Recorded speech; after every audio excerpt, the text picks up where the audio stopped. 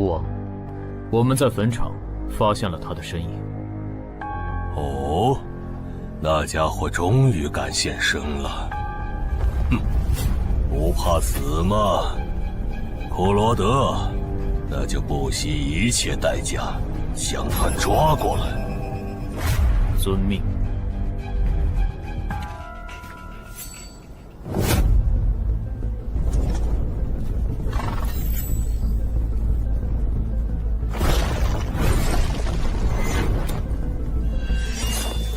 是不是打败你，才会放过我？那看来是没谈拢了。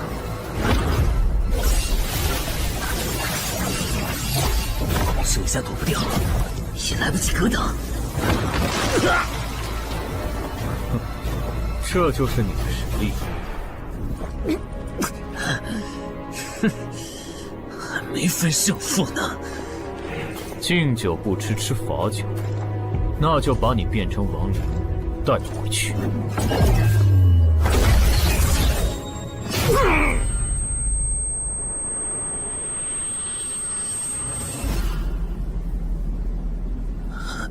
认输吧。做梦。蓝不灵。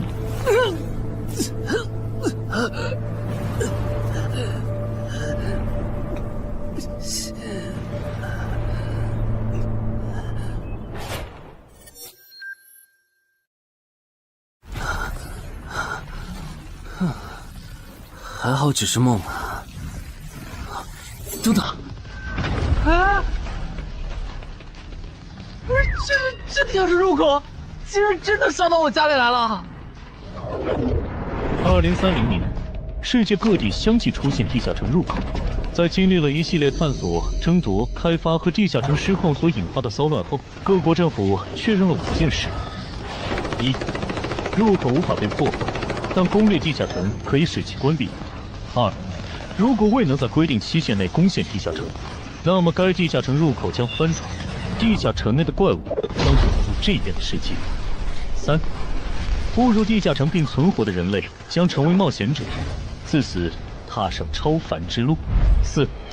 地下城内的怪物等级越高，攻略该地下城的收益越高。5. 最高等级的地下城 BOSS 连核弹亦无法完全消灭。过去10年，地下城入口逐渐被公众所接受，有关地下城和冒险者的情报也被允许逐步公开给公众。冒险者周刊报道显示，冒险者人员十分稀缺，但却人均千万富豪。这一消息令冒险者这一职业变得非常受欢迎。对普通人来说，冒险者就是一步登天的门票。所以你过去3年的冒险家生涯，为你赚取了超5亿的财富。当然，对于刚刚成为传说级冒险家的我来说，这只是个开始。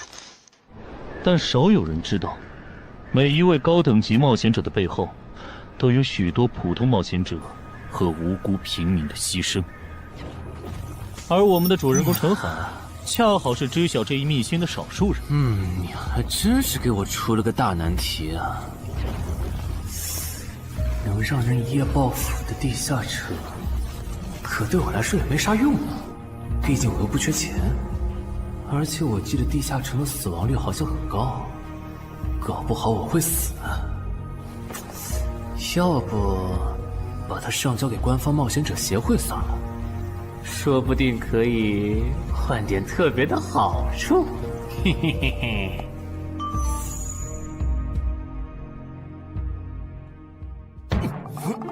谋杀捣乱，但放这也不是事啊。时间一到，入口翻转，怪物全跑出来，大家都得遭殃。这样，我先瞅瞅这地下城啥类型，要是死亡率高，我就搬到别的城市，走之前报警让警察来管；要是死亡率低，我就自己搞定。真搞不定的话，再搬家，然后报警。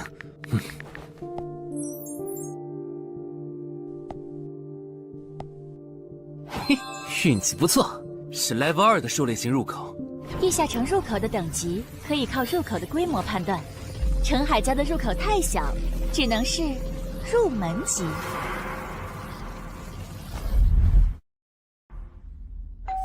你好，有您的快递。来了，是你的快递，在这签字。好的。说起来，小哥你该不会是发现了野生的地下城入口吧？不然为什么要网购锁子甲？完了，不会暴露了吧？我玩全甲格斗的，之前的防具换，打算换新的。怎么了？有问题吗？没问题，我就是随便问问。感觉这人很奇怪啊，难道是我虽然想多了？早就知道一般市民对成为冒险者这件事有多着迷，但是被人这么生硬的试探，还真是有够惊悚的。还好我伪装的不错，不过这个箱子会不会有窃听器啊？还好没发现窃听器。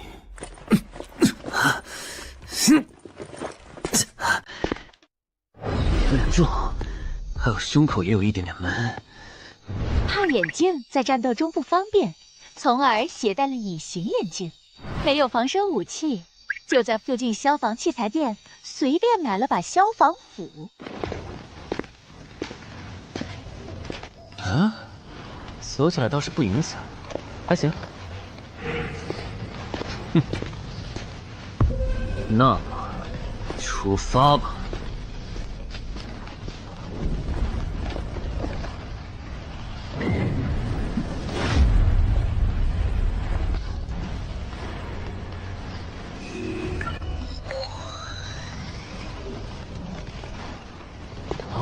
不是地区地形吗？那看来我的首战对手大概率是豺狼人了。讨厌，这套锁子甲没白买。说起来，根据官方提供的情报，新人进入地下城后会激活冒险者面板，脱离条件也会出来。我的呢？来了。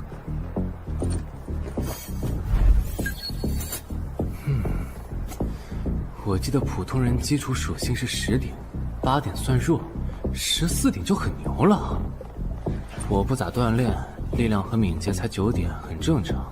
但智力有16点，真没想到啊！虽然智力和魅力是前期最没用的属性，但16点的智力，就算是协会或者财团内部也不多见吧？膨胀了，冷静，看一下地下城的脱离条件吧。脱离条件：杀死任意一只潮汐鱼人。通关条件是全灭一个潮汐鱼人小队。等一下，为什么是鱼人啊？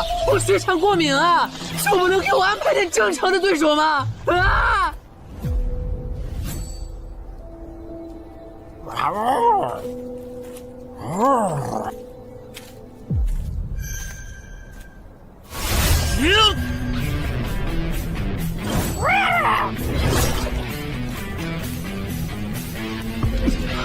不是吧？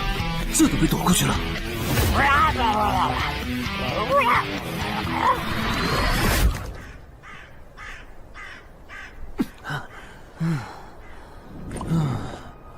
不是，这个地下城的难度标注是不是搞错了？一个落单鱼人就能把我打得差点翻车，如果遇到满编的鱼人小队，我岂不是要就地归西？啊，等级增加了 ，Level 2菜鸟，我的称号我与潮汐鱼人5-5开，这玩意儿侮辱人是不是？算了，今天就到这里。还是等我请个健身私教，把基础属性练上来了，再来挑战这个地下城吧。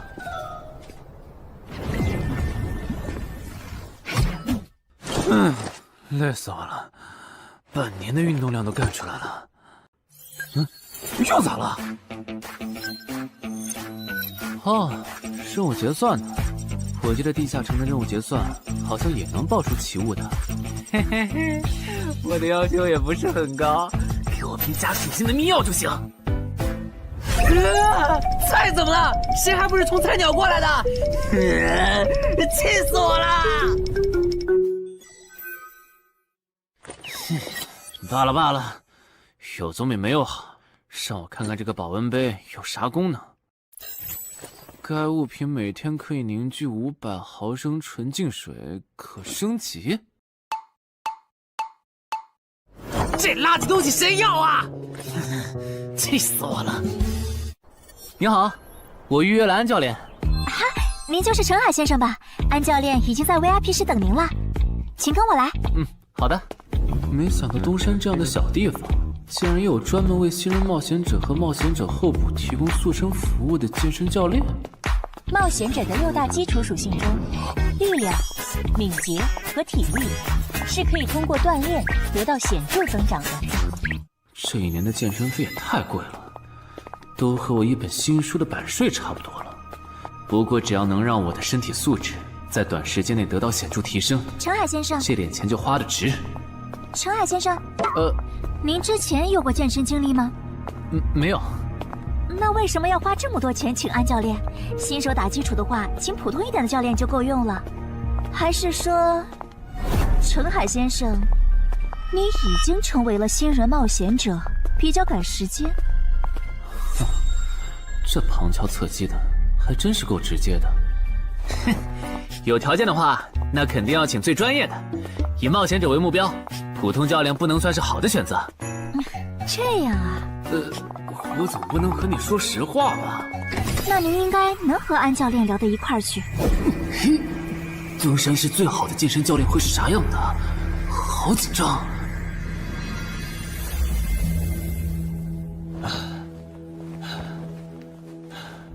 啊！和我预想的完全不一样，我还以为会是个肌肉兄弟，结果到头来，这不是个小白脸吗？课程这么贵，竟然也能预约得出去？开玩笑的吧？就是你想成为冒险者，跟我来吧。3、4。我撑不住了，教练。 5，真的撑不住了。好，就到这里吧。30公斤举了5次，换算一下，你目前的单次最大重量应该在35公斤。作为健身小白，结合你目前的体重，你这个卧推成绩算是偏弱的。什么情况？虽然我知道我的身体能力低于平均线，但是这也太弱了吧？正常的老哥们不都是人均50公斤起步的吗？陈海先生的基础有点差呢，35公斤的极限数值换算到冒险者面板上的力量属性，应该只有9吧？普通人的力量、体能和敏捷数值是相对平均的，不会偏差太多。他现在这个状况，要在1个月的时间里变成冒险者，几乎不可能。那一般要多久？这个看你，如果天天练的话，差不多1个季度就能达到3个11了。这个11是你成为冒险者后面板上给出的约束，换算下来的话，就是比普通人略强。明白了。所以，办卡吗？那就先办一个季卡吧。我去哪儿交钱？让给我就可以了。好耶，以后撸铁不孤单了。认识一下，我叫徐茂，是健身馆的签约冒险者，以后多多关照。我叫陈海，畅销书作家，您也多关照。说起来，一般只有家境很好或者跟协会签了长期合约的冒险者，才会找安教练这样的专业教练。因为我不缺钱呀，我写畅销书赚的钱，在东山又花不完。既然以冒险者为目标，那肯定就要找最好的教练，打最牢固的基础。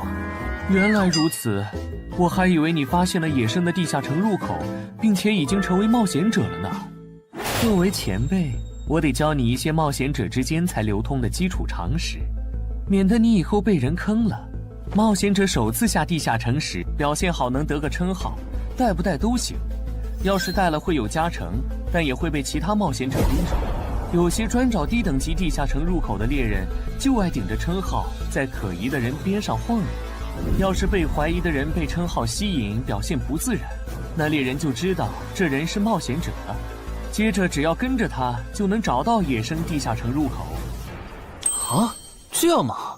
真是学到了。没啥反应，看来他真不是冒险者，就是个有点钱想当冒险者的弱鸡作家，那就没价值了。幸亏我先和抄袭任务5开这个称号太丢人了，没装上，不然今天肯定暴露了。安哥那边应该已经快拟完你的健身合同了，咱们过去吧。好的。国内有名的畅销书作者，还是专门写冒险者题材的。怪不得他有财力和动机买我的课，是想把身体数据打磨上去以后进军冒险者行业吧。而且他对课程的学期也没有明确要求，不像是发现了野生的地下城入口需要快速通关的样子。确实，程海是冒险者，或者他发现了野生的地下城入口的概率确实很低。这样，如果徐茂带着他回来的时候，他的注意力没有放在我的头顶，那就走正常流程吧。如果他有异常，那就别怪我了。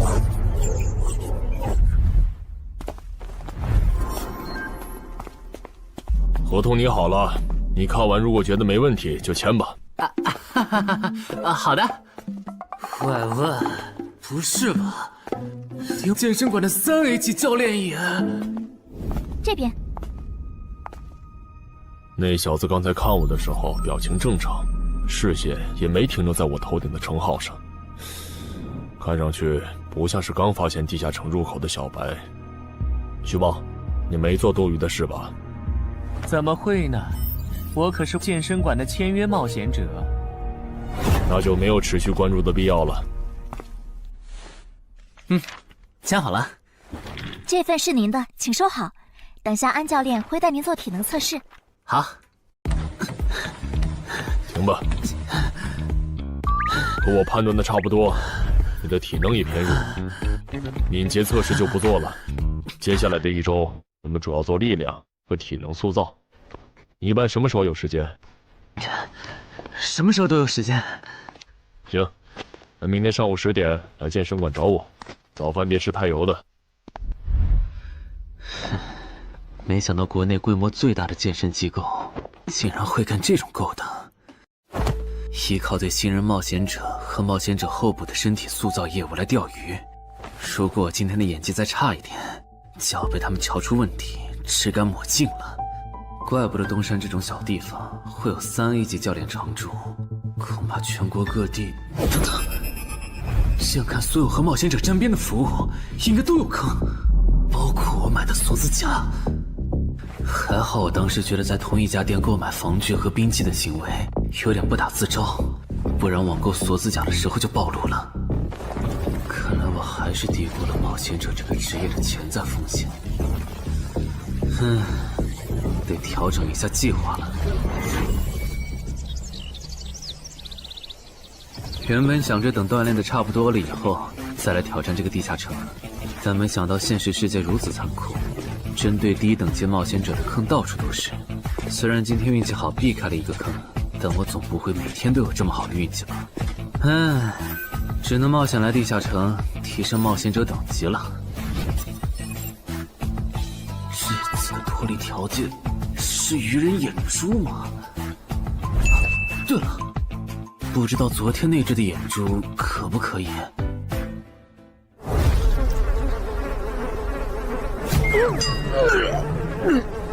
早都被啃光了呀！看来这附近有类似野狗的生物。不过好在眼珠还在。好耶！今天可以不用战斗了，等下只要记录一下这地下城的地形。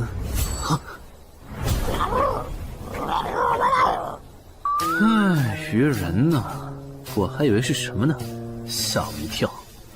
只是一只落单鱼人的话，我根本……意识很好，2只我肯定打不过呀！快润！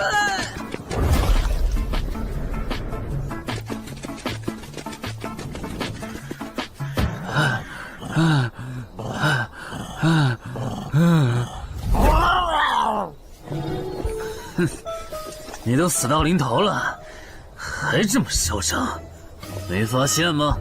你和你的同伴跑散了。哼哼，现在换我来进攻了。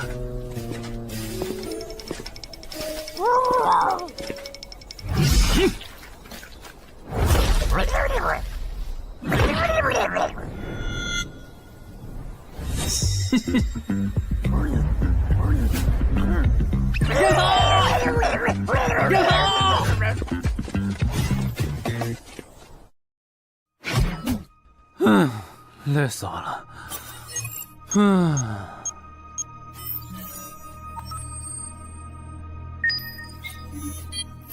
不是吧？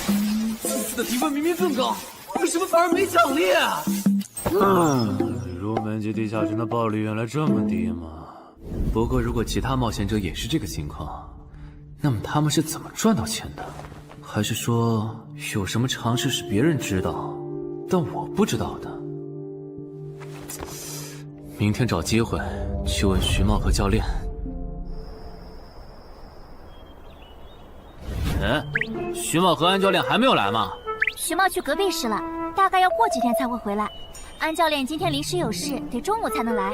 好吧，那我先去 VIP 室做体能训练。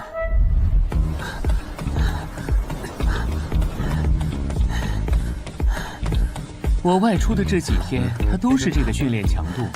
对，那可真够拼的。这样看，用不了多久，他就能把力量和敏捷提升到11了。对，如果他能一直保持1个季度下来，力量、敏捷和体质恐怕都能到12。说起来，教练你就没考虑过把他吸收进健身馆吗？这种有钱又有行动力的好苗子，只要不出意外，以后绝对能成为中间冒险者。你回来之前我就问过了，但被他拒绝了。他想通过黑市的路子成为冒险者，然后当独狼。陈海，你这也太拼了，练这么猛很容易受伤的。还是说你打算今年就成为冒险者？能尽早成为冒险者，肯定要尽早。拖久了，以我的财力恐怕就上不了车了。毕竟时间越往后，冒险者名额的价格也就越贵。倒也是。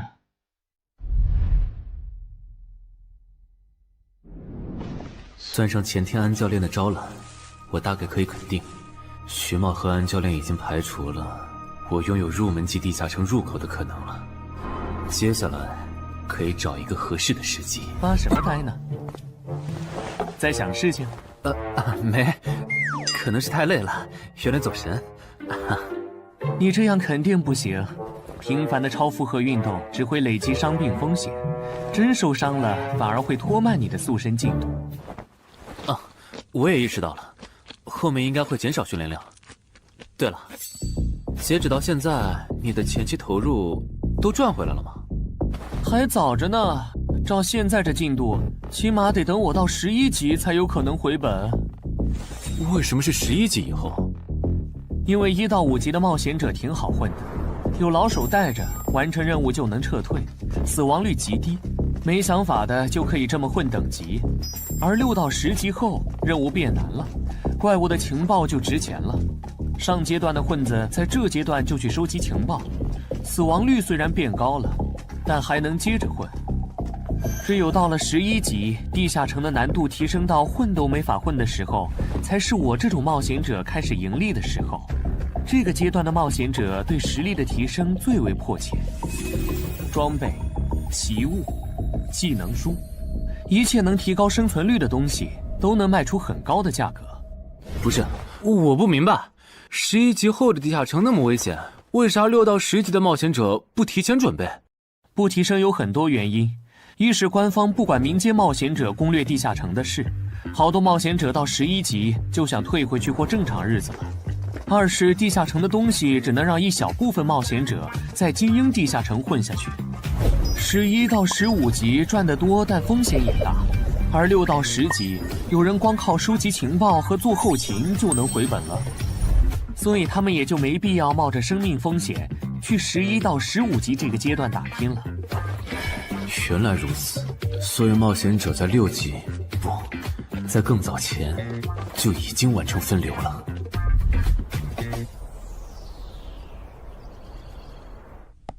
哼，真是学到了，怪不得我在论坛上很少找到有用的情报和攻略，原来有很多人靠卖靠谱攻略和情报赚钱。不过更让我惊讶的还是这件事。同一个地下城，冒险者就算反复刷脱离任务，也只能得到1次结算奖励。这样看，这个地下城入口能为我带来的价值，就只有通关奖励，以及将误入其中的普通人转化为冒险者这2点了。考虑到我本身并不缺钱，我还是尽量单刷这个地下城，然后再考虑要不要继续当冒险者吧。先用徐猫教我的方法，前期以收集情报为主，有10足把握了，再考虑通关的事。脱离条件找到湖？啊，这次的脱离任务竟然不需要战斗，还好买了一架无人机做辅助，不然纯靠人力搜索找湖肯定是个大工程。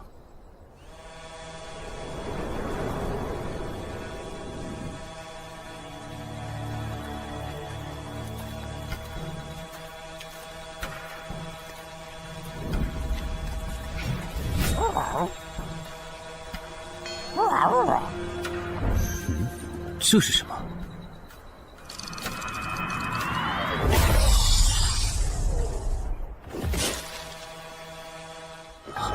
刚才那个应该是鱼人吧？虽然外形和气场和我之前遇到的鱼人有很大差别，但他应该也是鱼人，只不过等级应该更高。算了，先不管他。等我完成了脱离任务，再回来找那只橘红色鱼人。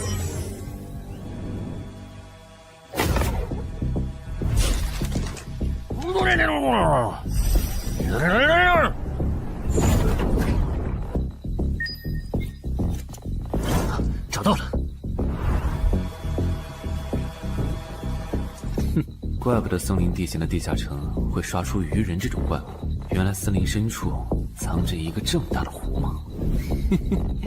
这样的话，脱离任务就算完成了，不用和鱼人接触可真好啊！接下来，是那只橘红色的特殊鱼人。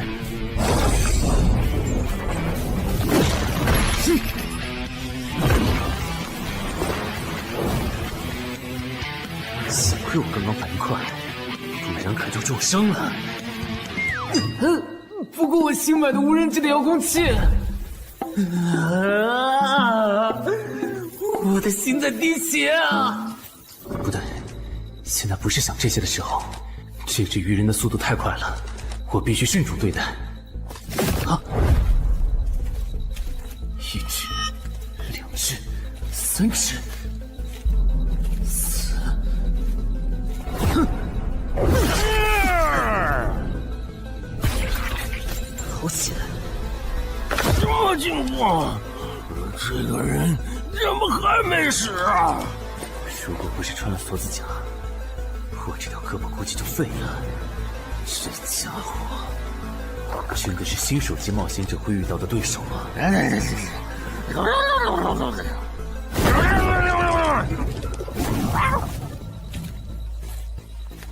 如果只是和这只橘红色鱼人单挑也就算了，关键我还得抽出一部分精力来处理身后这几只杂兵。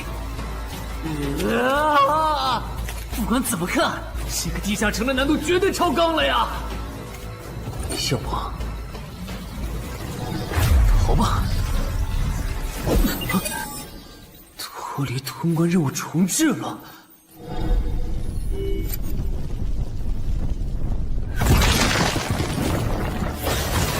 我说全罪，你这样很像是在虐尸出气，有吗？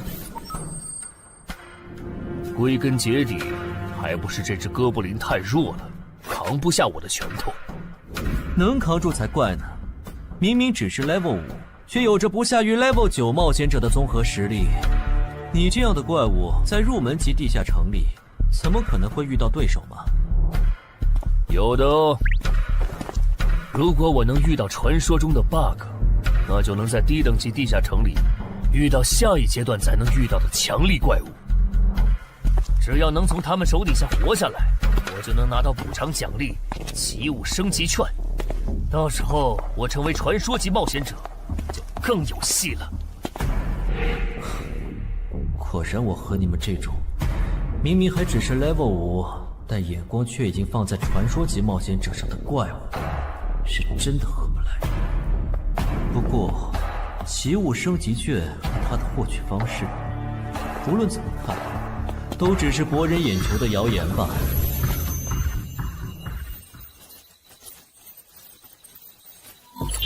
在高战力异常鱼人个体的追杀下活过3分钟，任务完成后将得到额外补偿，奇物升级券。不是吧？我都准备逃命了，你给我整这个，要玩死我吗？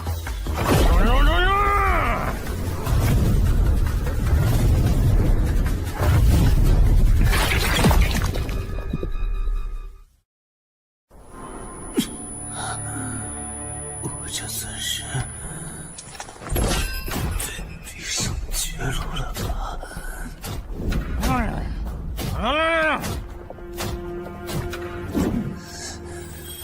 早知道当初就不该成为冒险者，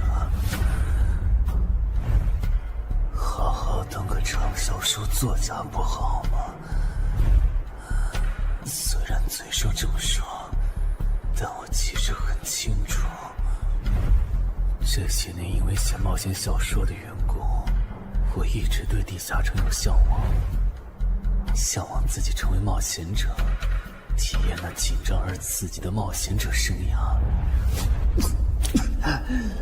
是的，虽然我怕死，人怂又不能打，但我的冒险人生绝对止步于此。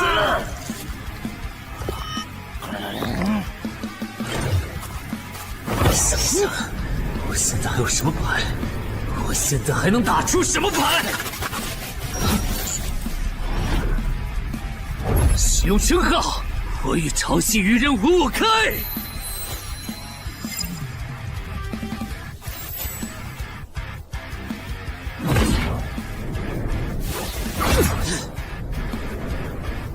身体变轻盈，力量也变强了一点。不止如此，这些鱼人的动作也变得迟缓了许多。我的动态视力也加强了吗？能行，现在的我能行。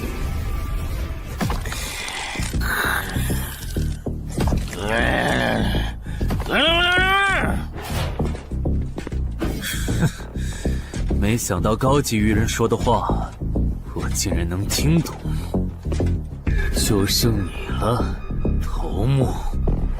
我是干掉了这只下级士兵，别再得意忘形了啦！我知道的，即使身体能力获得了大幅度提升，穿上这一层锁子甲的我，依然不具备能和这只橘红色鱼人拼速度的可能。机会只有一次，利用鱼人直线攻击和我头部暴露的弱点，对方的进攻方式、路线和目标都已确定。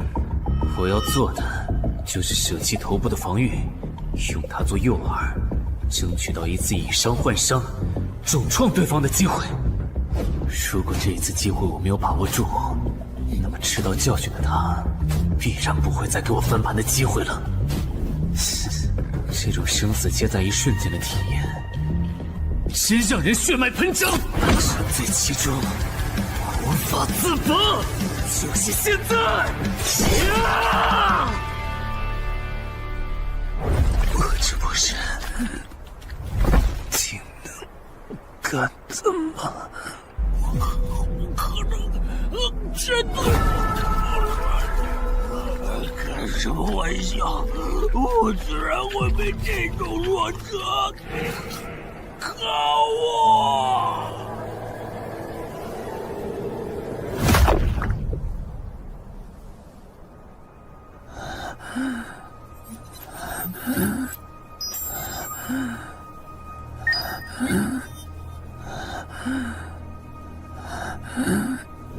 这下总不能还判定我是菜鸟了吧？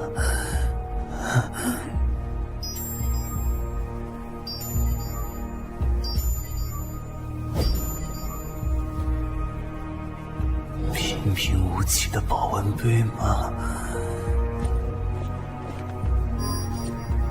对，平平无奇保温杯。使用起物升级券。啊！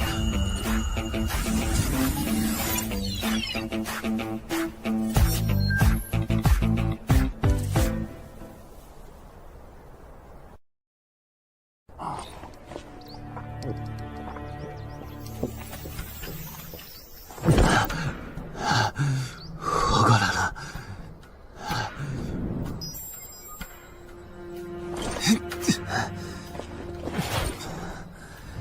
已经愈合了。冒险者面板，冒险者等级竟然提升了，不过还是菜鸟。哦，感知也提升了一点，还获得了一个新称号——至死地而后生。哼，倒是个意外之喜。再看一下通关任务重置后变成什么了。挑战等级上升了，脱离任务刚刚也完成了。不过这通关任务捣毁潮汐鱼人的孵化池吗？算了，这个通关任务明显不是现在的我能处理的。溜了溜了。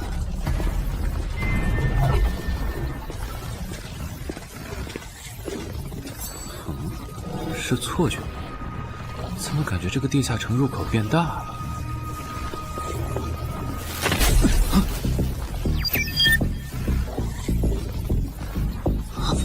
等级不足，这个地下城升级了。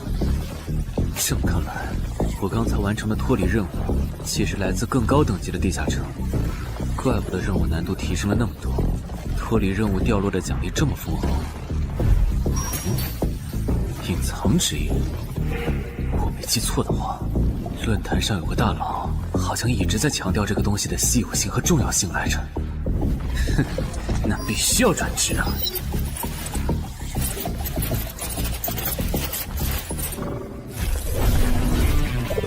啊，什么情况？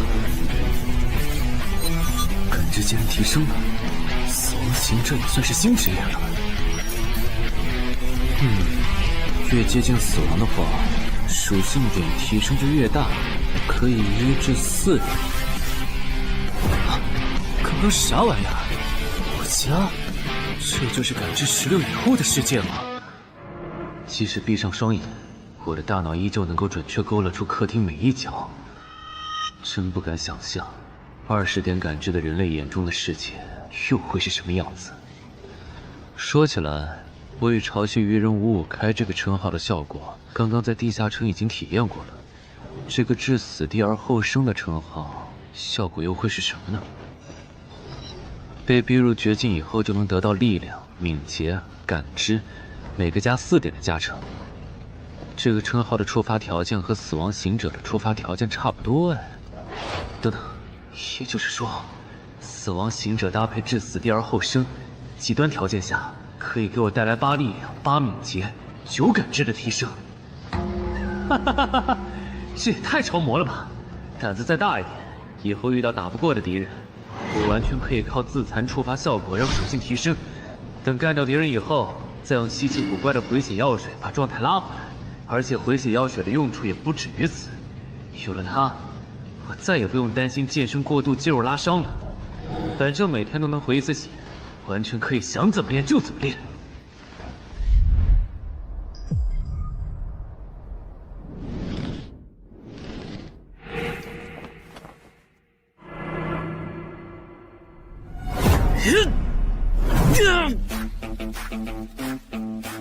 真惊人！谁能想到，不久前还只是个健身小白的他，只用了不到2个月，就达到了正常人要用1年才能取得的成果。就他那训练量，换别人来早就去 ICU 报道了。但他一通瞎练下来，还能活蹦乱跳。这说明他体质很牛啊，至少有16，甚至都有可能17或者18了。安教练，你这次是看走了眼呐。陈海还在练呢。啊，恭喜啊！你现在的力量、敏捷应该已经到达12点了。以你现在的身体素质，准备充分的话，是完全有能力完成新手级地下城的脱离任务的。真的不考虑加入健身馆，成为这边的签约冒险者吗？我可不想当一个会被合约束缚的冒险者。那真是太可惜了，我还以为能和你成为同事，以后一起攻略地下城呢。不是同事，也能一起攻略地下城啊。对了，我打算从散人手里购买冒险者名额，这方面你有什么忠告吗？忠告吗？不是同事，也能一起攻略地下城啊。对了，我打算从散人手里购买冒险者名额，这方面你有什么忠告吗？忠告嘛，那我推荐你去找散人联合。散人联合？我没记错的话，他们好像是国内最大的散人集团吧？对，如果你想走黑市的路子购买冒险者名额，那么我只推荐你选择由散人联合提供担保，或者他们自营的低等级地下城入口。为什么？我感觉找独狼冒险者明显更好啊，省钱又省力。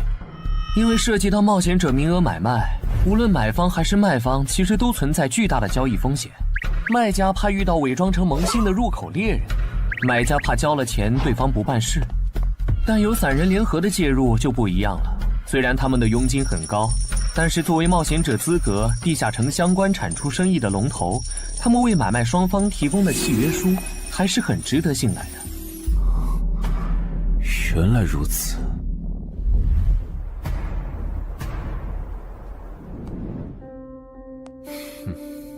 查了一下，整个漳州只有云霄市的这个老廖稍微靠谱点，找了散人联合做担保。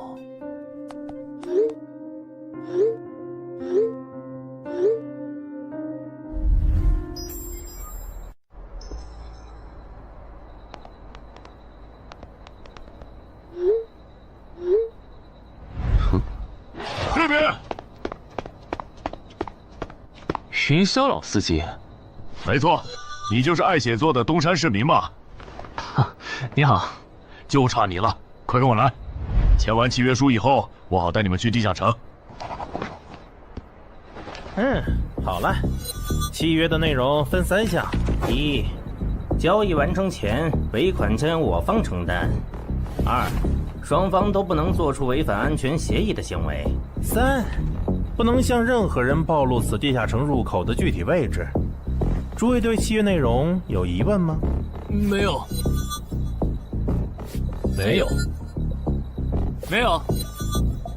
那么，契约成立。手臂在发光哎！哟，好神奇啊！好了，我的工作完成了，希望以后还有机会为诸位服务。等下大家再跟我走一段路，我带你们去地下城入口。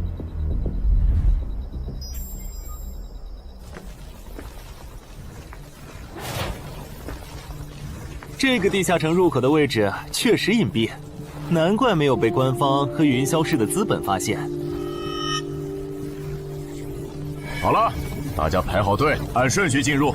我先走一步，给大家带路。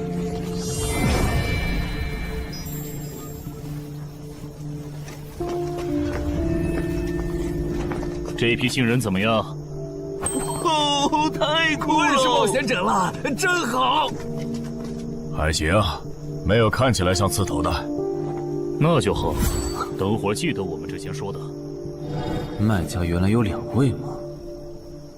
好了，大伙儿看向我这里，学着我的样子对空气喊：“冒险者面板！”冒险者面板！大家可以在冒险者面板的个人信息栏查看到自己的基础属性，往下滑动可以在任务栏查询任务。不是吧？我的基础属性原来这么低的吗？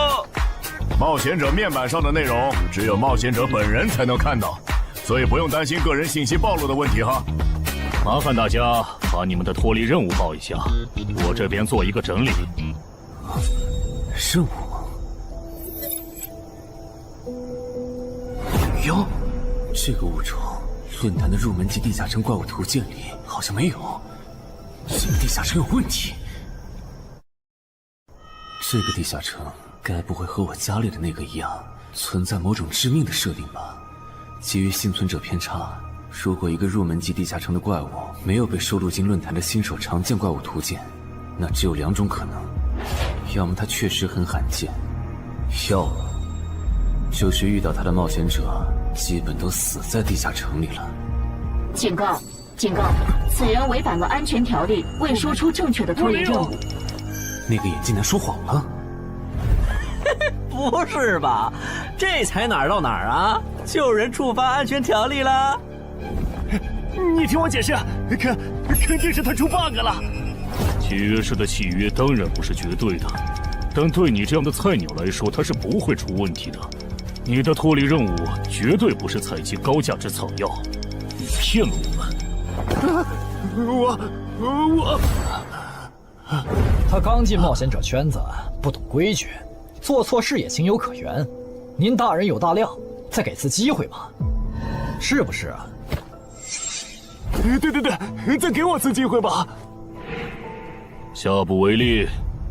大家再说一遍自己的脱离任务哈，这次别搞错了。我的任务是找到湖中女妖，我是聆听女妖之声。我的是凝视女妖10秒，我的也是找到女妖。接下来我会带大家去女妖出没的林中湖泊，大家跟紧一点，别掉队哈。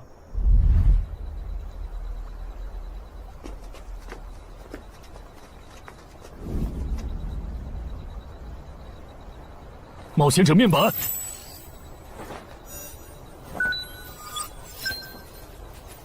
哎，他在干嘛？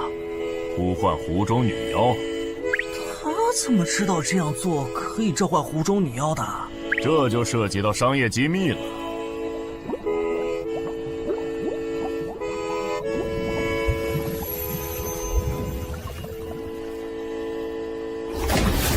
女妖出来了！我的脱离任务完成了，我的也完成了。8、9、10。大家把耳塞戴一下，女妖马上就要唱歌了。不戴的话会怎么样？女妖的歌声会破坏你的大脑。刚成为冒险者的 Level 1萌新，一整首听下来，大概会当场暴毙吧。什么？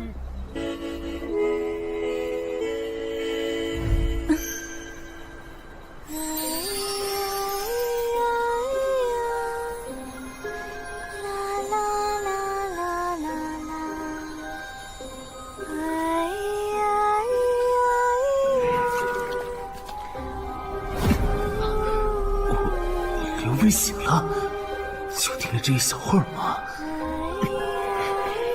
还好我戴了耳塞，歌声听得不真切，不然恐怕已经死掉了。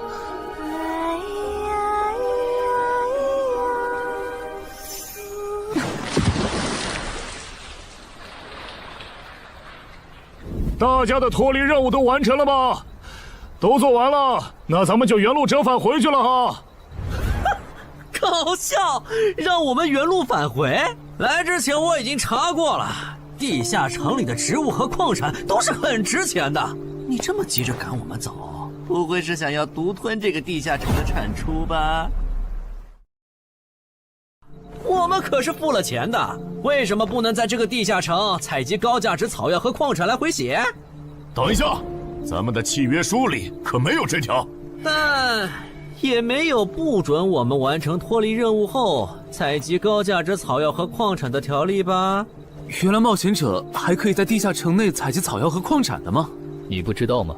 其实大部分冒险者并不具备通关能力的，他们主要的盈利方式就是搬运地下城内的物资和收集怪物情报。你是觉得脱离任务已经完成了，我们又碍于契约不能对你出手，所以可以发难了是吗？不然呢？真是笨蛋。但有一点你没考虑到，那就是我并没有和你们签订契约啊。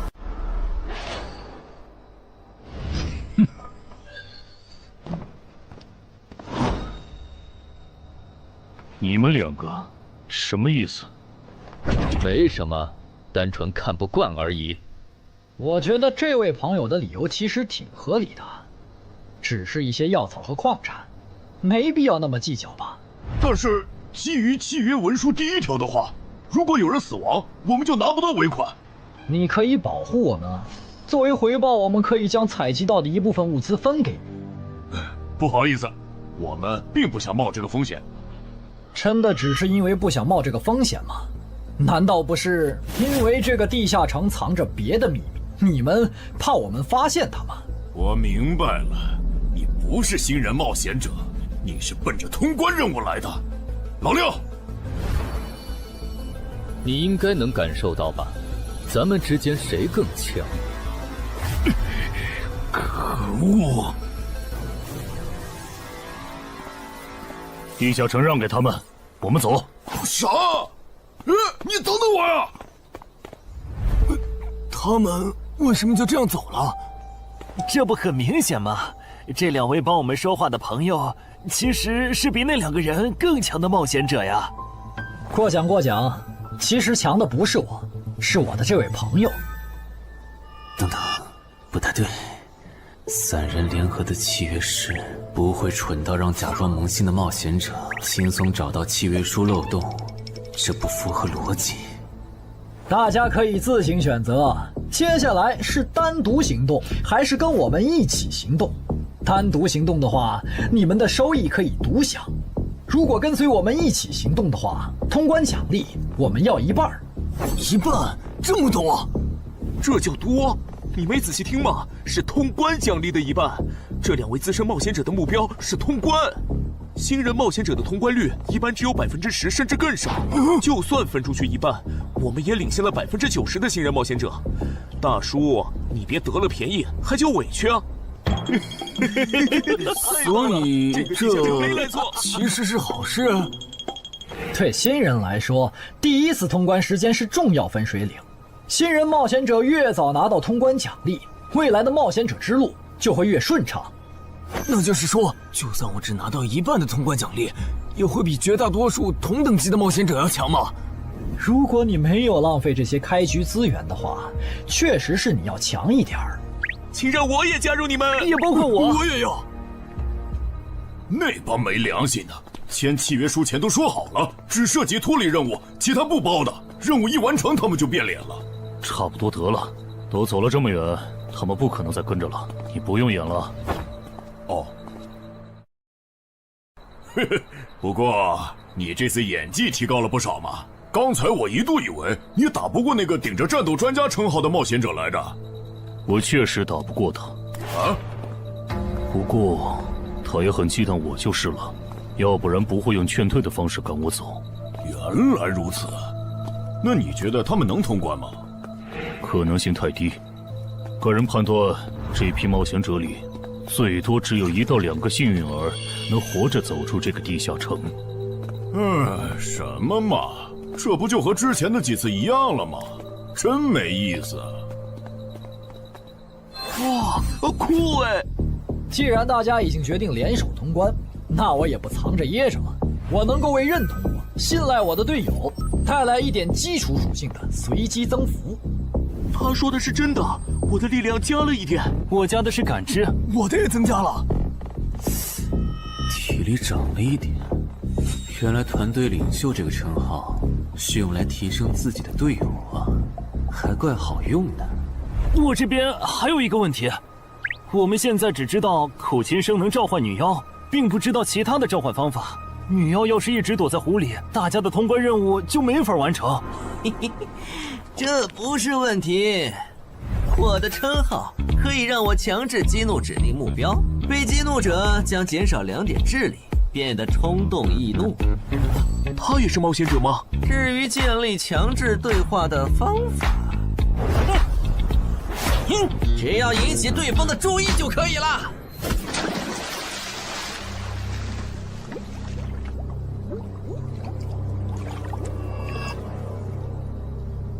蠢货，你过来呀！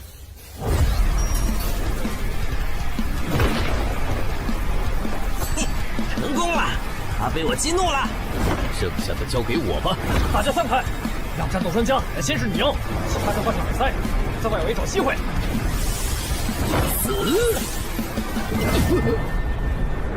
超过去了！开什么玩笑？竟然是灵体！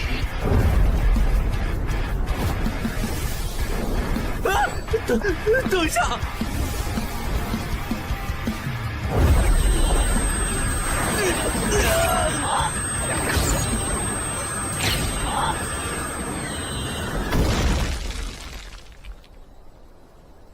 还好有耳塞，只是鼻子出血。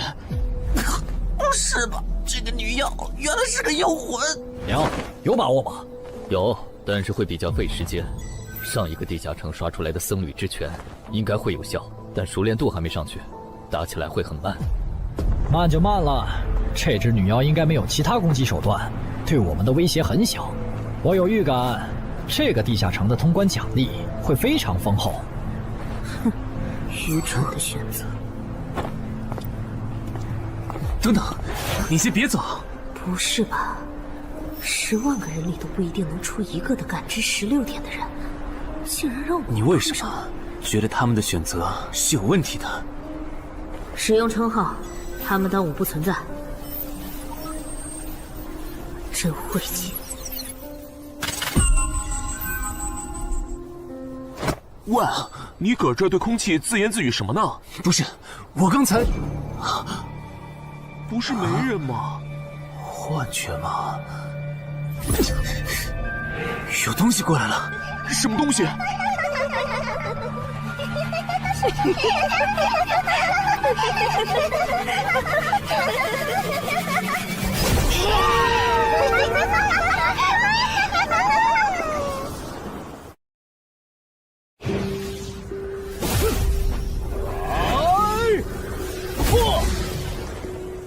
有效果了！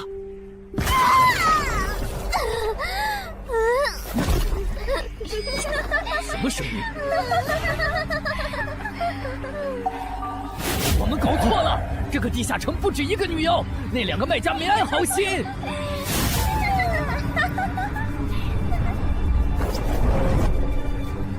不是吧？这也太多了！不行，这个数量，耳塞已经没用了。还傻站着干什么？跑啊！为什么总是让我遇到这种事？天和子爷那时候是，现在还是。看在你老婆和女儿的份上，我觉得应该放过你。谁叫我最喜欢看别人抱憾终身，活在憎恨和痛苦中的样子呢？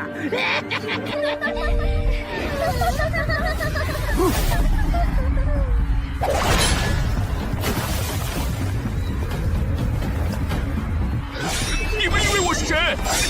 给我滚开！妈妈，我错了。来呀，也不怕你们，来呀！被摆了一道啊！怪不得那2个入口持有者的契约没限制3级以上冒险者进来，原来是想引4到5级的冒险者来通关。等我们团灭后，就进来捡我们的通关奖励，真是好算计。关于如何杀死这些女妖，你有建议吗？这声音，有建议就赶紧说。女妖不光靠声音攻击，还有别的攻击手段。我费了听觉才勉强躲过第1轮奸笑。你是爱喜做的东山市民？对，真是看走眼了。没想到你一介新人竟然比我们这些老手反应还快。但是你不是听觉被废了吗？怎么还能听到我说话？哦，我感知16，可以读唇。原来如此，这个地下城我认为是无解的。那些女妖能免疫一切物理攻击，老实说，这根本就不是正常4到5级的冒险者小队能处理的。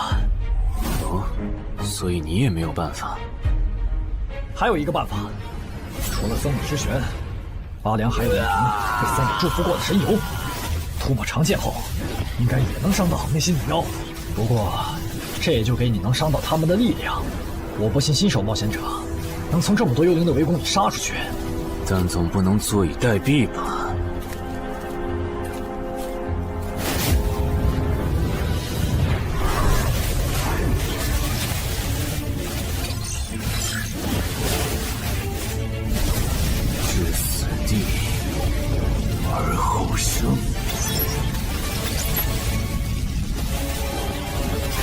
能听到吗？我问过你的同伴了，他跟我说，要通关必须从你那里拿到被僧侣祝福过的神油。通关吗？能帮我拿一下吗？不好意思，我眼睛瞎了，恐怕没办法操纵冒险者面板取出你要的东西。这样吗？不过，我还有一个办法可以让你得到它。什么办法？你干什么？就是以死后掉落的形式让你获取。其实我也不是非要那碗油杀人夺宝不可。20点的敏捷足够我甩开女妖逃出地下城了。我就是想试试能不能通关。虽然无论怎样，你都不可能活下来。喂，真的很巧啊！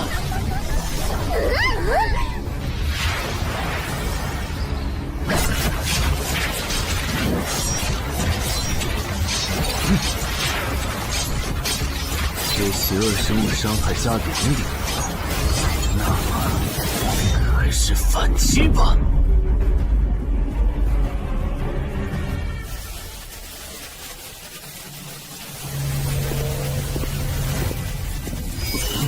好像有人从里面走出来了。哪有人啊？你看错了吧？不是，我真感觉到了。果然，他们那不能攻略的地下城设陷阱，引同等级冒险者来做通关任务，把人坑死在里面，接着捡掉落的东西，或者等冒险者重伤出来就杀人夺宝。物主的儿子应该就是这么被害死的。食腐秃就是指利用高难度地下城坑杀同等级冒险者，然后拾取对方掉落的堕落冒险者。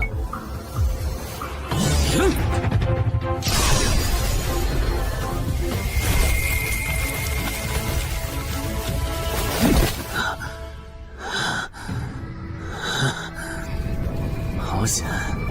如果再多几只女妖，我恐怕就要被逼出回血药水这个顶牌了。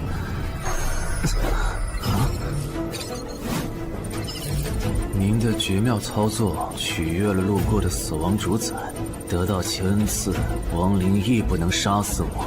该恩赐可以使您豁免一次来自亡灵生物的死亡判定，免疫一次来自亡灵生物的死亡判定。好霸道的额外奖励！额外奖励都这么丰厚了，合并结算的奖励还高于单独结算，那么肯定要合并了。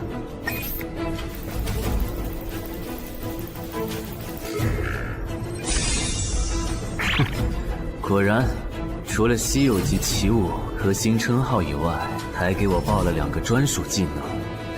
这个地下城的奖励太丰厚了，难怪它的难度如此超标。爱写作的东山市民，你还活着吗？怎么没声音了？哼，差点把他给忘了。你现在感觉如何？能站起来吗？有点难，那只能扶着你了。其他人是不是都死了？胖子、四眼、大叔，还有你的2位同伴，都死了。你应该不是第一次进入地下城吧？哼，我还以为你不会主动说破呢。如果我说我能保守秘密，并将我得到的奖励作为酬劳全部送给你，你能不能不灭我的口？但你死了，同样可以保守秘密。那你就得不到我的通关结算了。而且，云霄老司机和他的同伴肯定在地下城入口附近蹲幸存者，我可以帮你吸引他们的注意力。相信我，让我活着走出地下城，对你来说是最有利的选择。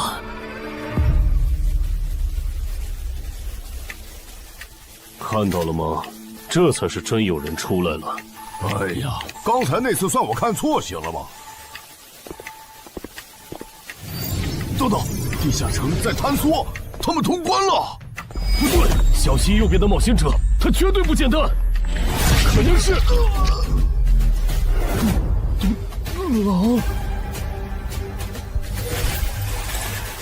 先干掉一个弱的，接下来到你了。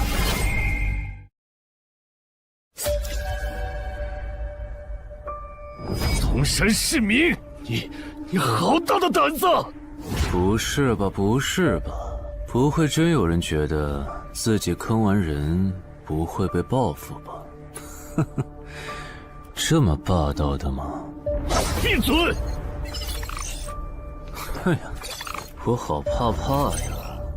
你这家伙，找死！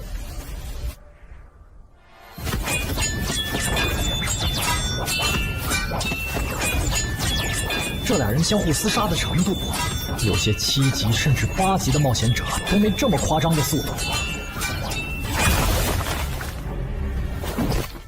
不可能！带上这个称号以后，我的速度竟然还是没你快，真是离谱他妈给离谱开门，离谱到家了！你的敏捷难不成有17，甚至18？可，你猜？冒险者面板，哼，不比速度了。不比了。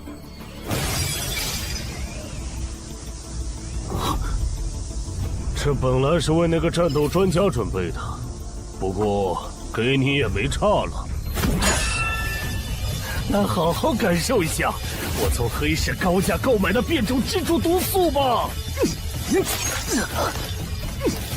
什么嘛！你这毒套完全不行啊，比普通人还差。连反击的力气都没有了吗？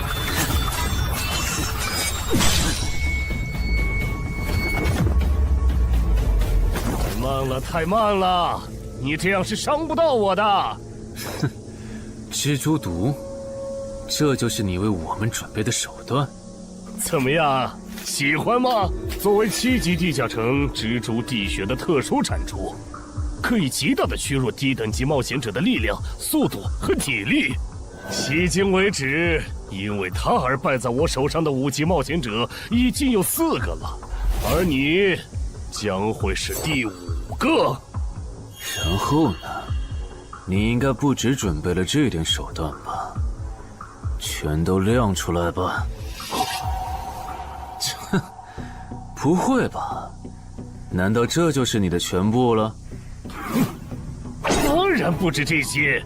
佩戴了毒素携带者称号的我，呼出去的气体、身上的汗液和血管里的血都是带毒的。和我僵持的越久，你中的毒就越深。这战术太吓人了，在6级以下几乎是无解的。我明白了，是我高看你了，我还以为你藏着什么大招呢。关闭技能，与死亡共舞。不可能！怎么还有这么快的速度？你猜？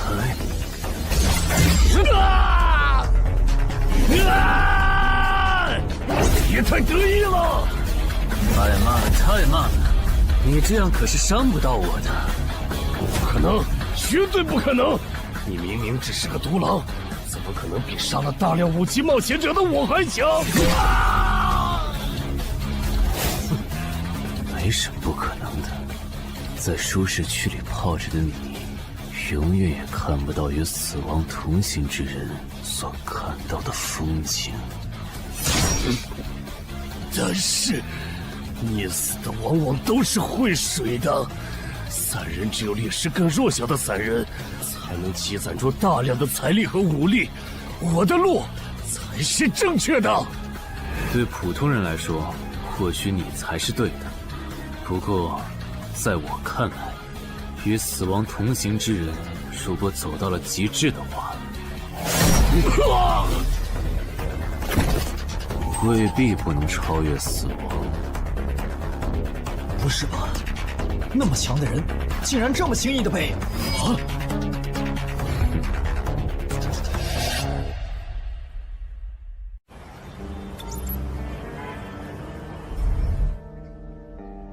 你这运气也太差了吧！啊，徐茂，你怎么来了？来看你啊！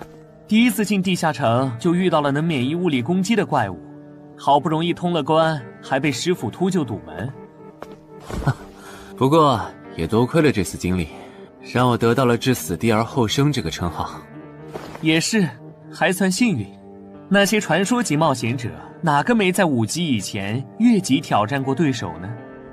对了，个人建议不要让别人知道你的主要称号，情报泄露是很致命的。冒险者要防的不只是地下城的怪物。原来如此，学到了。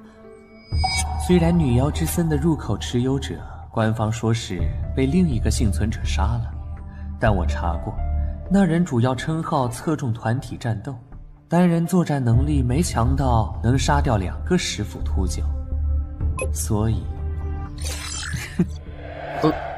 怎么了？我脸上有什么东西吗？没什么，我只是突然想起来，高教练月底就要回东山了。你这边养好伤以后，记得回健身馆报道。关于你的塑身计划，要进入第2阶段了。好的。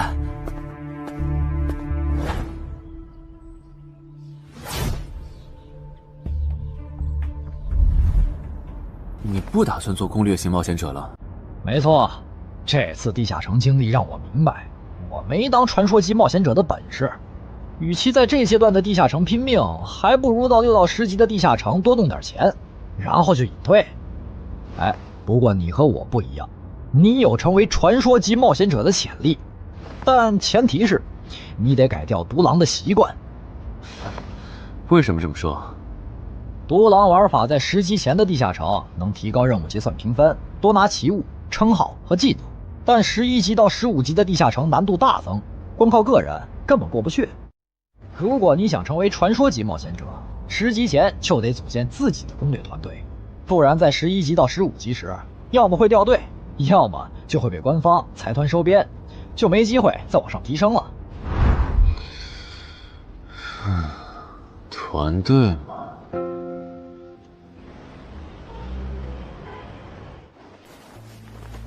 害死我儿子的秃鹫们已经死了，杀死他们的人就在这2名幸存者之间。你认为谁才是帮我儿子报仇的恩人？他。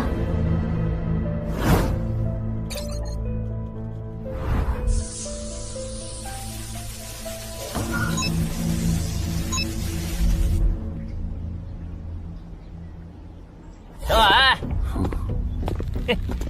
你就是女妖之森的通关者程海吧？我们对你在女妖之森得到的通关掉落很感兴趣，你开个价吧。不卖。他说不卖，他不会真的以为我们是在跟他商量吧？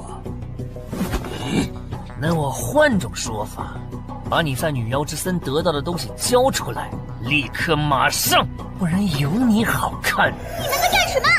不许骚扰我们医院的病人，走开！烦人的家伙来了，哥，我们走。是，真晦气。下次他们再来骚扰你，你就来找我。我哥哥是10级冒险者，他们不敢惹我。谢谢。不，该说谢谢的人是我。我的好朋友死在了女妖之森，你和王先生攻略了这个地下城，还铲除了用它钓鱼害人的秃鹫。原来还有这么一层关系啊！我和我死去朋友的家人都想感激你。总之，这是地下城暴走后的随机拉人现象。竟然会拉我啊！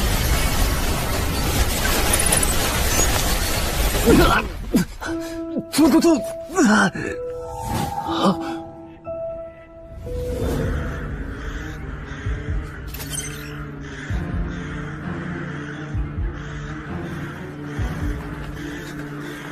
大家不要惊慌，我们只是被拉入了翻转后的入门级地下城。不是吧？我就来医院看个牙的功夫，怎么就被拉入地下城了？现在请大家跟我一起打开冒险者面板，确认你们的脱离任务。展开面板。5级的生存力地下城，哇，这次可能要死很多人。啊！云霄市医院发生入门级地下城翻转现象，有20人因此凭空消失，周德也在这20个人里。情况如何？失踪人员名单已经整理出来了。被卷入地下城的一般民众有17人，冒险者3人。我们还找到了失控的地下城入口。不过什么？你的脱离任务和通关任务是什么？消灭10具骷髅士兵，存活1小时。你的呢？我的也是。那看来大家都一样。老弟，咱们的脱离任务难度和他们的不一样啊。还有那个叫陈海的小子也被拉进了这个地下城。正常，生存类地下城的脱离任务是根据挑战者实力的强弱划分的。至于那个叫陈海的，等咱们做完了脱离任务再去找他。那个，大家听我说，这个地下城非常危险，请大家捡起地上的兵器，3到5个人为一组，凑齐脱离条件以后，尽快离开吧。完成脱离任务以后赶紧离开？你算老几啊？在这指挥本大爷？说不定是人家想把咱们忽悠走了以后，独吞地下城的宝藏呢。不是，这个地下城真的很危险。这俩蠢货脑子有坑吧？对地下城的危险没有认知也就算了，还在这带节奏。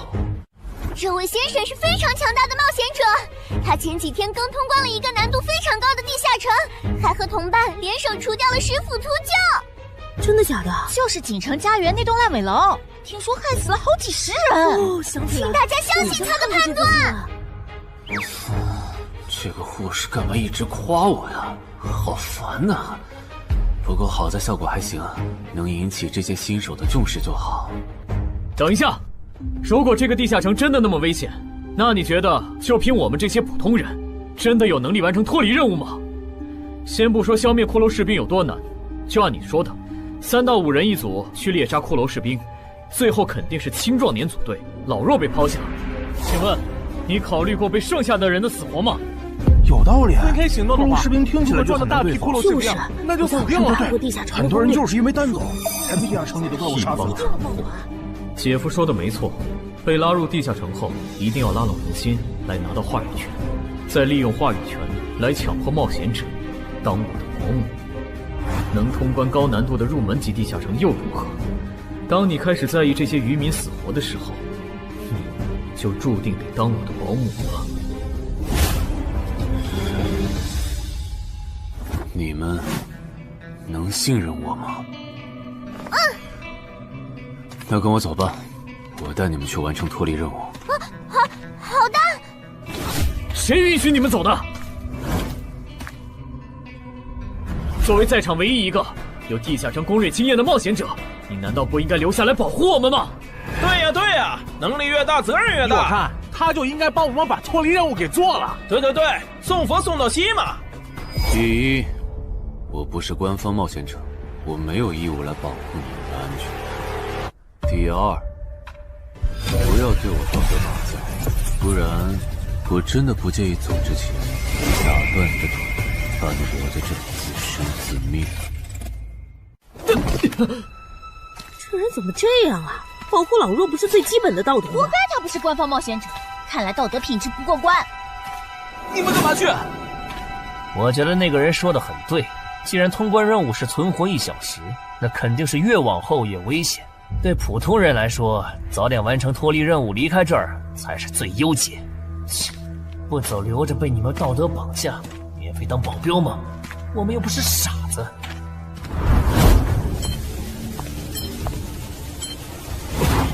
怎么是他？这个地下城有什么问题吗，尚科长？这个地下城最大的问题在于，接下来的1个小时，能有几个人活着走出来？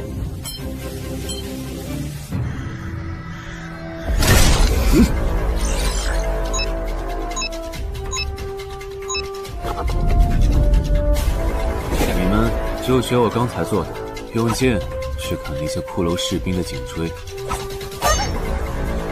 那你呢？又来了！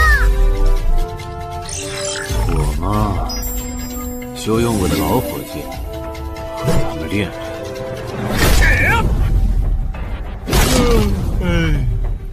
打完这批记得换班啊，老哥。好嘞。骷髅士兵不刷新了，看来并不是无限的。好消息是新人的压力小了，坏消息是我这样的老手完成任务更难了。这周围的骷髅士兵被咱们刷光了，换地方吧。好。受伤的人往后退，剩下的2人一组，交替清理从地里爬出来的骷髅士兵。再干40分钟，大家就可以回家了。好。亏我之前以为当冒险者有多难，结果就这儿啊！是啊，这些骷髅根本就没有那个老手渲染的那么危险。等这次结束，你也是个有名的冒险者。这些骷髅虽然弱，可不代表这地下城难度低。正相反，骷髅越弱，越说明地下城有极厉害的 BOSS。更让我烦的是，这地下城怪物也太少了。虽然我以老弱不一参战为由，劝退了近半的冒险者，但是分到我这的怪物才4个。最后10分钟，这地下城难度肯定飙上。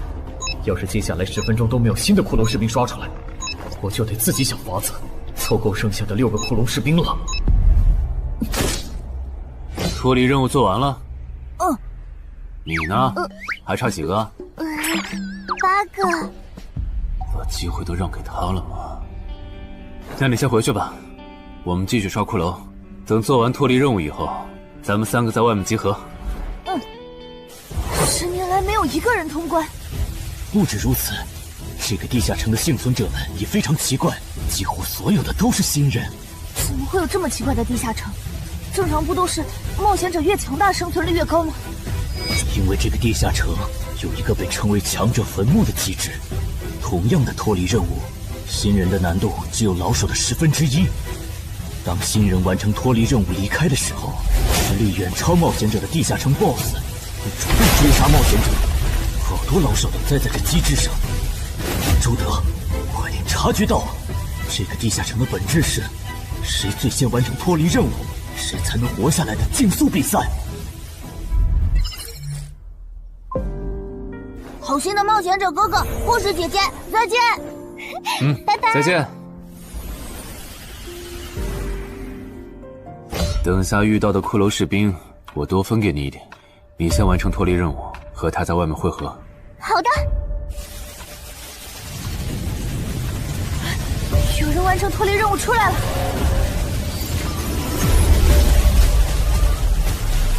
怎么是小孩子？有人离开这个地下城了。这个第2阶段是什么意思啊？原来是这么回事吗？这个地下城的本质是竞速。李明、王志勇，你们2个跟我来。老弟，有个人完成脱离任务离开了，是不是那个叫陈海的人呢？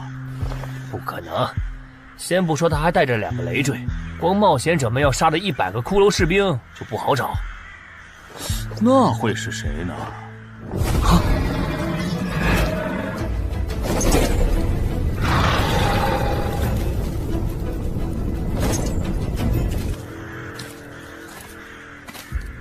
叫我们跟着他出来，都走这么远了，也不解释一下。如果遇到大群的骷髅士兵，咱们3就完了。闭嘴吧，他这么做肯定是有原因的，你没注意到吗？他是看到任务栏变更以后才叫我们出来的，恐怕他比我们更清楚这个地下城发生了什么。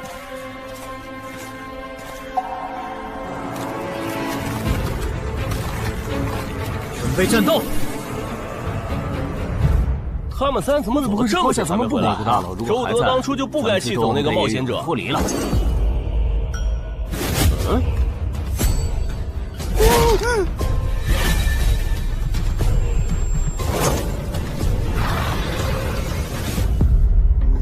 周德、吕明，你们2个王八蛋，竟然拿我当挡箭牌，用完就丢！你们这2个小人！你还差几个？3个。那快了，我们再找些小股的骷髅士兵杀，应该能赶上。儿子，不对劲，幸存者的数量在减少，营地那边出事了。说什么？陈海哥，这个阶段是什么意思啊？可能是难度提升，接下来会出现更强的怪物的意思吧？这个你别管，你的脱离任务做到哪儿了？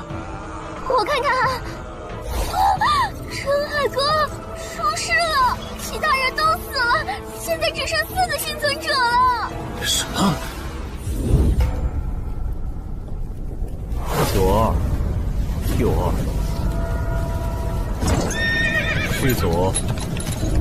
都说了，是这个地下城的 BOSS 降临了，要想活命，必须就地折返，在 BOSS 找到我们之前，完成脱离任务。别开玩笑了，就咱们2个人，怎么可能在那么多骷髅士兵的围攻下完成脱离任务？王之勇在的时候都做不到。听不懂人话吗？我们已经没有时间去找骷髅士兵了。还差62。姐夫，救我！你好了吗？马上！陈海哥，好了。常先留下，你先走。可是，退下！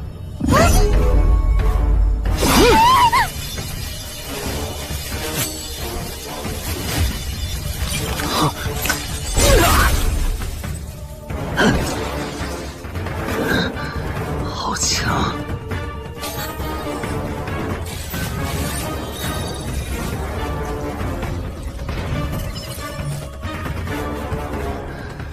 明白了吗？留下来，只会碍事。我知道了，我去外面等你，你一定要活下来。好了，现在只剩下咱们2个，我猜你是不会放我走的，对吧？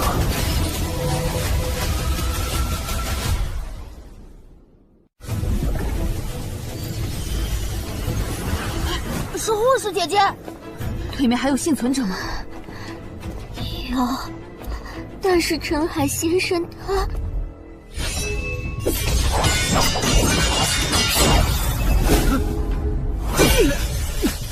好强，上下去不行，速度和力量我都不是他的对手。就算能大概猜出他下一个动作，可你会一直望着敌人，一次出错的话就会死。要走！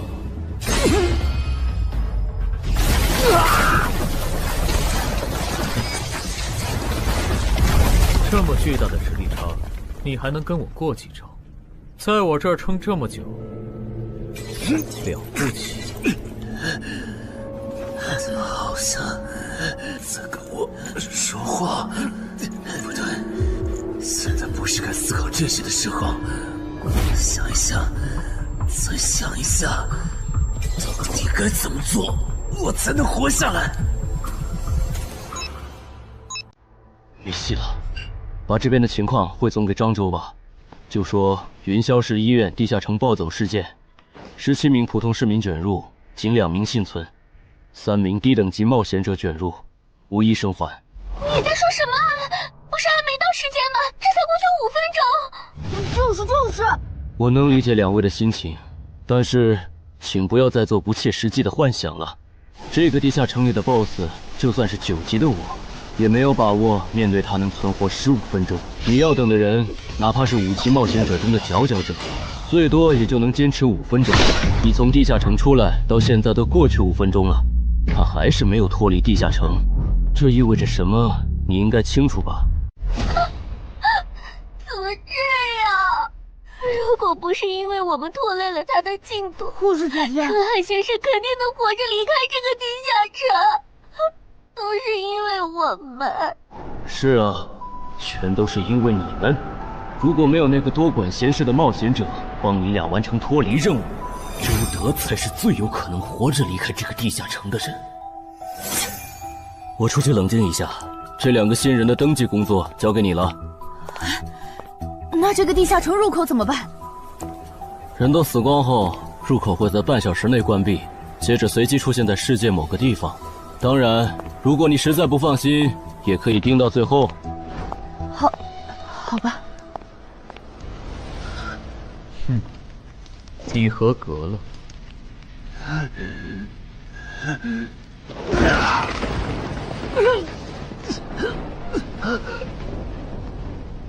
我很期待你成为亡灵后的那一天。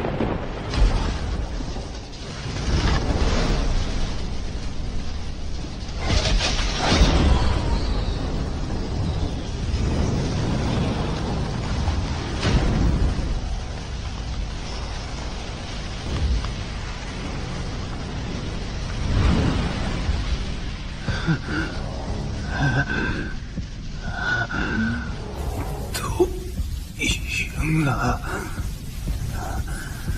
对这个 BOSS 来说，完整的我更有价值。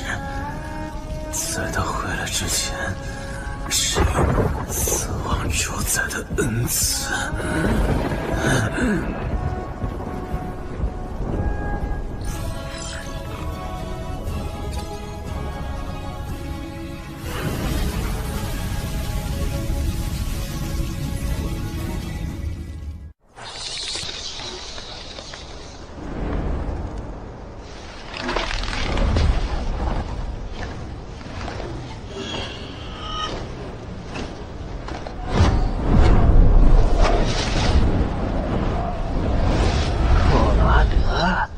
不是被大军派去坟场征兵了吗？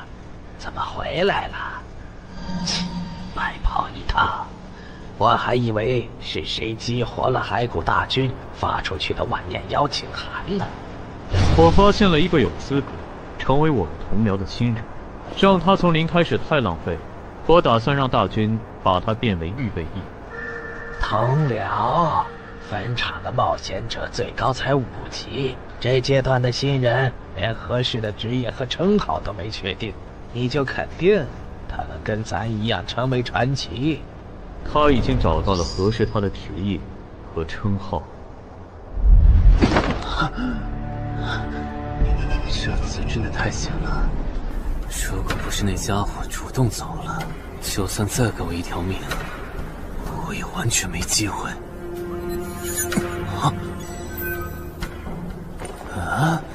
通关任务都显示完成了，为什么没有弹出来脱离选项？不会是必须完成脱离条件以后，我才能离开吧？在那个怪物意识到我没死之前，那得抓紧了。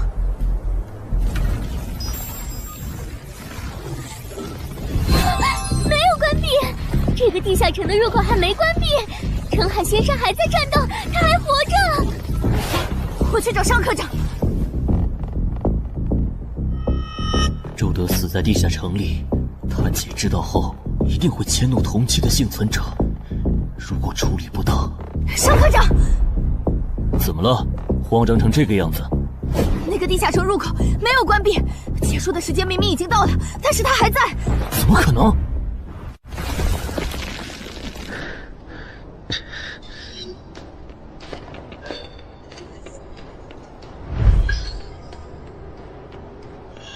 合并结算。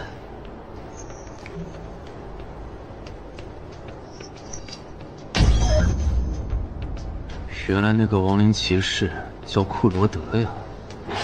不过，传奇级，坟场才5级，怎么会有这么超纲的 BOSS？ 说起来，这个地下城的 BOSS 强度这么高，以前真的有人通关过吗？尚科长，你看，尚科长，这地下城暴走后，超过关停时间仍然存在，怎么会这样呢？有2个可能：一，被卷入地下城的冒险者完成了通关任务，但却没有完成脱离任务；二，地下城升级。一定是第一种，一定是。不可能的，坟场很早以前就已经被世界冒险者协会定义为几乎无法被攻略级的地下城了。相比有人通关，我更相信是地下城内部发生了什么变化，导致地下城升级。有人出来了！是陈海先生，真的是他！哎呀，你们都在啊！担心死我了，会因为我的原因没能坟场竟然真的被他打通关了。一辈子的。那么严重的。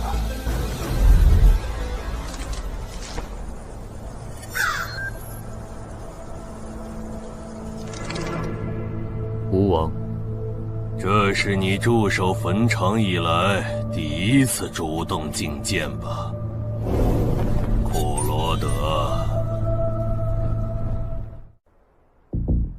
你知不知道，就在刚刚，你成为了全球首个通关坟场的冒险者。首通？我？对，你要火了。坟场这个地下城虽然等级很低，但是在冒险者圈子里很有名气。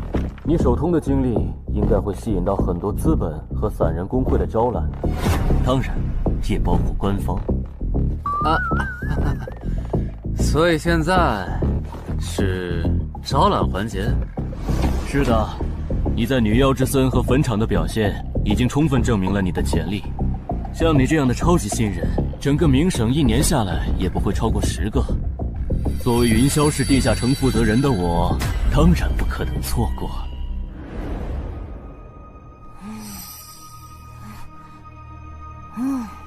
恩姐，你说那个叫双李的，是不是想抢走陈海哥的通关奖励啊？要不然他为啥要拉着陈海哥单独谈话？应该不至于吧？我可不会那么没品。而且5级地下城的通关奖励，我根本看不上，好吗？哼，那可不好说。你不需要，不代表你家亲戚不想要。这死小鬼！啊，别乱说。我们在里面聊得久，是因为在谈加入冒险者协会以后的待遇问题。不是吧，陈海哥，你要当公务员？哈哈，感觉你好像对冒险者协会意见蛮大的。那倒没有，我就是觉得像陈海哥你这样强的人，完全可以像王自健那样自立门户，没必要受协会的规章制度束缚。王自健是谁？是不死冒险者里的男主。不会吧？你明明是个冒险者，竟然没看过这个吗？我是冒险者，和我看这书有什么必要联系吗？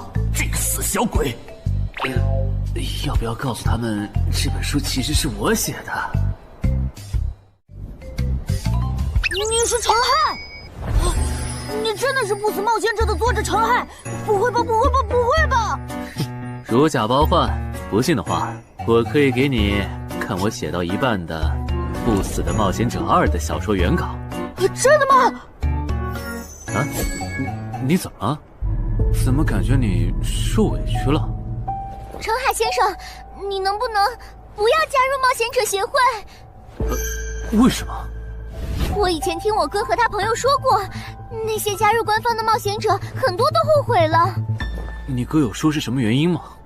没有，但我还记得他们谈话时的表情非常的严肃，甚至还发生了激烈的争吵。这样吗？我会慎重考虑的，谢谢你为我考虑这么多。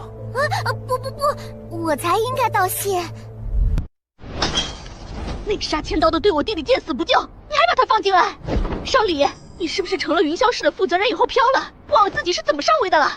我没忘，我请他进协会不是为了护着他，他通关的地下城很特殊，过不了几天他就会被财团或大工会拉拢，好多事就不好办了。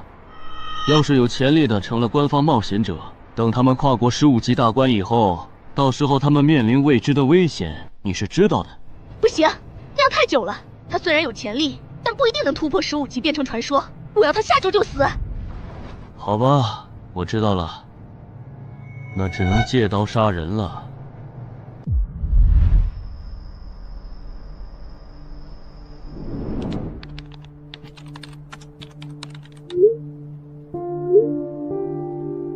坟场，这个地下城的情报不是早就挖无可挖了吗？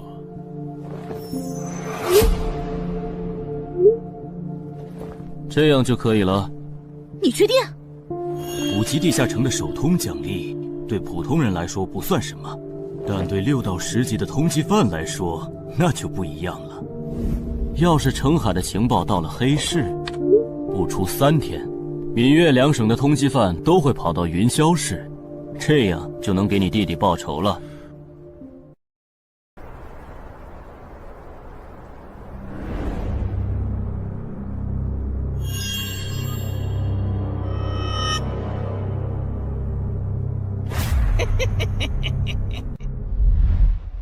我的个人信息要3天后才能录入官方的冒险者系统吗？是的，我记得程先生你是东山人吧？要不我这边先给你安排一下暂住的酒店，这样你这几天就不用两边跑再折腾了。不用，刚好我要回东山办点事，那我3天后再来云霄。好的好的，那咱们3天后再联系。前提是3天后你还活着。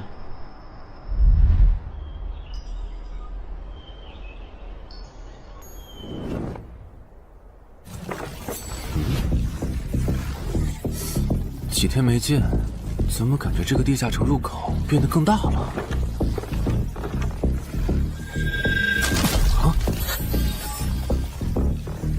准入等级6级，也就是说，这个地下城的等级现在介于6到10级之间了。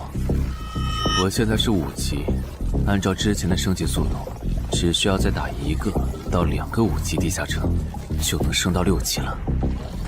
上次翻论坛的时候，我记得东山这边好像有一个5级的地下城正在招募人手，我看看还在不在。好耶，还在。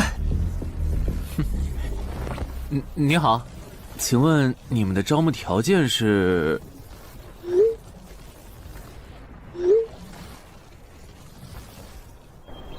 黑市金币？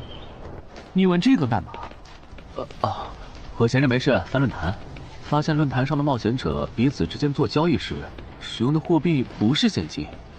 冒险者之间做交易，除了用地下城入口和掉落物，就是用黑市金币当货币。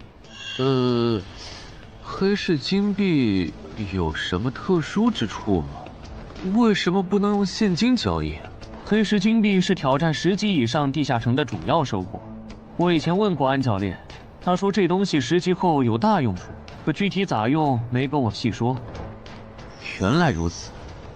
对了，等级没到10级的冒险者，一般是从哪儿弄到黑市金币的？我也想搞一些。新手的话，你可以试试把不用的掉落物拿到鬼市去卖。你要卖吗？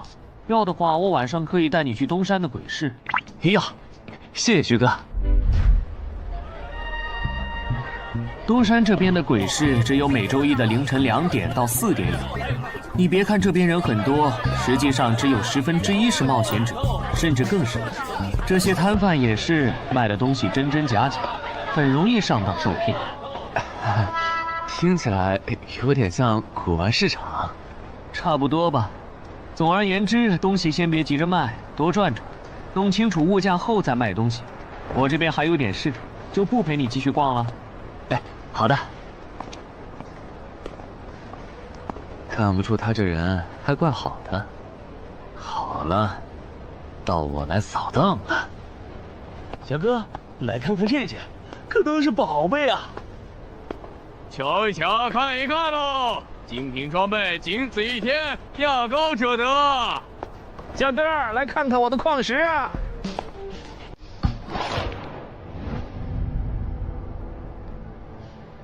看他求购的内容，这个人想要攻略的地下城，该不会是女妖之僧吧？这位小哥，你有我要的东西吗？如果是对付女妖的话，口琴和长剑应该可以。有啊，你打算以什么价格收？我得先看看货，货好，价格都好说。要看货，你得等我半个小时，我回家拿去。那你得快点，如果在这期间有别人卖我要的东西了，我可就不收了。知道了，都在这里了。这个口琴确实可以吸引女妖，我可以给你6枚黑市金币。Nice。至于这把剑，这剑携带圣化属性，对邪恶生物伤害加2点，能够有效攻击女妖。哦，有点意思。爷呀，你这把剑我可以给你8枚黑市金币，咱们加个微信吧。之后我这边如果再有需要，交易起来也方便。好啊。加好了。慢走啊！赚大发了。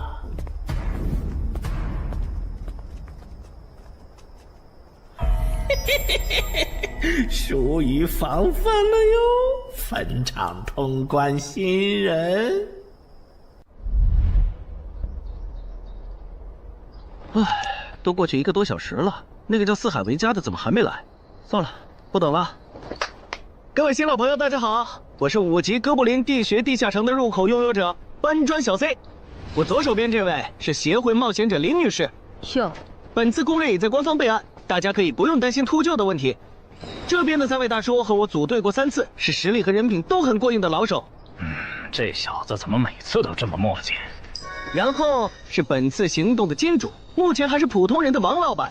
大家好，鄙人姓王，是东山地产的经营者。最后是新朋友，爱写作的东山市民和今天也很闲鱼呢，他们都是3级以上，可以胜任后援工作。大家好。怎么这些人都喜欢在公园集合呀？上次的师傅秃鹫事件后，我都快对公园有心理阴影。大家都互相认识了，接下来请随我前往哥布林地穴的入口所在地吧。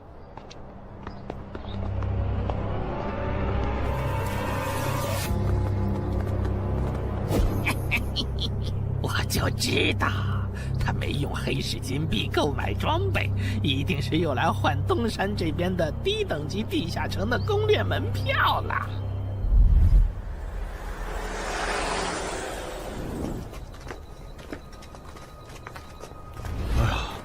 那个还要走多久啊？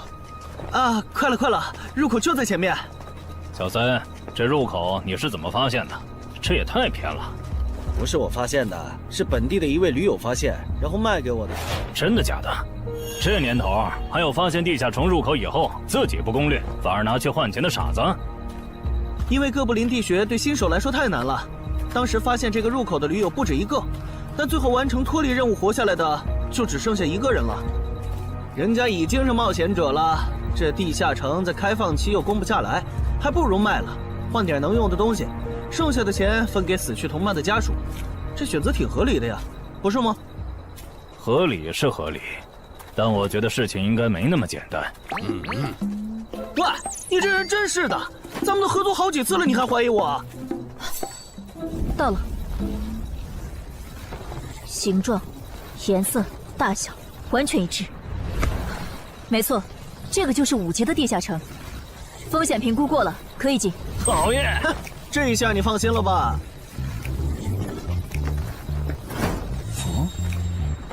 喂，我再跟你们说一遍啊，进了地下城，里面的哥布林归我们管，你们就负责保护王先生，都没意见吧？我这200斤肉就交给2位了。脱离任务呢？通关任务大家都一样，但如果我的脱离任务是狩猎哥布林，那我们会优先满足你的脱离任务，然后再考虑通关。这么容易就能拿到通关奖励，那我更没意见了。我也是。你们脱离任务是什么？杀死2只哥布林。哦，我的也是。看来咱们的任务类型都一样，只是数量上有差异。王老板，你放心，脱离任务是按冒险者等级来的。2到3级冒险者得进入地穴，4到5级冒险者要干掉一些哥布林。你是新手，只要找到哥布林地穴就行，很简单的。原来如此，怪不得我和他的任务不一样。哎，大家听我说，考虑到东山市民和咸鱼小姐的工作是保护王老板，所以等下遇到哥布林，优先让给他们完成脱离任务，没问题吧？没问题。那好，咱们出发。只用交手就行吗？感觉也不难呐。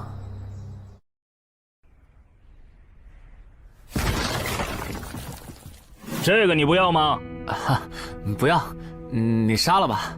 这就是5级地下城里的怪物吗？感觉也没多强啊。那是因为现在遇到的都是小怪，真正难搞的 BOSS， 得深入地穴以后才能遇到。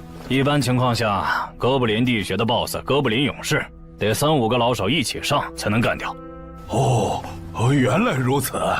那如果这个地穴里有2只甚至更多的哥布林勇士，咱们能对付得了吗？那肯定是对付不了的。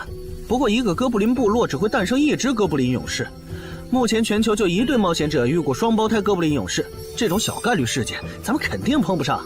哦，那我就放心了。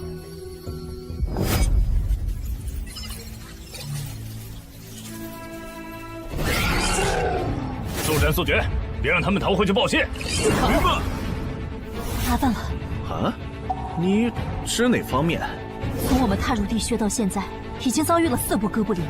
这明显，这地下城的小怪数量多得不正常。我们可能中大奖了。搞不明白你们这些富人究竟在想什么。你都这么有钱了，为什么还要成为冒险者？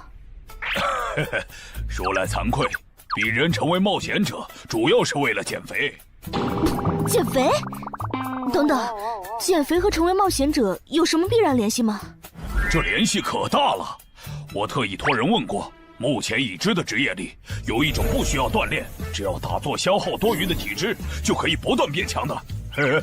你不觉得这种职业很适合我这种有钱但是又下不了苦功去锻炼的人吗？花这么多钱竟然只是为了减肥，你们有钱人的世界真难懂。你们在聊什么？嘿嘿，能让我也加入吗？哦呦，连锁子甲都准备了吗？程先生真专业。你之前进地下城的时候也穿的这一套？对啊，如果没有这套防具，我早就死在地下城里了。相反，我倒是很不理解，你们为什么不穿防具？搞定，换班了，下一波哥布林你们处理。行，接下来我们负责打头阵。评分机制，你不知道吗？在地下城内借助的外力越小，完成任务后得到的结算评级就越高。原来还有这种设定吗？我说你的脱离任务咋比我简单？原来是靠全副武装过了地下城。我看你到现在也没有几个有用称号，说白了，你就基础属性等级高些，跟新人比也强不到哪儿去。其实难搞，虽然知道野队不靠谱，但是没想到会这么不靠谱。8人组里竟然有2个新手要保护。你们3个等会儿再聊。拦路的哥布林小队已经清理掉了，可以继续前进了。好的。怎么有3个岔路？正常的5级地穴不是最多只有2个吗？看来我之前的担忧没错，咱们遇到了 bug。这是还不能透露给大众的地下城情报。平均每50个低等级地下城就会有一次实际挑战难度比当前等级高，甚至高很多的特殊情况，也就是 bug。bug 主要分3种情况，第一种是小怪数量的提升，第2种是 BOSS 数量的提升，第3种是 BOSS 强度的提升。比如我们现在遇到的，按照他这个说法，就很接近第1种。我之前经历的地下城，好像多多少少都有点问题。请问，出现 bug 的地下城，结算奖励会比平时多吗？这个要看地下城的实际攻略难度提升了多少。听说运气好，能出14、15级冒险者都眼馋的宝贝。所以，我们如果继续深入，可能会遭遇更多的哥布林。是的。听起来有点危险呢。要不这次就算了，咱们回去吧。反正我也成为冒险者了。不能回。这个地穴的哥布林数量虽然变多了，但 BOSS 的强度没变化呀。我们只要把 BOSS 解决了不就行了？只要速战速决，在大多数哥布林发现我们之前，找到并杀死这个地下城的 BOSS， 其实和正常通关没多大区别。BOSS 的强度没变化，只是你的猜测。要是 BOSS 强度大幅提高，无法快速击杀，等他的援兵一来，咱恐怕就得被困死在这地下城了。所以就要放弃啊？这点风险都不肯担，那还不如尽早转职当后勤算了。这是一点风险？情报不足就去挑战等级比自己高的地下城，简直就是找死！那个，要不这样好了，咱们举手表决，想要继续的留下，想退出的就原路返回。这主意行，2不耽误。来去自如，这你满意了吧？现在开始举手表决，要留下的举手。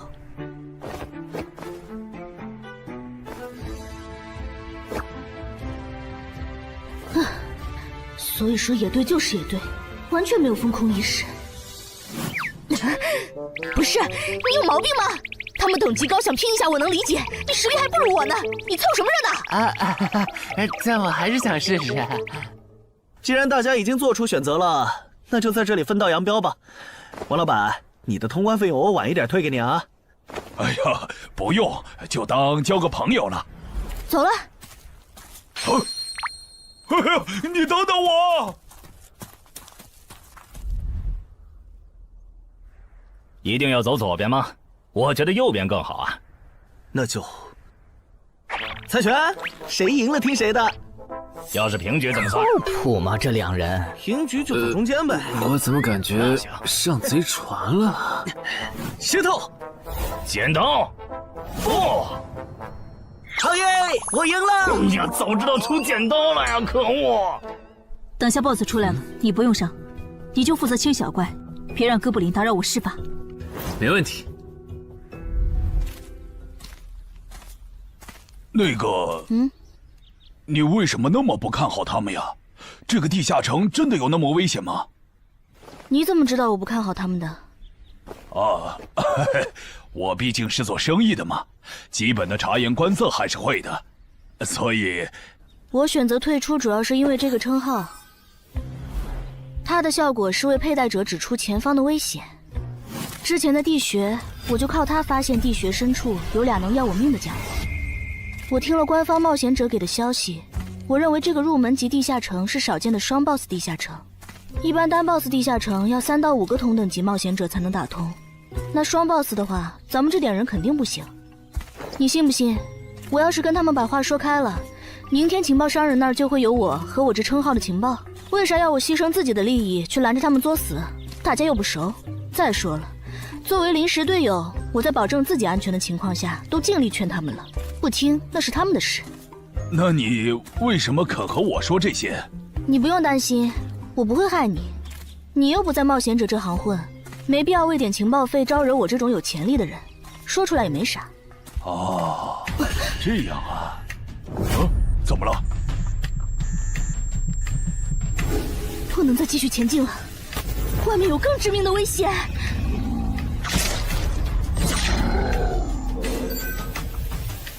2级速能法术，烈焰爆！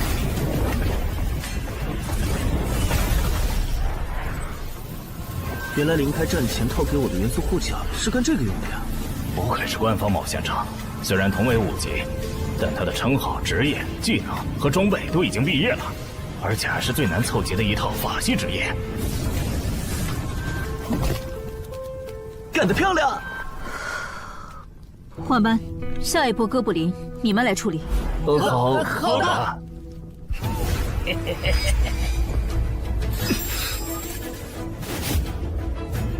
啊！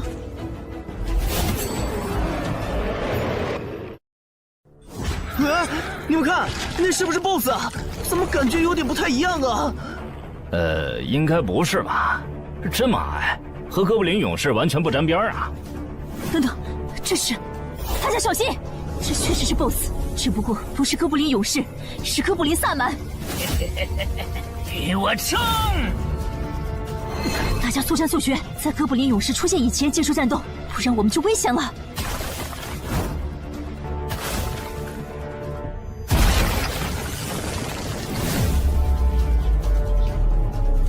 开什么玩笑？哥布林怎么也开始讲战术了？这地下城到底发生了什么？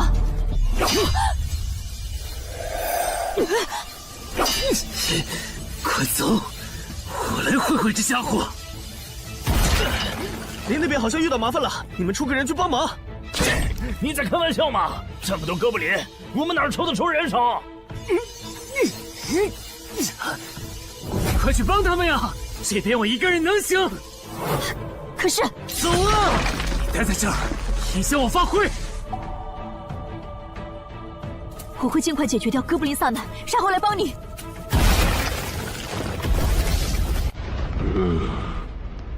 可不，现在没人能打扰我们了。来。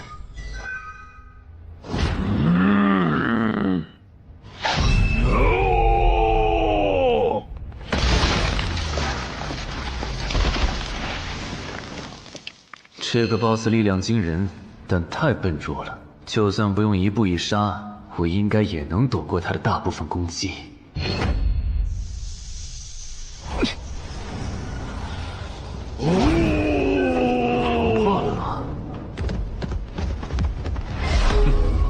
太简单了。虽然你黄化后的速度和力量涨了，可出招没个计划，反而更容易躲了。所以，这就是5级地下城 BOSS 的强度吗？说实话，有点扫兴。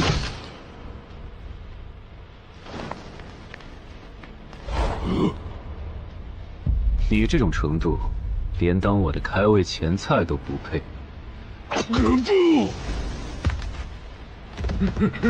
可不！连死战到底的勇气都没有吗？这样看，我以后不用对5级地下城抱有期待了。这个地圈到底还有多少哥布林啊？再这样下去，我可顶不住了！再用一次那个火焰魔法！你以为我不想吗？这个哥布林萨满一直在用低级法术看让我施法。等一下，通关任务怎么完成了？我的也是。石头山市民解决掉了哥布林勇士，大家再撑一下，他等下应该会来支援我们。我看不见得，他既然已经完成了通关任务，就没有理由再回来冒险。那咱们也撤吧，反正通关任务已经完成了。不行，如果我们不能一鼓作气杀死哥布林萨满，那撤退的路上我们会被他们耗到死的。您说的对，现在还不能撤，大家顶住！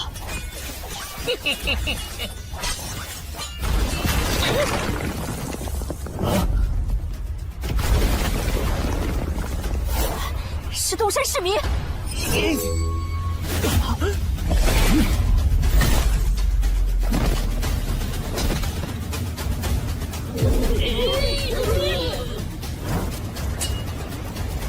你从哪儿找来的大佬啊？双 BOSS 地下城就被他一个人打穿了？不是我找的。关于我的事情，麻烦大家帮忙保守秘密啊！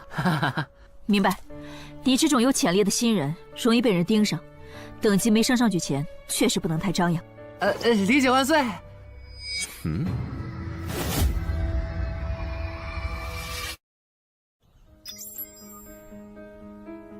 不能出去，外面有更致命的危险。啊，更致命的危险？就是有一个危险程度远比双 BOSS 大的冒险者守在外面，我们出去就会被杀。那怎么办？回去找其他人，说服他们一起抱团冲出去。啊！你们竟然把2个 BOSS 都杀了！这俩可都是他一个人干掉的，我们都没出多少力。怎么是他？我之前明明用称号确认过，他威胁不到我。等等，你怎么知道这个地下城有2个 BOSS 的？难道你刚刚一直躲在我们身后偷看？那倒没有，在你们遇到 BOSS 以前，我们就已经走到出口了。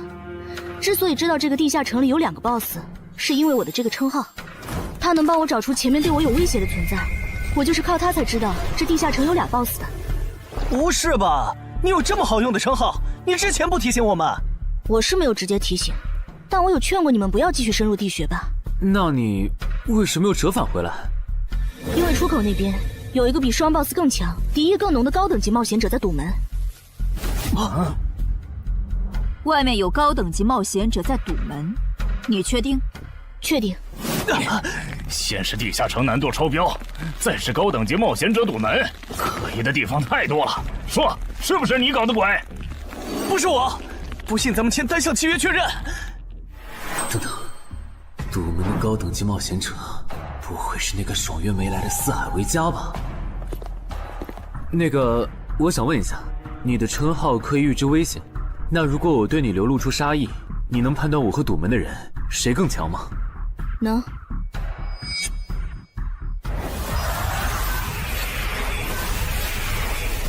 现在，我和外面的那个高等级冒险者，谁强？外面的要强一些。明白了。那摆在我们面前的，就只有一条路了。大家先去结算各自的脱离和通关任务，等提升完，咱们就去和出口的堵门者拼命。也只能这样了。早知道买这个地下城会出这么多事，我当时就不该手贱。事已至此，后悔也没用了。再说，咱们这么多人，未必打不过。这都多久了，怎么还没人出来？那个通关坟场的小子不会死里边了吧？你有没有兴趣？不好意思啊，我想再考虑一下。没想到第一次进入地下城就让你遇到这种事，实在不好意思了。结算出来了，这次没有掉落史诗级奇物，看来双 BOSS 的地下城难度也远不如坟场了。感觉下一个地下城可以跳过6级，直接尝试7级了。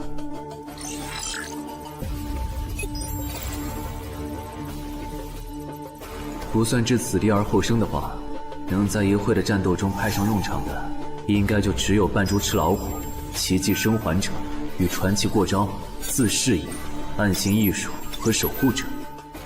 与传奇过招这技能比置死地而后生差点，能让我状态拉满，但要扣4力量、4敏捷、2感知。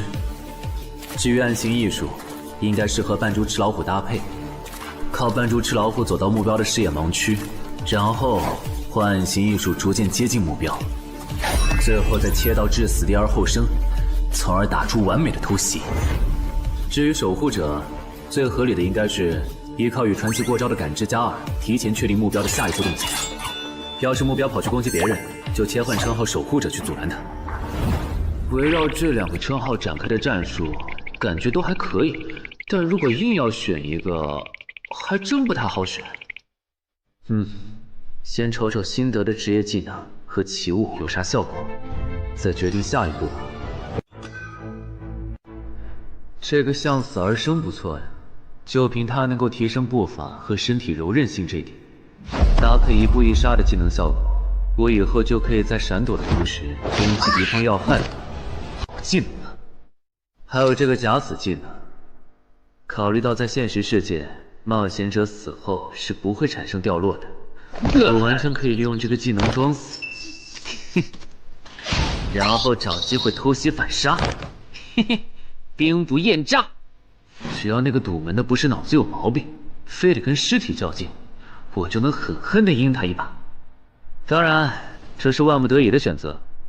要是可以的话，我肯定想光明正大的阴你。哇，这次掉落的东西都很棒啊，骨笛、萨满旗帜和传承之书，以后去地下城就能有个哥布林跟班了。而且这个哥布林的秘药搭配上骨笛，运气好的话，能拉来一只哥布林勇士当打手。保险起见，我就不继续囤升级券了，先把战斗力拉到最高再说。我目前持有的奇物中，等级最高的就是这家伙了。把奇物升级券用在他身上，肯定是最优解。就这样，对传奇亡灵库罗德的头盔使用奇物升级券，只能升到史诗级。那算了，先用装备熔炼炉把这几个用不上的给熔炼了，看能出什么好东西，再决定奇物升级券用在哪儿。不是装备型的奇物不能熔炼吗？那我手里没用的装备，估计也熔不出啥好东西。没办法了，用奇物升级券提升被污染的名剑吧。使用奇物升级券。好酷的剑！头盔和武器确定了，那装备祈愿券就用在防具上吧，正好替换掉我买的锁子甲。厉害！这套铠甲穿起来比我之前用的锁子甲还轻便。东山市民，你那边完事了吗？差不多吧，你们整理完了吗？完事了，再给你们上一轮 buff，就可以出发了。你的装备好酷啊！这些都是你在这个地下那再等我一下，我招个怪物随从。啊！喂，别无视我呀！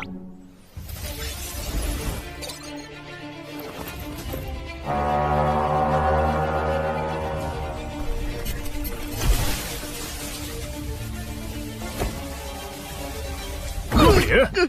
你招个这样的怪物随从，没什么意义吧？这小东西连半个战力都算不上，不帮倒忙就不错了。别急，我还没完事。接着，喝了它。不！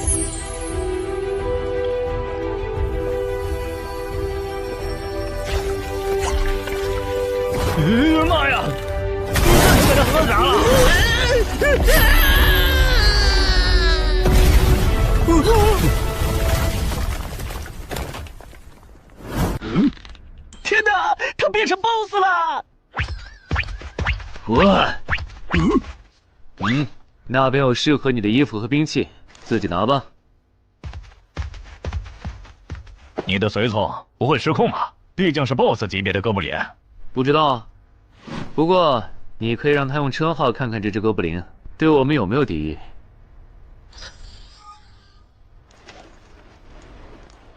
看了，他对我们没有恶意。那就好。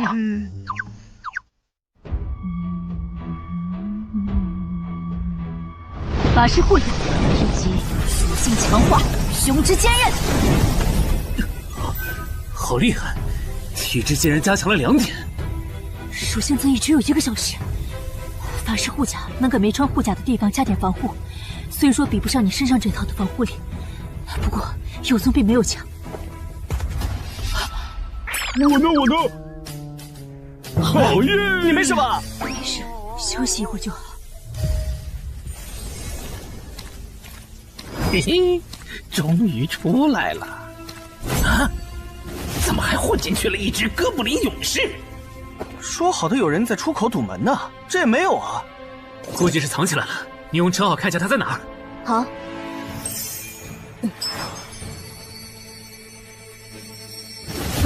找到了，他躲在1点钟方向最粗的那棵树后面。大家小心，他在入口前面放了很多捕兽夹，注意别踩到了。捕兽夹？哪里有捕兽夹？哼，有探查类的称号吗？真是够讨厌的。原来是他，这么一来就全明白了。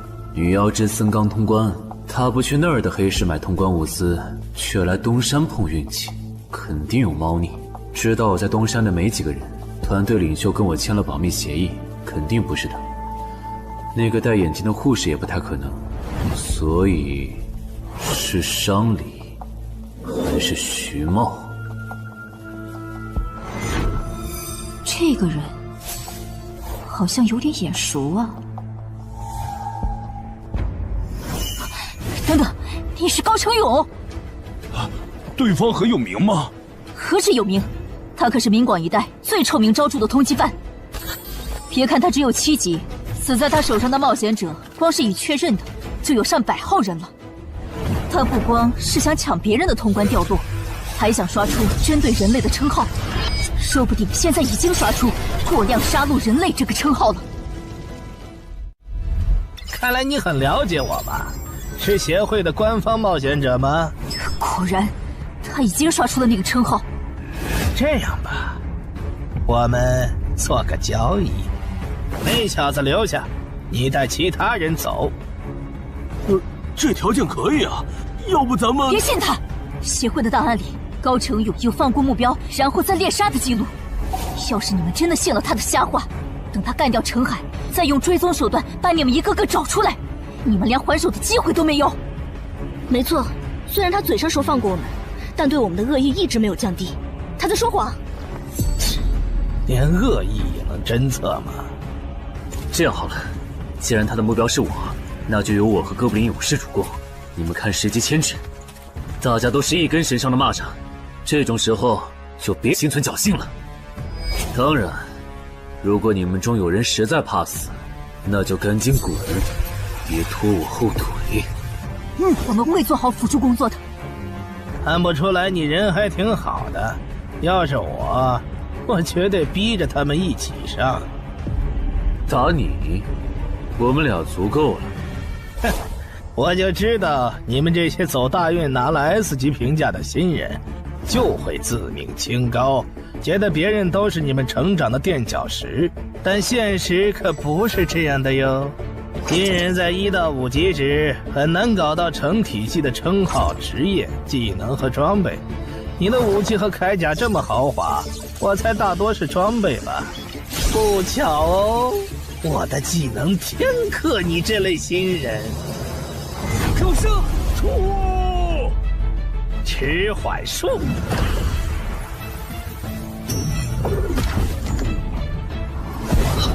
速度变慢了。这一晃，迟缓术可不只是速度变慢而已。遇到使用长镰这种冷门兵器的我，被上了迟缓术的我，也根本接不住你的招。你是这么想的吧？很遗憾，如果你就只有这点东西的话，那很不幸的告诉你，今天你踢到铁板了。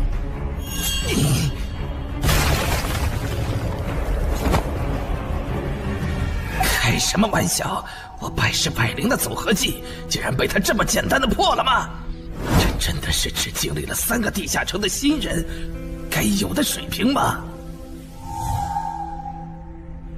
嘿，那个高成勇也没有你说的那么厉害啊！一上来就被陈海大佬没收武器了，感觉陈海大佬都用不上咱们了。不是高成勇不厉害，是陈海太强了。现在的他，恐怕和明省分部重点培养的那位超新星是一个水平。如果我说我认栽，那把长镰我也不要了，能放我一马吧？换位思考的话，你会吗？说的也是。消失了，那件披风的效果是隐身。唉，一想到超新星要死在我手里，我就感到惭愧呀。如果你没遇到我这样的新人杀手，大概会成为传说级冒险者吧。可惜，今天你就要死在这儿了，是你选择的死战。陈海，小心，那人没走，就在你周围。你这娘们儿！你在看哪儿呢？你不可能！你怎么知道我在这里的？因为我感知20，你的一举一动在我这儿都是明白。蛮感知吗？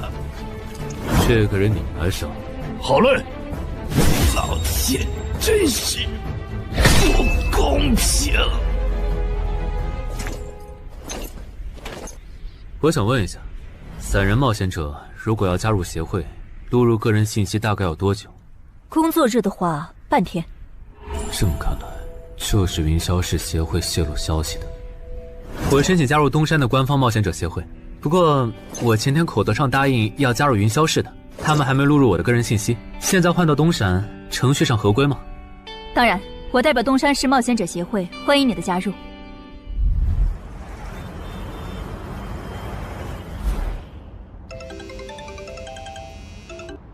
喂，我考虑了一下，还是决定不成为云霄市的官方冒险者了。为什么？你的个人信息明天就能录入进系统了，怎么又变卦了？因为我刚刚除掉了一个 A 级通缉犯，叫高成勇。东山的冒险者协会知道后，邀请我成为本地的官方冒险者。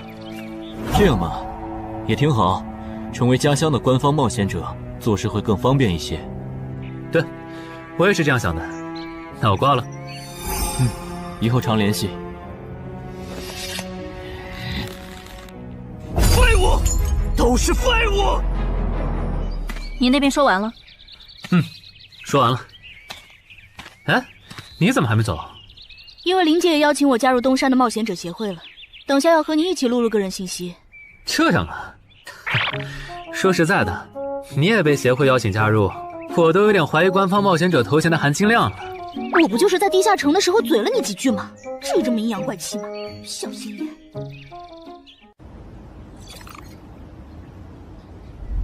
请关闭称号和职业技能，用你自己的力量对着他出拳。好。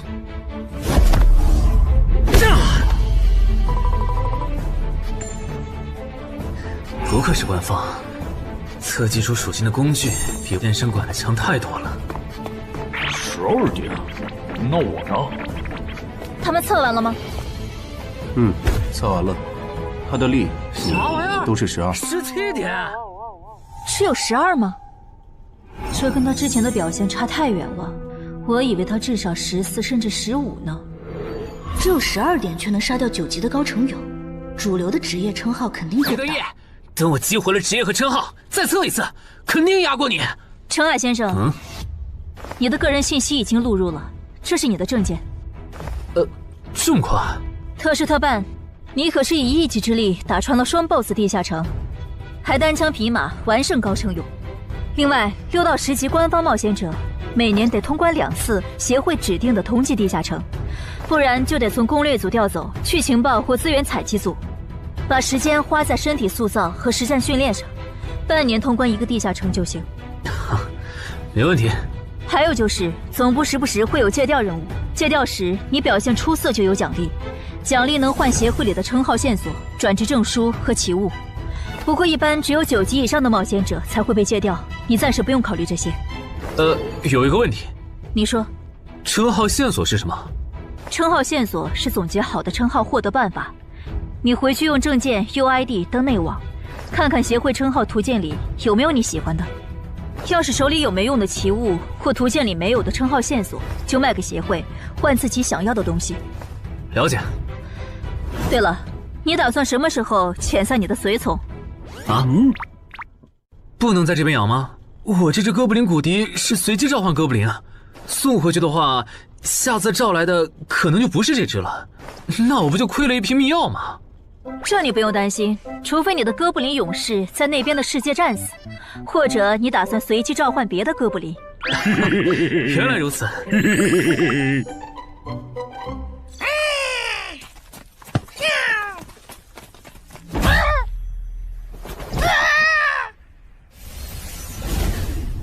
跟我来吧，我带你们去认识一下同事们。好。大佬好，我叫梁家坤，是东山这边的冒险者候补，目前的利米分别是。喂，你别每次见到厉害点的冒险者都跟报菜名似的，把自己的利米数值甩出来啊，这样很得罪人的。哎，有什么关系嘛？我的数值总不可能比澄海大佬的还高吧？不，你的就是比他高。你是东山这边的入口管理者？在东山专家级地下城没打通前，干不了入口管理者的活。好，所以入口管理者另有其人是吧？那他没来是因为在攻略东山这边的专家级地下城？那倒没有，他没来是因为在处理昨天突然涌入东山的通缉犯。据说好像是因为东山市出现了坟场的通关者，那些人都是奔着他来的。这样吗？坟场那个老手坟墓啊，哟，那可是出了名的 bug 级地下城，能产出奇物升级券。啊！你们这样看我干什么？我说错话了吗？你还没意识到吗？意识到什么？那个，我就是坟场的通关者。什么？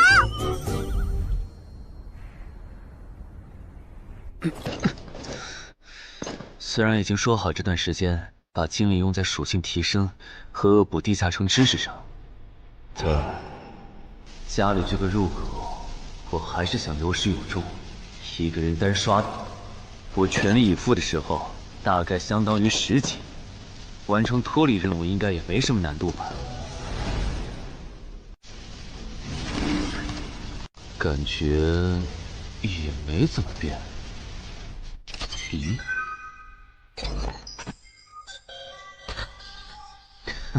原来冒险者面板还能升级吗？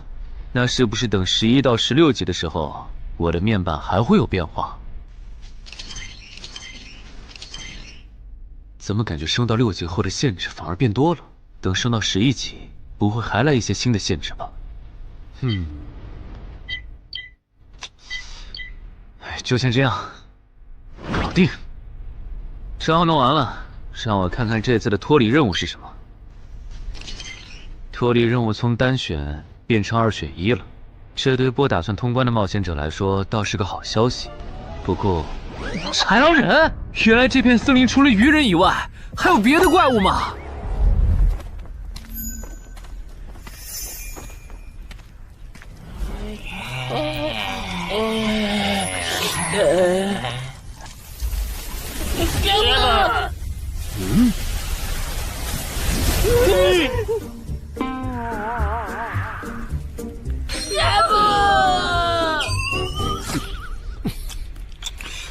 所以在你看来，那些豺狼人阴险狡诈，并且还特别喜欢欺负弱小，是吗？没错没错，就是这样。这不就一群森林恶霸吗？嘿嘿，答对了。那这一次就不做和豺狼人有关的轮换任务了，先找到潮汐鱼人的孵化池，然后试试能不能通关。好了，我要问的问完了，你可以回去了。什么？我不要！你不想回去？是的。好吧，你留下来也行。好耶，好耶！但我先说好，这个地下城的挑战等级是7级，你悠着点。放心吧，我很强的。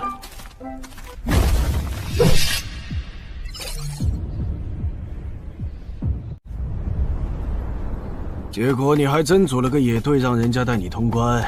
嘿，还是5级的地下城，你这胆子够大的。嘿嘿，其实还好啦，虽然中间出了一些意外，但也因祸得福，认识了2位很有潜力的冒险者。你这就是幸存者偏差。那些散人如果靠谱，我儿几就不会死在地下城里。我知道，所以我是确认有官方冒险者兜底以后，才决定下去的。说起来，前几天的新闻我看了，你儿子的死好像不是意外。怎么可能是意外？我儿子下去之前，我给他准备了2件保命的奇物，可他还是死了。那2个弱鸡入口拥有者却活着，开什么玩笑？可惜那2个杀千刀的没撑到我出手，就栽在别人手上了。不然，我一定要让他们后悔来到这世上。那这人也算间接为你儿子报仇了，咱得报答他呀。他叫什么名字？叫陈海。我这次来东山，就是要当面感谢他。陈海，你认识？我组的临时野队里也有一个姓陈的，可能就是他。什么？科长，都打起精神来！那些豺狼人斥候说不定就藏在附近的灌木丛里，你们这样懒散很危险的。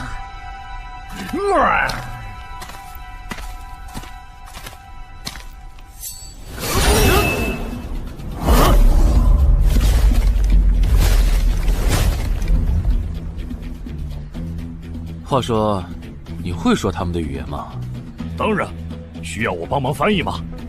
先不，我有一个能在这种场合上派上用场的奇物，如果它不好用，我再找你。你们的孵化池在哪儿？告诉我，我可以留你们一。你以为我会出卖我的族群吗？绿皮傻大个的小跟班儿！冲你们就杀了我！队长死了，别得意，领军大人会为我们报仇的，在湖底有一个水下洞穴，穿过洞穴会抵达一个天然的地下洞窟，我们的孵化池就在那里。你叛徒，咕噜！这只留他一命，挂树上，之后咱们去找湖。你跑那么远干什么？人类果然都不是好东西。那个冒险者很强。不好，是白战的霍格。去通知游击队，把湖里的鱼人引出来，给这个冒险者创造破坏孵化池的机会。好的，霍格老大。至于你，哇，这湖比之前用无人机航拍的时候感觉还大。得先找到水下洞穴，然后游好久才能到孵化池。就这要求，能把99%的冒险者都给淘汰掉。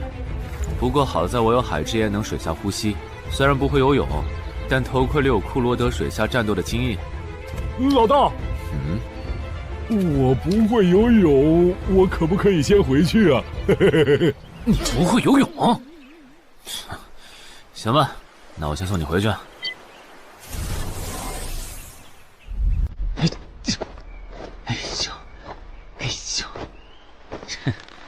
好了，热身完毕，那出发了。果然，依靠海之炎和库罗德的头盔，就算是我这种旱鸭子，在水里畅游，那还不是小菜一碟。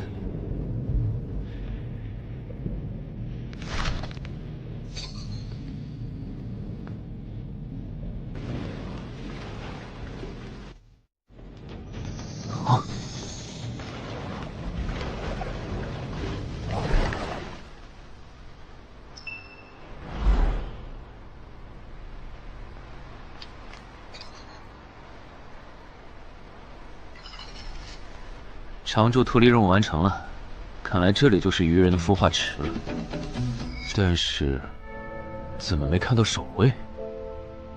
算了，不管出于什么原因，现在是通关的最好机会，这一点不会错。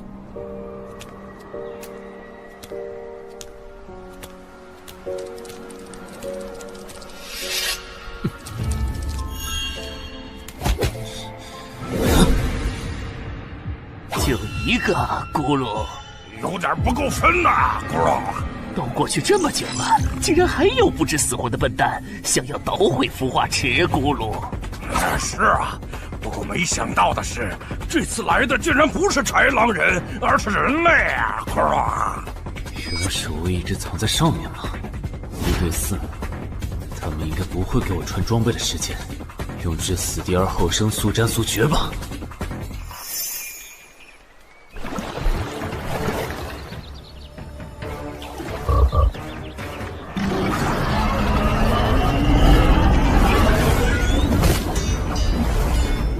有人类闯入孵化池！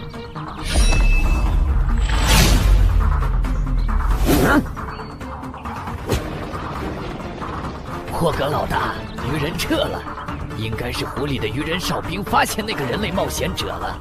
派个机灵点的去湖边盯着，如果那个人类冒险者逃出来了，就通知我。好的，霍格老大。这几只守卫的强度比哥布林勇士高不少，他们应该就是这个地下城的 BOSS 吧。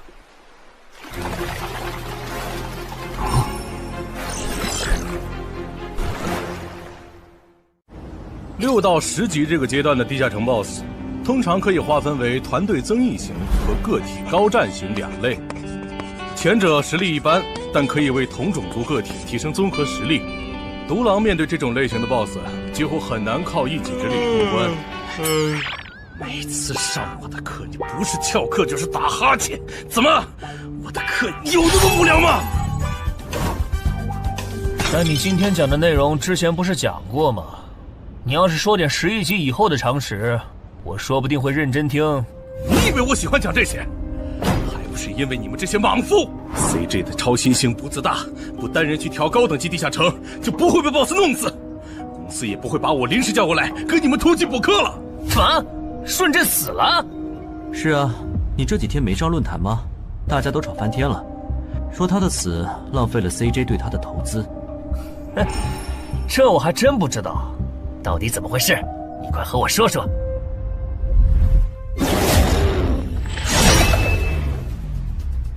小心，这个人类是极其罕见的高感知个体，偷袭对他没用，大家一起上，咱们耗死他！那个鱼人 BOSS 什么情况？都被我杀了这么多精英鱼人了，他怎么还在旁边观望？难道这些实力比哥布林勇士还强的鱼人，在他眼里都是小喽啰吗？这个人类的实力和霍格好像差不多，好在他是一个人来的，可以用数量耗死他。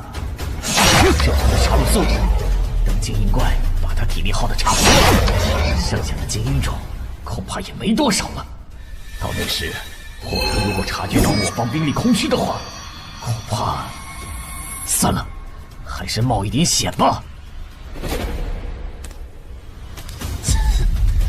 终于感到心疼，要亲自出马了吗？奇迹生还者，等这个很久了。领军大人小心，这个人类冒险者和霍格一样强。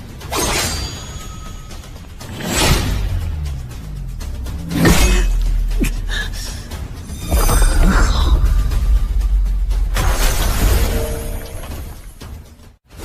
领军大人，别管我，他伤得更重，还不擅长水下作战。就算没我帮忙，你们也能轻松杀掉他。把脑袋给我带回来。是，领军大人。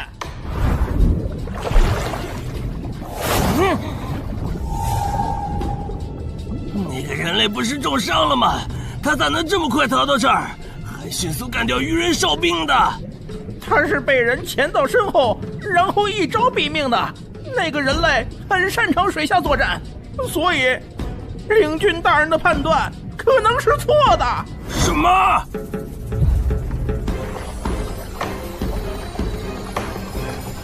死，总算活着逃出来了。多亏了这个奇迹生还者呀，不然我就得交代在这儿了。果然和我预想的一样，那个鱼人 BOSS 沉不住气，要是他再稳点，我就会被耗死了。怪不得团长说，独狼到了更高级的地下城会越来越吃力，一挑多肯定没胜算呢。看来我还是得找些厉害的队友了。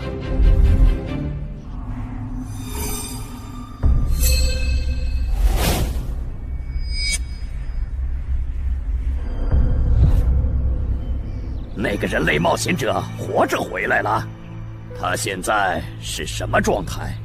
我不敢靠得太近，怕被发现，但可以确定他伤得很重。嘿嘿，重伤的冒险者吗？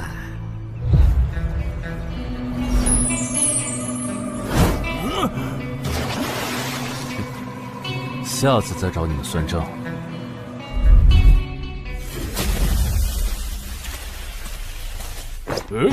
已经结束了。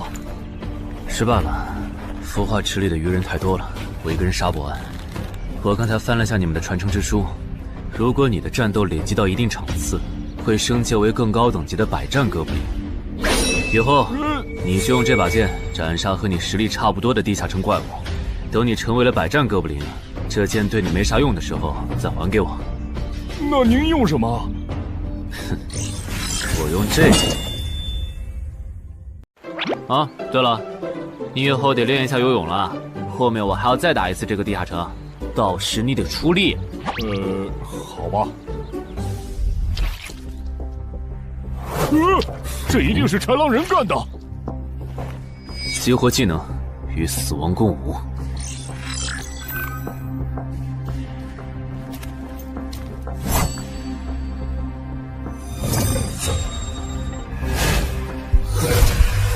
独角破绽，好快！切！豺狼人！还好，为了以防万一，把感知拉到20，不然刚才这只豺狼人就得手了。切！这个人类不是受重伤了吗？可他刚才的动作根本就不是重伤之人能做出来的。他不会是在钓鱼吧？他跑了！不一定是逃跑，也可能是在示弱，引诱我们过去。那咱们还追吗？如果追过去的话，感觉很可能会进入他们的包围圈。算了，不追了。等找到足够强的队友，做了充分的准备以后，咱们再回来和他算账。好的。哎呀，没想到6到10级的地下城的难度会比5级的高那么多。下次得提前掌握好情报再去通关，不然风险确实太大了。是任务结算的。哼，说起来，这一次我虽然没有通关，但宰了那么多鱼人，怎么说也该有个 A 吧。水产过敏怎么了？不对，你怎么知道我水产过敏的？还有啊，我是人，你给我一袋动物口粮是什么意思啊？就算他吃不完，这会难吃。什么？他加入东山的冒险者协会了？你给我站住！你当初是怎么信誓旦旦的跟我说他死定了的？连高成勇都栽在他手上了，我能怎么办？听你这意思，我弟弟的仇你是不打算管了呗？哼，也是，你已经靠我爷爷成了云霄市入口管理人，上了岸的你哪能冒着被革职的风险对隔壁市的超新星下黑手呀？我真是看错你了，早知道爷爷当初留下来的资源就该用在周德身上。干什么？转手我爷爷留下来的遗物啊！我弟弟死了你不帮忙，那我就把你想要的遗物给能给我报仇的外人了。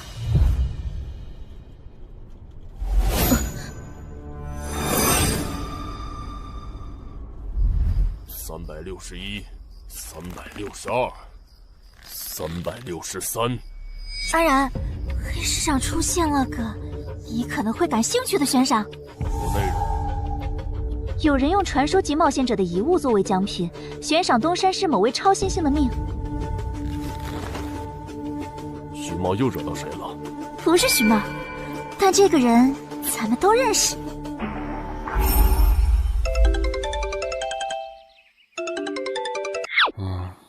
啊！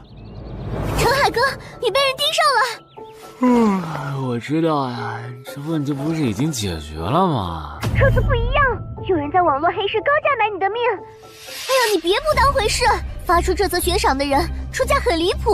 我哥说，如果不是你救过我，他说不定也要分一杯羹。具体怎么回事？你再详细说一下。就是我哥他们在网络黑市上看到，还真有你的悬赏。能查出来是谁发的吗？不用查，就从这则悬赏的报酬反推，发出者大概率是已故的传说级冒险者周建明的直系亲属。你怎么和他们结上仇的？他们为了你把遗物都掏出来了。不知道，我都没听过这个人。行吧，那我现在联系老大，让他说服对面撤掉这则悬赏。如果是误会的话，看能不能让老大组个局帮你澄清一下。好的，那拜托了。对了，这几天你就待在协会吧。传说级冒险者的遗物一定会吸引很多人铤而走险。被人捷足先登了？不对，这里似乎没发生战斗。看来那个叫程海的，当时应该在攻略自己家里的地下城。真不知道他是幸运还是不幸。虽然因为家里的地下城躲过了第一波袭击，但被堵在地下城里的话，他连逃都没地方逃。除了我和目标以外，这个地下城还有4个人，不知道是敌是友。你卑鄙！哪有你们人类有病？我不就派了个斥候守在出口吗？至于让你们杀过来吗？搞得我现在受伤不说，手底下的兵也被消耗的差不多了。如果昨天那个冒险者又回来了，不行，留得青山在，不愁没柴烧。这点不能待了，得赶紧走。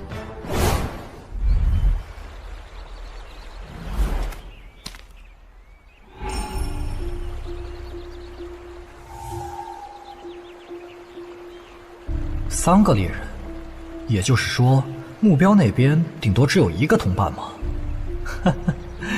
这么看的话，这个游戏变得更有意思了。安教练，你找我？对，程海被悬赏的事，你知道吧？知道。那正好，你给程海打个电话，如果他不知道自己被悬赏了，随便挑个6到10级地下城，邀请他和你一起打。剩下的不用我说，知道该怎么做吧？徐茂打过来的，肯定因为悬赏的事。不知道他是来提醒我的，还是来试探我的。哎呀，算了，还是不接了。反正家里地下城入口这次肯定是暴露了。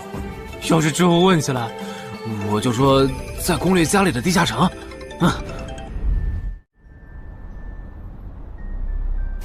咱们来晚了，那个叫程海的，应该是被前面的人逼进这个地下城里。我们还进去吗？进。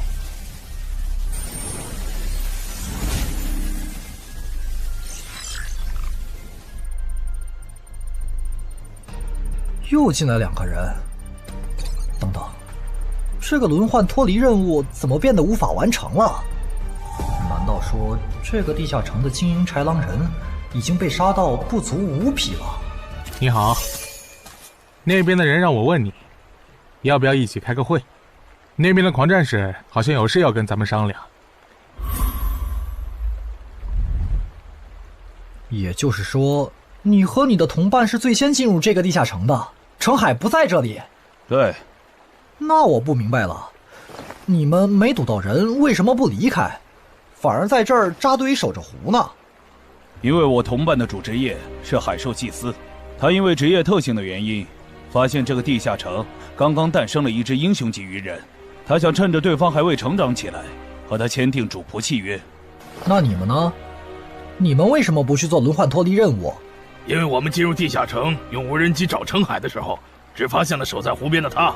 等我们赶过来以后，他既不承认程海在湖里，又不肯交代他守在湖边不走的理由，那我们能怎么办？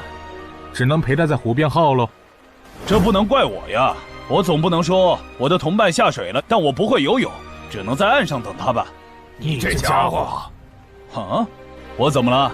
先等一下，你们的事情我大概了解了，但这应该没有商量的必要吧？有必要。刚刚我的同伴死了。啊？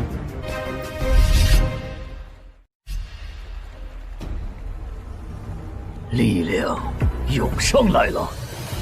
这样的食物外面有很多吗？除了偶尔出现的人类冒险者，附近的森林里还有一批豺狼人。很好，把他们带过来。现在恐怕不行，因为昨天和今天的冒险者已经把我们的兵力削弱到无法和豺狼人抗衡了。那需要多久？50个日升和日落。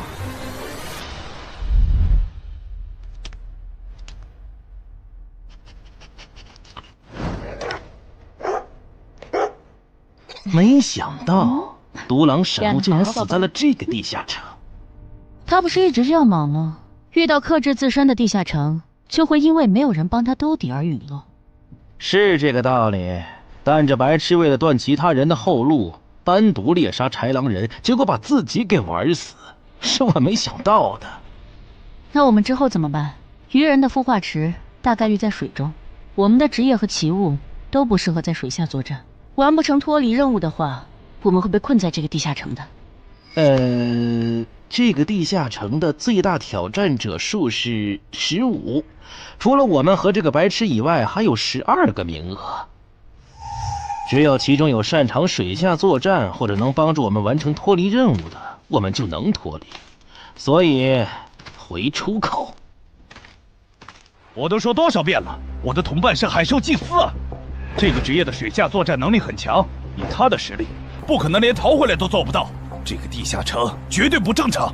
关键是现在要离开这个地下城，只能靠常驻脱离任务，这下麻烦了呀。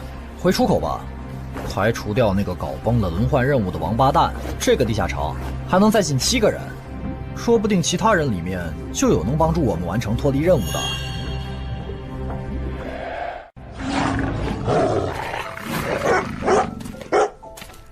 刺杀者王二，他不是去月省了吗？怎么会出现在这里？你们得手了？没，目标可能根本就没进来，咱们被耍了。可以啊，海哥，我还是第一次听说有6级冒险者的悬赏金能和史诗级奇物挂钩的。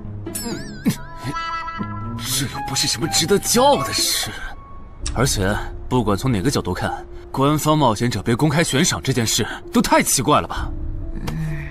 你这么一说倒确实是，虽然冒险者适用的法律和普通人不太一样，但官方冒险者被公开悬赏这种事，我也是第一次见。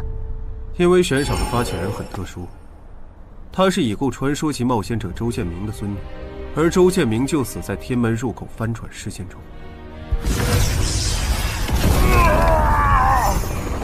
好痛啊！上吧！所以，战死在天门的周建明的后人才会继承遗物，拥有诸多特权。对，又因为周建明的孙子死在了坟场，而你又救出了2个本不可能活着的一般市民，堵死了他弟弟的生路，所以周建明的孙女才会迁怒于你，想要你死的。照你这说法，我们的矛盾岂不是化解不开了？那倒不至于，老大已经约了民省负责人，也就是周建明的旧友，还有发布者，一起谈这件事情了。快的话，下午就能谈出个结果了。我们没来晚吧？没，刚刚好。那就好。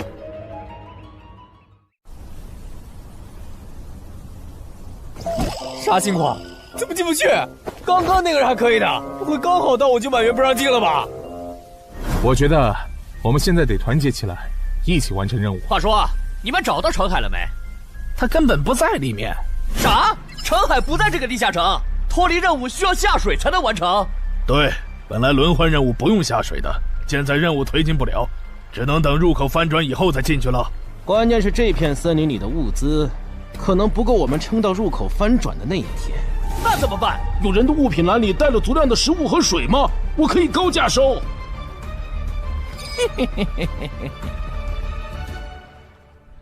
本来也没抱多少希望，不过没想到连刺杀者王二那样的高手都被困在这个地下城里。这样看，少了这些竞争对手，等我完成脱离任务出去以后，说不定真的可以燃制周建明的史诗级遗物了。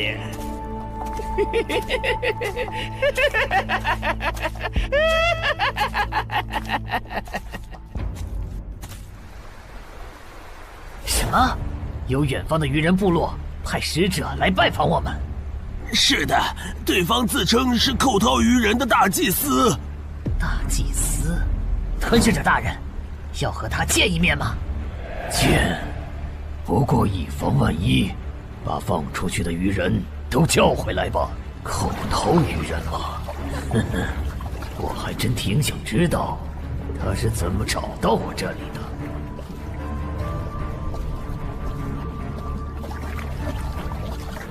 领军大人答应见你了，跟我来吧。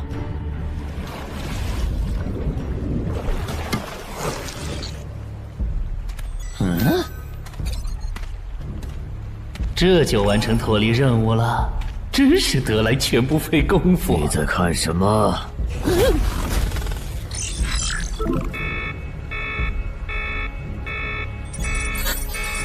英雄级单位，7级地下城怎么会有英雄级单位？你在发什么呆？吞噬者大人问你话呢。别慌，他们看不到我的任务面板，只要找个理由搪塞过去。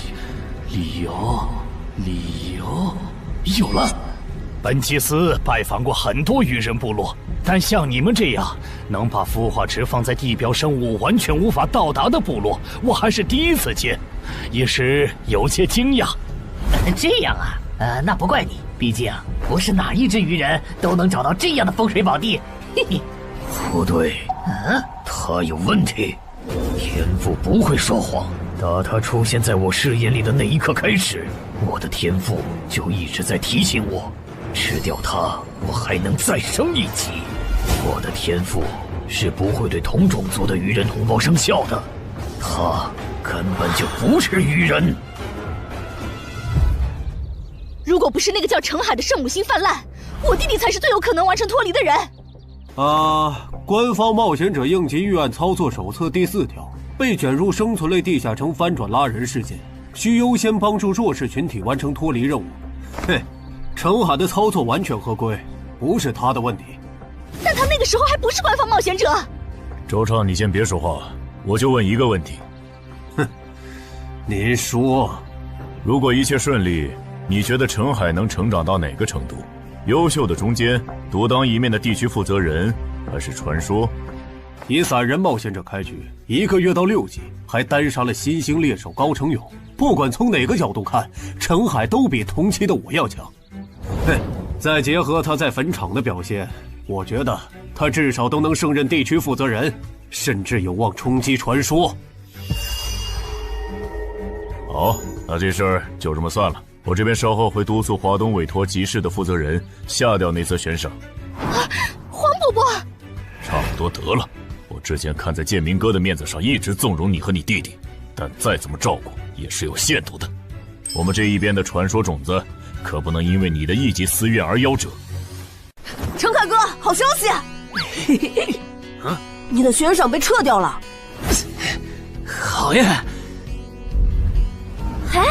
程海的悬赏没了，这才24小时不到吧？谁这么效率？看来只是悬赏被撤回，不是有人有事。他刚微信回我了。所以是郑仁君出面私保了吗？没想到他这么看好这个新人。黄伯伯，那则悬赏是您点头了以后我才发的，为什么那个郑仁君说几句您就改口了？他郑仁君的面子有那么大吗？如果只有东山方面的施压，我其实还能帮你扛几天。但现在是除了协会内部，还有别的方向的压力也给到了我这里。那个叫程海的，人脉比你想的要广。别打了，我知道的我都说了，给我个痛快吧。大人，已经审完了。哦，森林里有12名冒险者，实力和豺狼首领差不多，他们不擅长水下作战，不用担心会打过来。现在被困在森林里，无法撤离，森林里食物少，撑不到50天。有点意思。这位就是东山市的入口管理者邓仁君，你的事就是他出面说和的。谢谢郑哥。客气。虽然华东委托集市已经撤掉了针对你的悬赏，但保险起见，未来2个月你还是别出这栋楼了。外面指不定会有高等级通缉犯冒险来杀你，然后找悬赏发布者领赏。有道理，那我不出去了。等一下，那悬赏陈海哥的人呢？这种坏规矩的事儿，他难道就没有处罚吗？发布者毕竟是周建明的孙女，官方不太好处罚她。不过对她丈夫伤礼的处罚，过段时间会下来。她应该当不了云霄市的入口管理者了。周建明遗物的保管权现在归民省负责人黄省了。虽说所有者还是周畅，但以后交易赠与都得在黄省监督下进行，这样他就没法再给你使坏了。对了，我家有一个7级的地下城入口，距离反转还有50天。既然未来2个月我都要住在这里，那我用不上了，我选择上交。什么？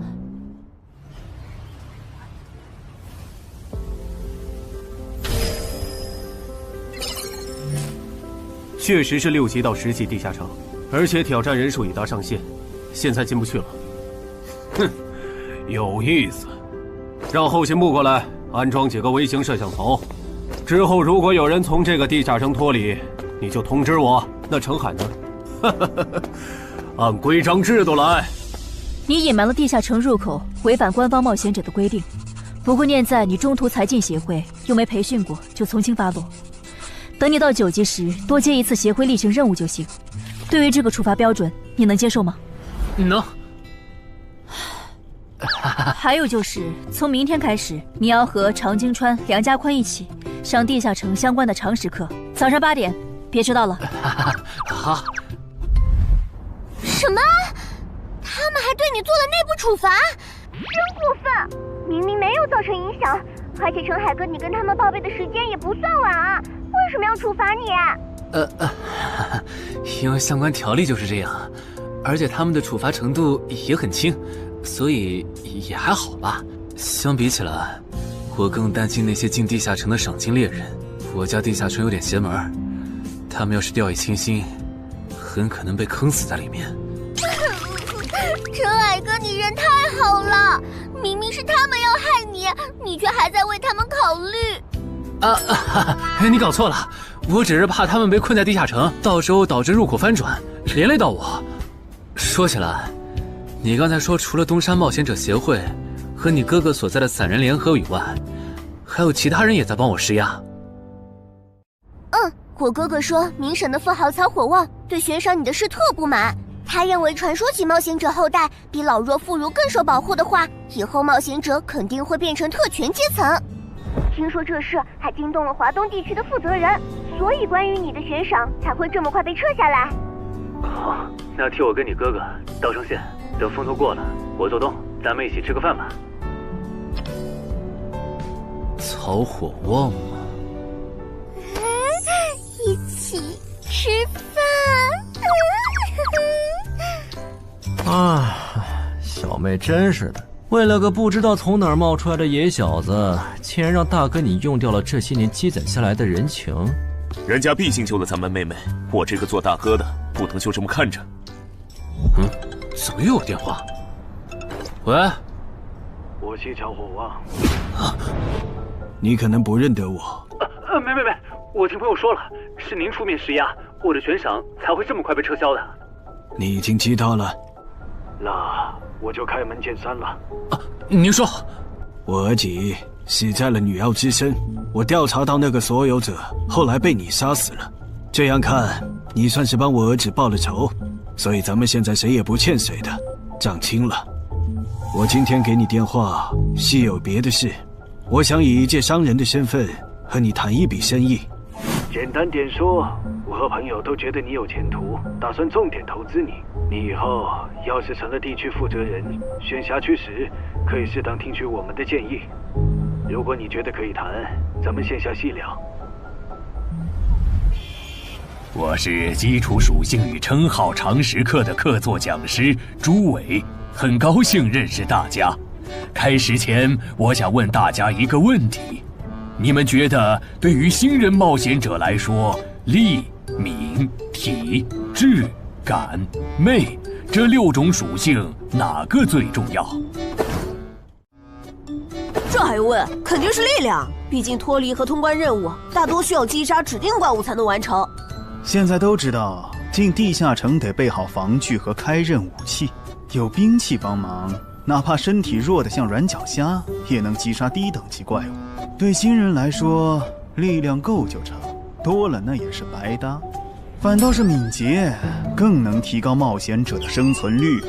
这位学员说对了，在协会统计的数据中，刨除掉称号、职业和装备，对低等级冒险者的存活率和内战胜率影响最大的属性就是敏捷。敏捷影响冒险者在地下城内的存活率，这点好理解。但冒险者之间的内战，为什么也是敏捷占主导？很简单，低等级冒险者的称号、职业和装备都不成套，没法弄出有效的攻防体系，所以他们内战时谁先动手谁赢面大。这时候敏捷就很关键了。原来如此，怪不得我遇到的秃鹫和通缉犯不是速度很快，就是打法非常克制、速度快的冒险者。原来点在这里。极限加敏捷的冒险者到6到10级就不好使了。一是这阶段冒险者能靠地下城掉落完美攻防，二是地下城等级一高，怪物种类和数量猛涨，光靠敏捷自己单干没法应对任务和怪物都变强的新情况。那6到10级这个阶段，哪种属性收益最大？6级之后，除了必定作为攻略组核心的超新星以外，其他冒险者都得按团队需求调整自己。这时候别管啥属性收益高，得看团队要你咋发展。原来如此。但不同属性之间多少会有一个模糊的价值差吧？比如同样是1点属性，加在感知和加在力量上，谁更划算？这个确实有。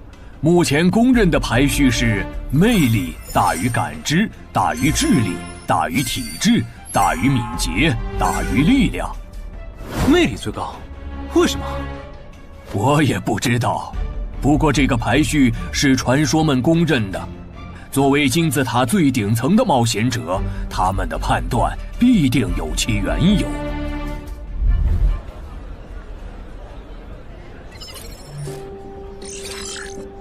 这英勇骑士转职成功，加1点魅力，还是隐藏职业。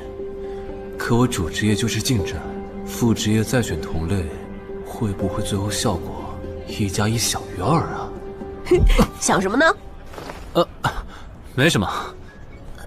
不想说就算了。对了，林姐让我问你，下午的冰击课你来吗？啊？这次好像有越省来的武术大师指导我们。停！第7局，长经川胜。强的优势这么大吗？算上大人绷带的效果，我等于是被14比0了。关键他的速度没我快，体力也没我好啊。你已经连输7把了，还打吗？咋了？我还没累呢。你呢？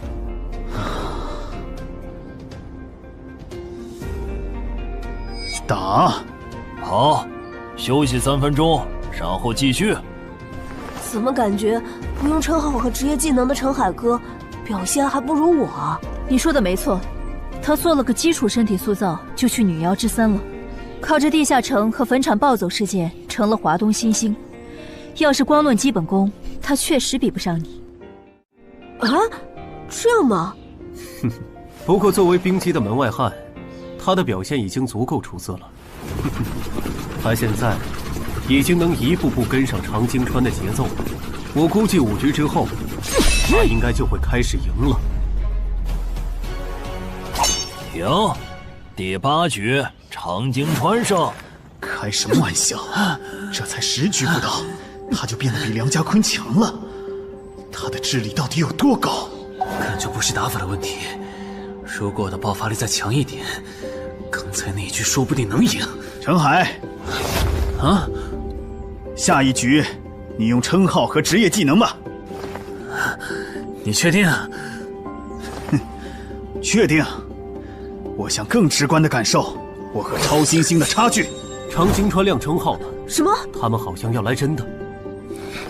行吧，老爷爷，您往旁边站一点，我怕待会儿打起来会碰到您。不用顾及我。好吧，那我尽量快点结束。置死地而后生，看起来好像是增加爆发力的称号。我准备好了，你先攻吗？不用。好，来吧，让我领教一下超新星的含金量。那你不要眨眼哦，现在的我可比之前快多了。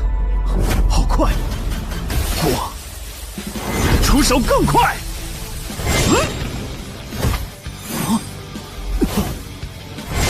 不可能，好快！你输了，今天就到这里吧。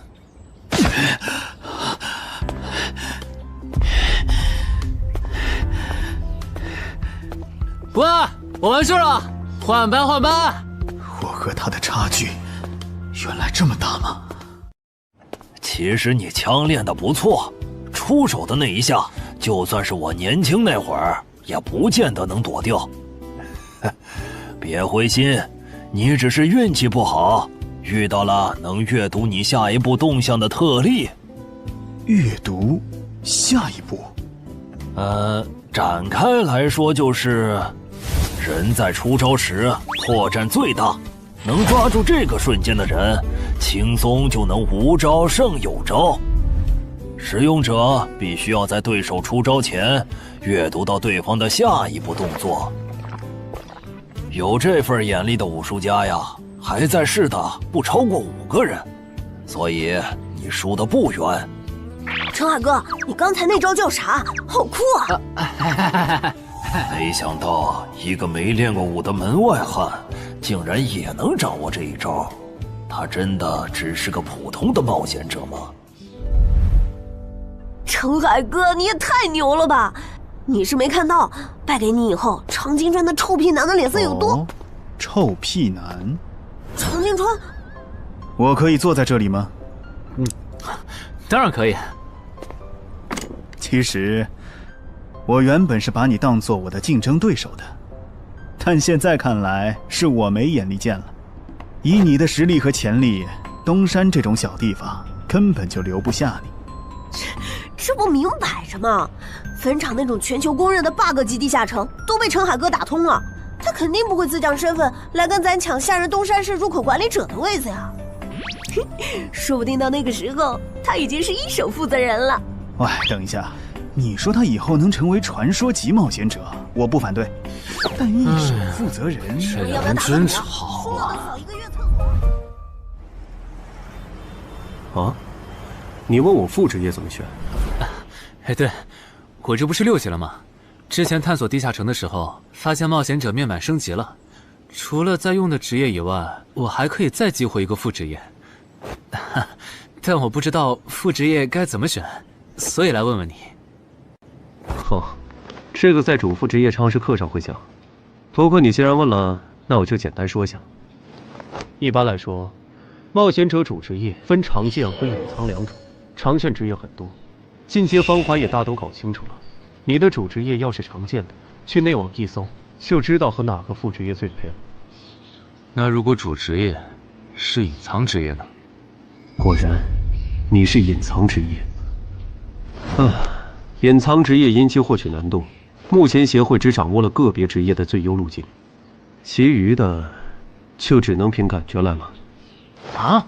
凭感觉？那如果选错了，后续不就完蛋了？谁也打不过了呀？不一定。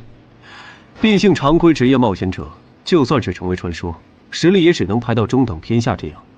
如果你真是隐藏职业，只要没选和主职业互拖后腿的副职业，那上限就不会低。说起来，有一些隐藏职业，甚至不需要副职业就能直指传说，甚至还是上位传说。这样吗？不过这种，就算在隐藏职业里也是非常稀有的，就像8美的骑士。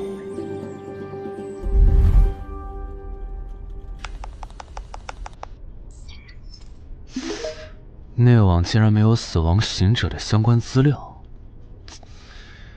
那看看英勇之骑士吧。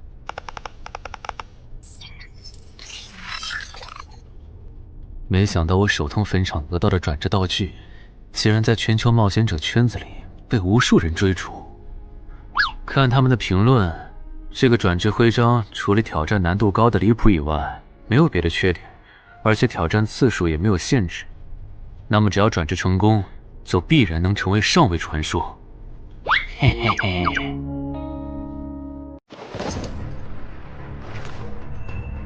使用英勇之骑士试炼徽章。哼，那么出发吧。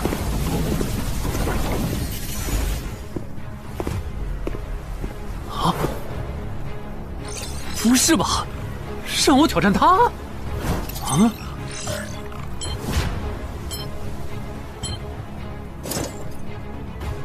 直接开始了这个任务描述啥意思呀？是要撑过10分钟吗？还是用10分钟得到他的承认？啊！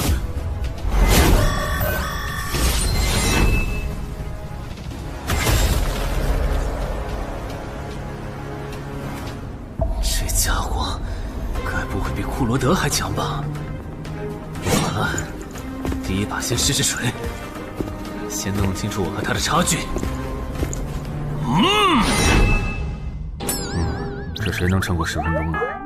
我这种配置都3分钟嗝屁，10级以下，我不信有人能完成试炼。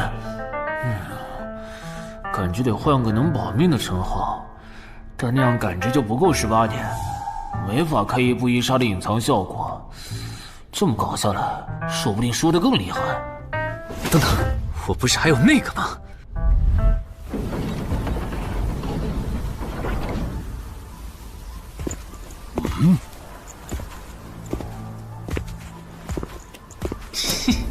讨厌，这个傻大个的弱点是感知，他看不到穿了隐身衣的我。啊？那是什么？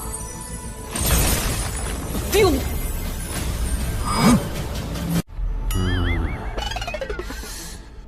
他怎么能有看破隐形到位的技能啊？不行，我就不信邪了。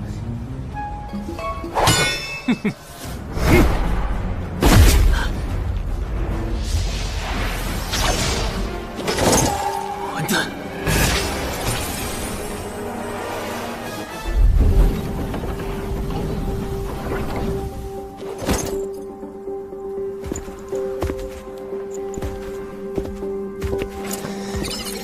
再来！啊！那些冒险者还在我家？对。虽说不知道发生了啥，可要是时限到了，这些冒险者还不出来，那咱就得掌握更多这地下城的情报，这样以后入口翻转的时候才能处理好。换个地方聊吧。还是没找到乔敏吗？没有啊，周围都找遍了，没有他的痕迹。那看来他不是下湖了，就是去更远的地方找豺狼人了。希望是后者，不然我们的麻烦就大了。我希望他是去找豺狼人了。老七那边应该也发现了，这地下城难度会越拖越高。等孵化池孵出大量的鱼人后，我们恐怕都会死在这儿了。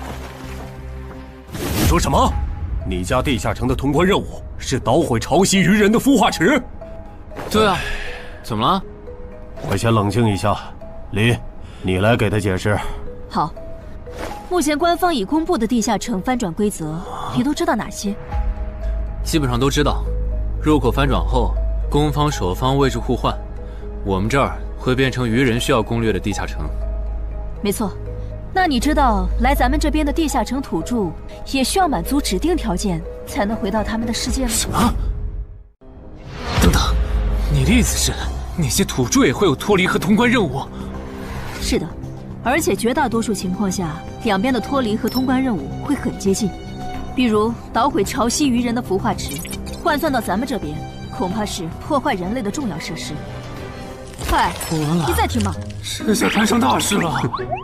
他已经吓傻了。你说东山市下个月会有一个7级地下城翻转？对，地下城的土著是鱼人和豺狼人，类型是探索，通关任务是捣毁鱼人的孵化池。所以他们想要征调咱们的徐茂。是的，报酬是官方掌握的同等级地下城的随队通关名额。等等，郑哥不是14级的冒险者吗？处理一个7级的地下城不是很简单吗？因为你家的入口翻转后，我就没法随意出手了。啊？你不知道正常，这涉及到未公开的地下城翻转规则。当入口翻转后，我们的世界就会变成鱼人眼中的地下城。因为入口翻转前后规模不变的铁律，所以在有鱼人完成脱离任务之前，等级高的正人军不能动手。原来如此，怪不得坟场明明只是5级地下城，但却存在传奇个体。怪不得小鬼头脱离后，坟场就立刻进入到第2阶段，这样就解释得通了。这个规则不是强制性的，我不能出手，主要还是因为有人曾经尝试过这样做，结果导致入口等级提升，对面的高等级个体也能来到我们的世界。简单说，用同等级处理同等级翻转问题，是各国冒险者协会试过好多回后得出的最优方案。那军队呢？郑哥这样的不方便出手我理解，但军队和热武器明显更靠谱吧？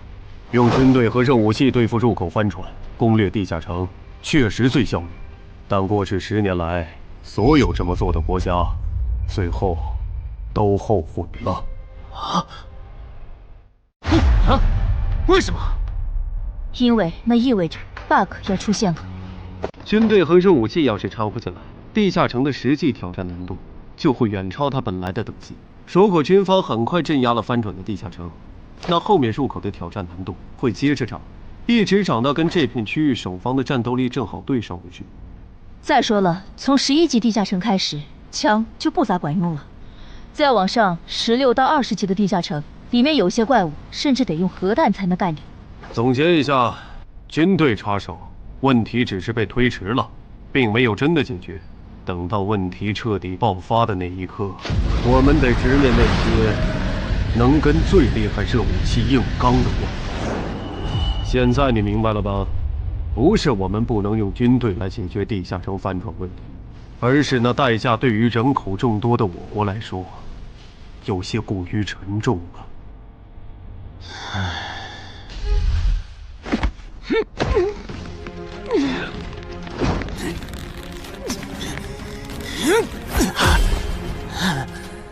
陈海哥这也太拼了吧！天天这么练，他身体遭得住吗？林姐没和你说吗？说什么？陈海家的地下城下个月要翻转了。什么？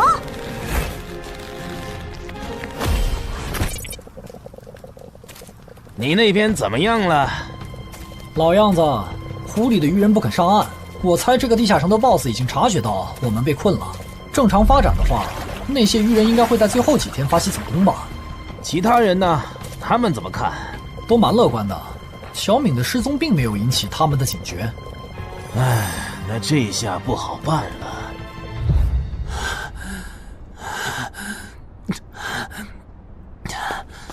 给。啊？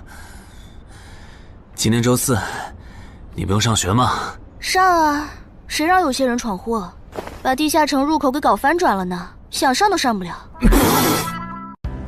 应东山市入口管理人的要求，原定课程现在换成入口翻转规则普及课。因为本节课还有大量未准许披露给民间的内容，所以开讲前需要大家签署这份保密契约书。谁先来？我。我签完了，下一个谁来？给我吧。然后给我。那我收尾。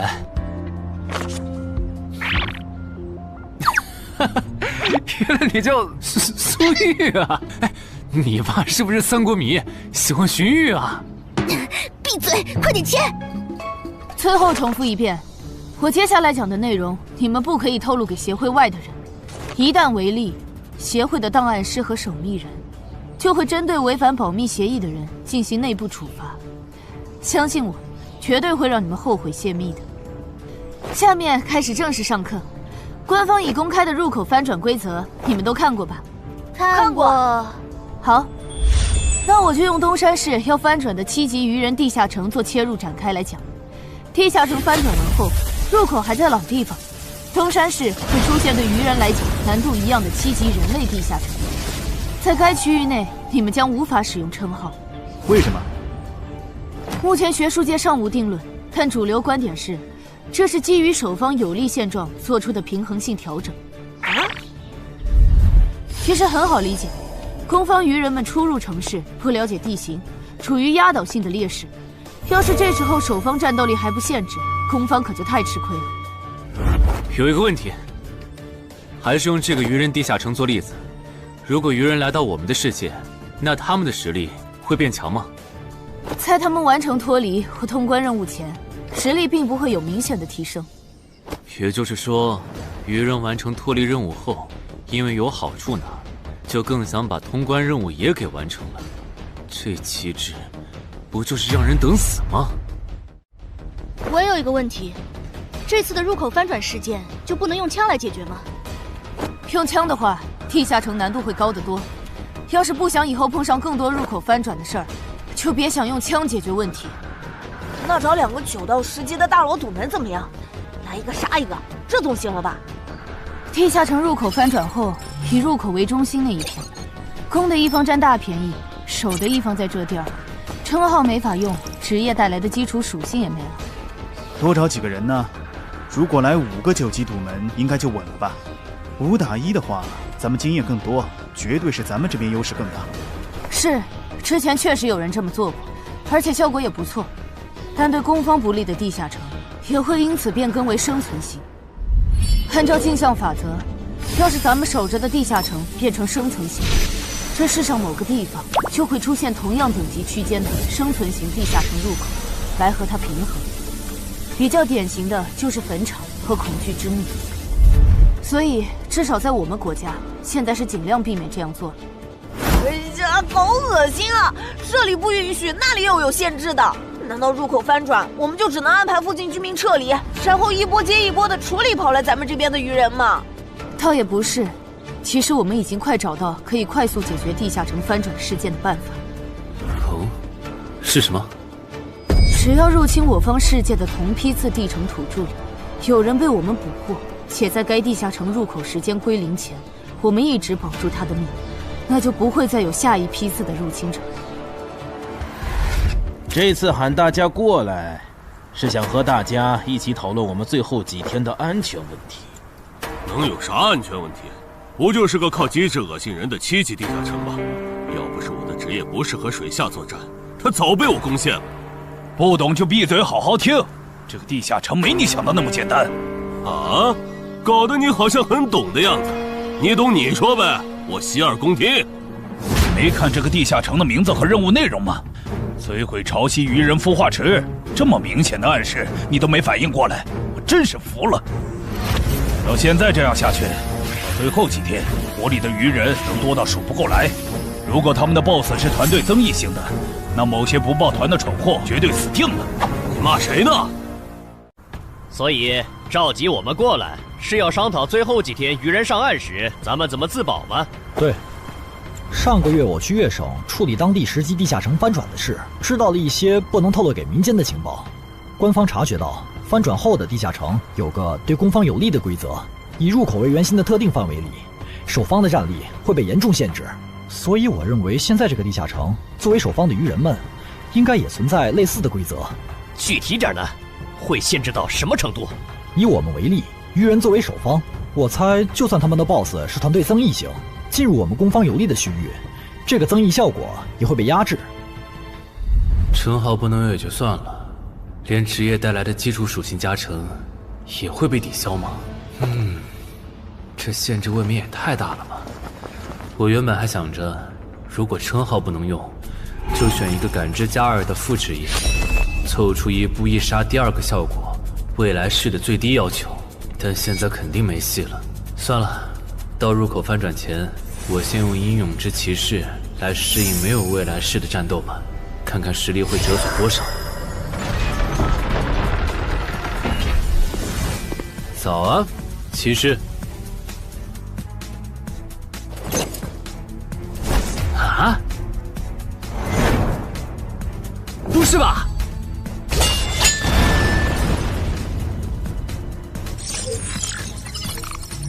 没了未来式和称号加成的我，实力原来会下降这么多吗？这么看的话，我还是得找个能加感知的副职业，至少要把未来式点出来。你找姚文忠？对，我想找一个能加2点感知的副职业，想问他有没有推荐。还有，协会内部是可以用贡献点兑换副职业的转职道具的吧？能是能，但这种和智、感、魅有关的副职业转职道具，所需要的贡献点有点多。你除掉高成勇得到的贡献点肯定不够。我知道，我来之前已经查过了。我有2个称号未被收录进官方的称号图鉴，我可以提交他们的获得线索来换取贡献点。行，那我叫姚文忠帮你整理一下。你现在就要定副职业，不再等等吗？距离你被强制征召进地下城还有半年呢，没准过几个月，新隐藏职业的最佳升级路线就能搞清楚了。不等了，我家地下城翻转后，我主职业的核心技能就会没了称号加成，得再加2点感知才能开启。这2点属性对接下来的我是刚需。行吧。这是协会掌握的能加2点及以上感知的副职业，你看一下吧。寻物师，你确定就要这个？不改了？啊，就他了，寻物师。行吧，那我现在就去联系福州的冒险者协会，让他们派评估师来东山看一下你手里的称号值多少贡献。如果价值大于寻物师的职业证书，我就向总部打申请。那麻烦姚哥了。您就是陈海先生吧？你可以叫我蔡奇，我的副职业是评估师。接下来由我为您评估至死地而后生和与传奇过招这2个称号的价值。好的。算完了，这2个称号虽然效果惊人，但他们的获取难度和激活所需要的前置条件太苛刻了，所以价值相比于同等级称号会有很大的折损。具体会折损到什么程度？就你放心，足够您兑换寻物师的转职证书了。和上次一样，别用称号和职业技能，对这个设备来一拳。好。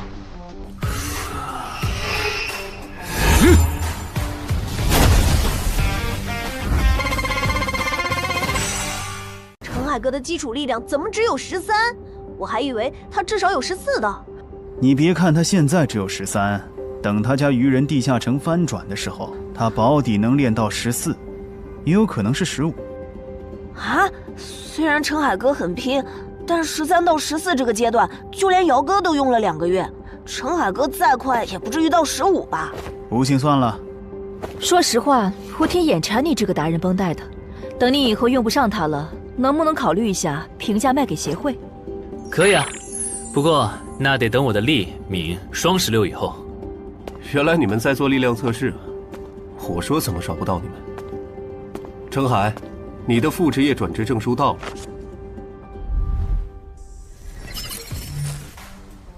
这还用问？当然是选是啊。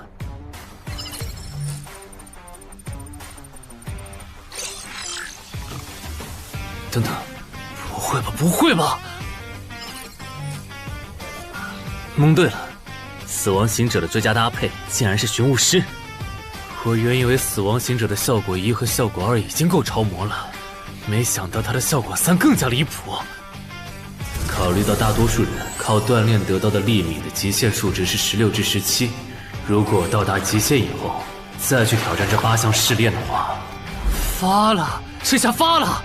明天不，我现在就去健身房撸铁，以后只要练不死就往死里练。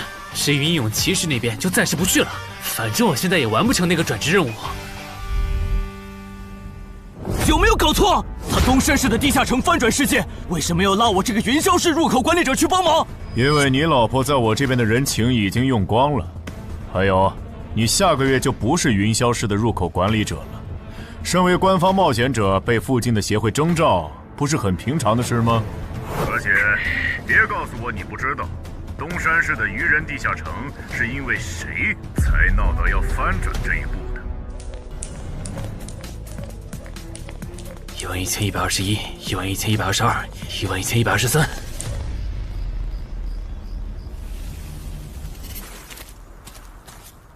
大家再坚持坚持，最后一天了，扛过去，咱们就能回家了。曼哈努斯大人，巢穴现在有守卫24只，精英鱼人69只，哨兵队长和士兵共800。很好，我要用他们来提升我的等级，杀死森林里的冒险者，把他们的尸体拖回来。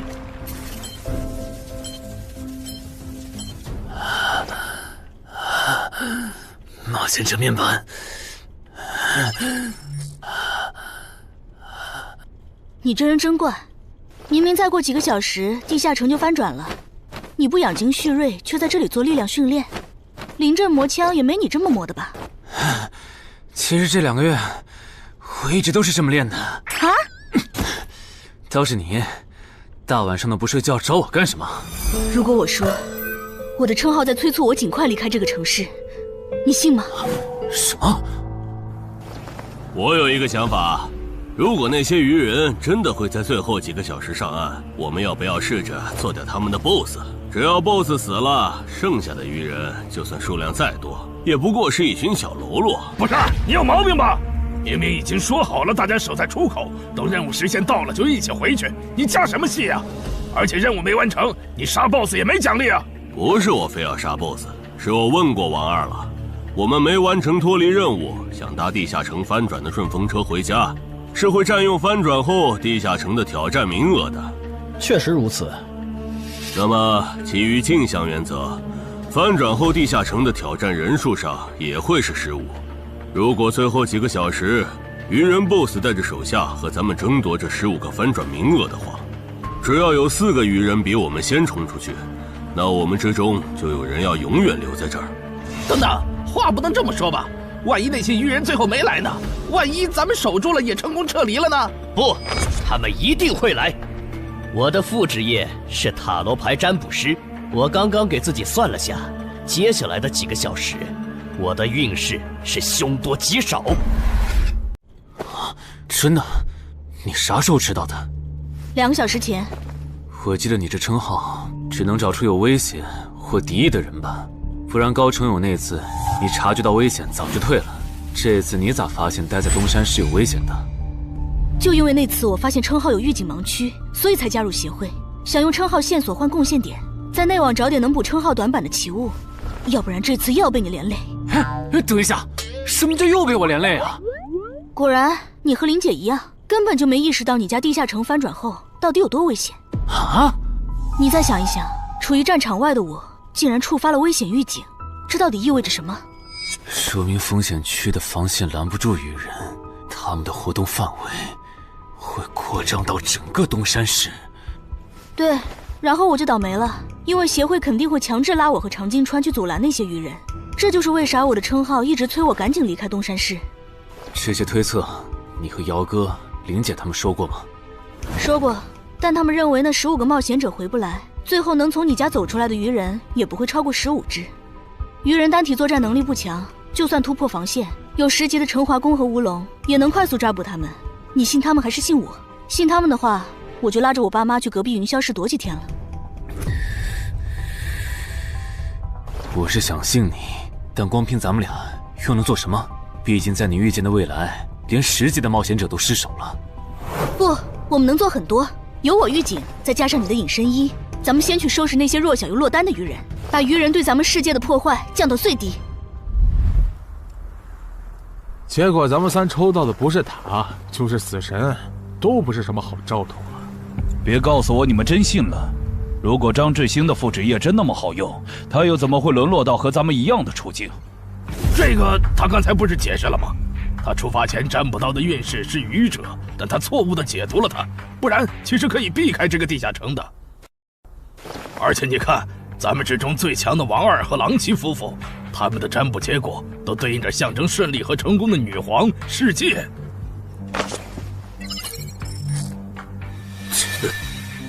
我抽到的牌和你一样，也就是说，如果我保持现状，最后下场也会和你差不多，对吧？对，咱们很有可能走不出这个地下城。那你再占卜一下，如果按我的计划，大家合力干掉 BOSS， 把剩下的鱼人赶回湖里，我的运势会不会好转？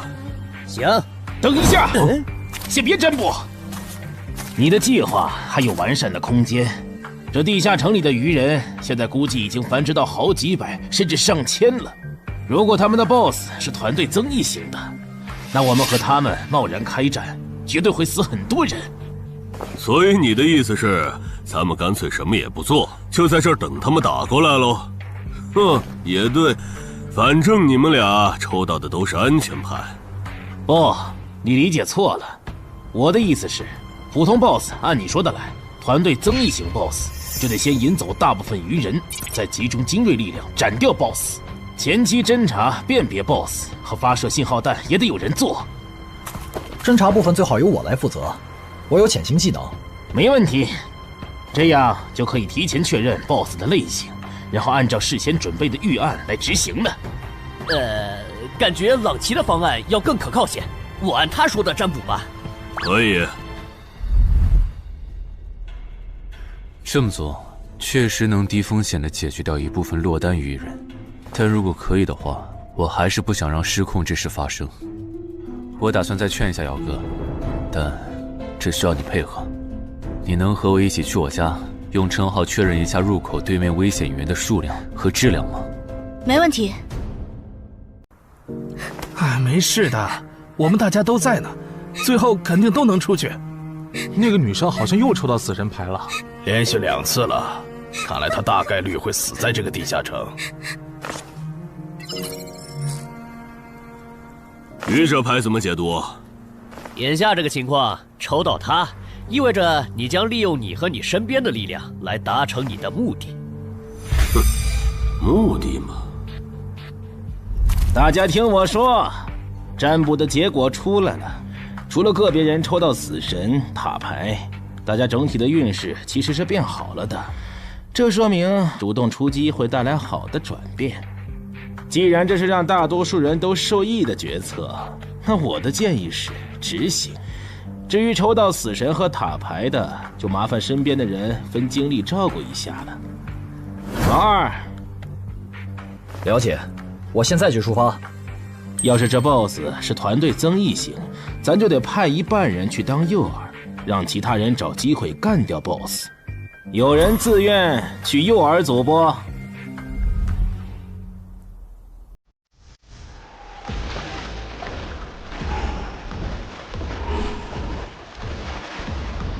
坐镇后方，身边还有同种族精英保护，是团队增益型 BOSS 没错了，得赶快把这个情报同步给朗奇他们。开始了吗？鱼人的总攻，红色的是团队增益型 BOSS。惨喽，要当诱饵了。王二发出的信号弹，你们也看到了，来的是团队增益型的 BOSS。按计划，诱饵组先去原定位置落位，等你们吸引够了足够多的鱼人，我们这边就开始行动。好，要是得手了，我们会放信号弹，之前就麻烦你们撑住了。好，最后预祝各位克敌制胜，平安归来。就是这里吧？对，那我放信号弹了啊。那个，能不能和你们商量个事儿？我的主职业是魔射手，正面作战能力比较差，我可不可以去附近的树上蹲着？什么情况？你远程职业为什么要来诱饵组？我也不想啊，我和另一个家伙职业重了。朗奇说他那儿只要一个好的，所以抽到坏牌的我就过来了。行吧，那你过去吧。谢谢啊。这玩意儿怎么用的来着？笨死了，给我。其实张志兴说谎了，他不是真正的塔罗牌占卜师，而是能模仿其他副职业的模仿师。当他不模仿占卜师，去模仿别的副职业时，当下所做的占卜就没有效果了。张志兴靠老千能力，让占卜的人抽到塔、死神这类危险牌，哄着冒险者听东莞仔和朗奇的话去办事。之所以出老千，是因为张志兴自己抽到了死神牌。为了改念，在东莞仔提出干掉 BOSS、把鱼人赶回湖的计划时，他就赶紧站出来帮忙拱火。而这显然很成功。现在有11个冒险者帮他牵制鱼人，张志兴可以从容地回到入口，等待地下城翻转。说起来，东莞仔有那实力，鱼人杀过来他也能保住自己。为啥要提那么激进的计划？朗奇和王二也在暗地配合他们，这对他俩又没好处。哎，算了，不管他们干啥，都跟我没关系了。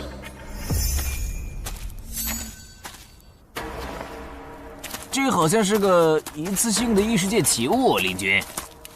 这个就是刚才发送红色的发光物的武器，其作用8成是提醒他的同伴们我们上岸了。领军大人，你看天上。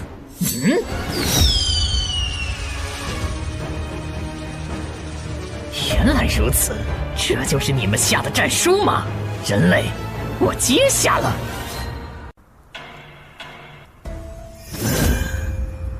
过去这么久了，怎么还没有冒险者的尸体被带回来？可能是因为那些冒险者藏得很深，领军大人光是找到他们就要费一番功夫。您再等一下嘛。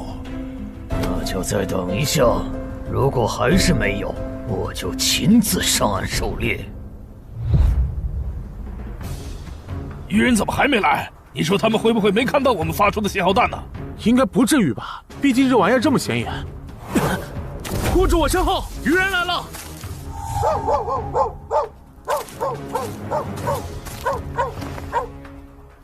！BOSS呢？沿着这个方向走5分钟就能看到他。不过我不建议你们去讨伐他，现在他身边的鱼人还是太多了，就咱们这点人手，正面作战根本没办法速推。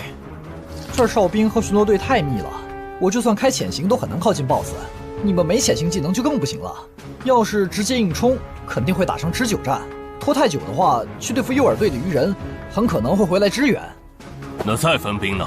你们去吸引鱼人的注意力，创造一个能让我和 BOSS 1对1的环境。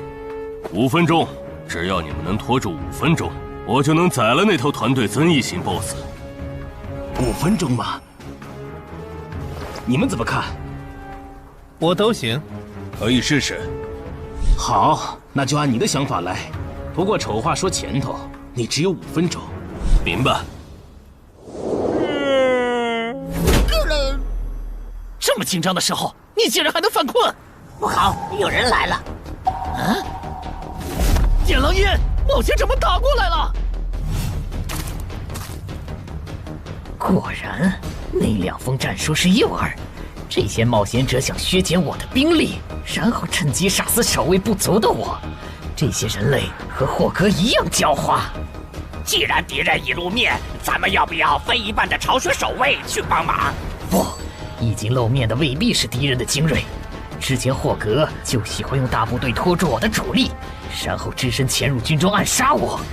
这些人类也有可能这样做。不是吧？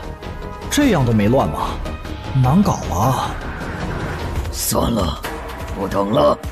大人您别冲动啊，岸上现在很危险的。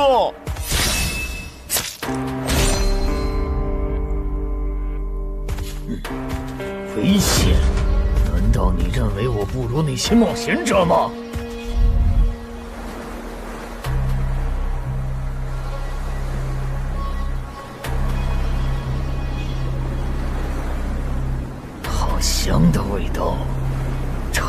香了，我的都是我的，这些美味都是我的。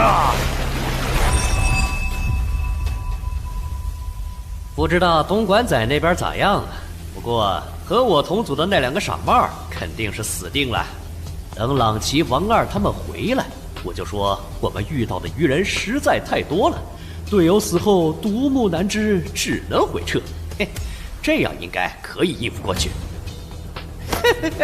死神牌又如何？还不是被我找到机会改命了。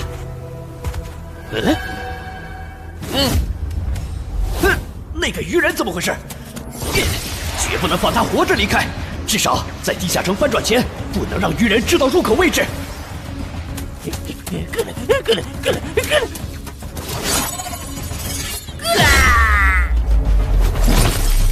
有没有搞错？这样都没死，这鱼人该不会再次吃到团队增益的 buff 了吧？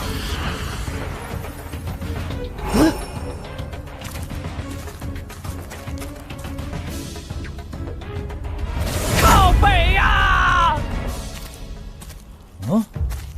你干什么 ？BOSS 身边的护卫可还没有被引走呢。无所谓，大不了一起杀了。联军，不用提醒，我看得出来，他很强。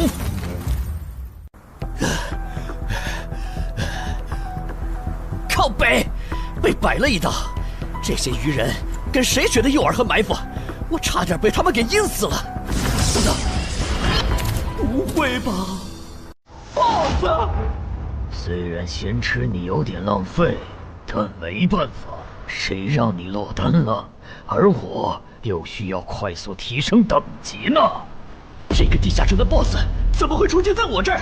东莞仔和朗奇他们到底在干什么呀？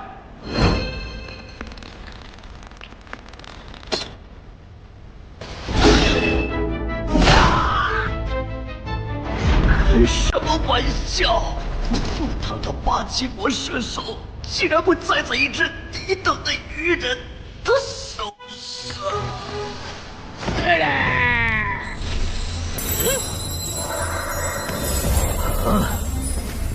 竟然还可以这样！原来低等级的鱼人击杀高等级的人类冒险者可以升阶。小子，大人，你把发生在你身上的事一字不差的去说给鱼人领军，然后让他分一点鱼人来我这边。我需要新的炮灰，还有我的战利品也催一催。好的，曼哈努斯大人。有没有搞错？这是个7级地下城，为什么会冒出这么多怪物？别藏了，王二，来帮我！这只 BOSS 身边的护卫太多，我攻不进去。邻居，看那个人类冒险者的反应，他好像不是一个人来的。我们要不要别上了他的当？之前霍格刺杀我没成功，就假装还有帮手藏在周围，我只能留些护卫警戒，结果让他跑了。我可不想再碰上这种事。被骗了吧？正如已故的冒险者张志新隐约察觉到了，东湾仔、王二、朗奇确实各有算盘，区别在于东湾仔主职业是狩猎大师，他想要杀掉2个不低于自身2级的不同 BOSS 完成进阶。王二的野心更大，他想要得到传说中的奇物升级券。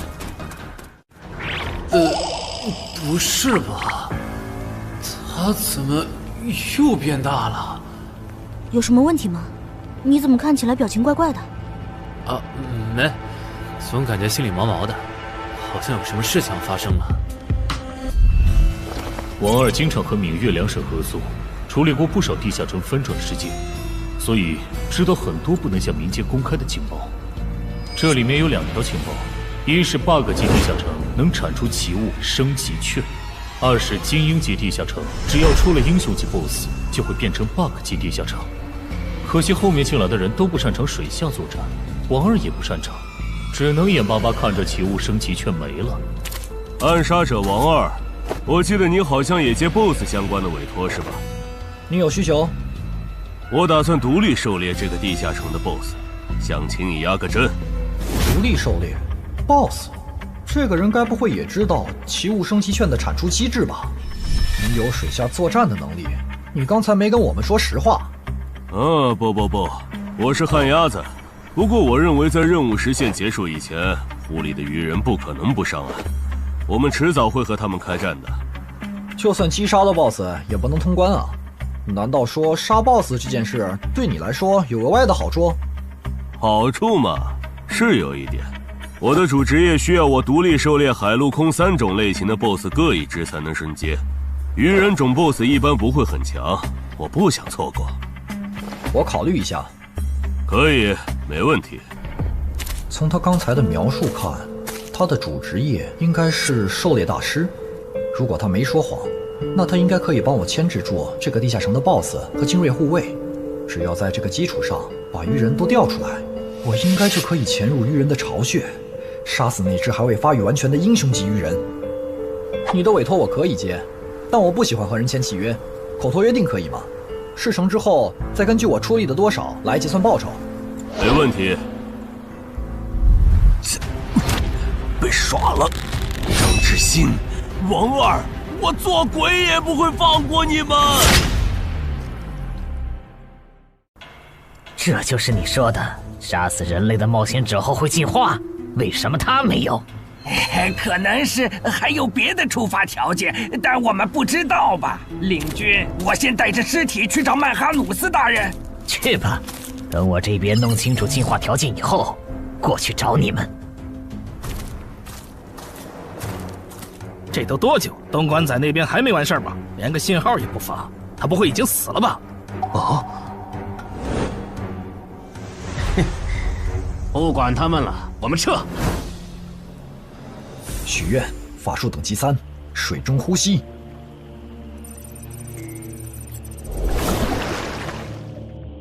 啊！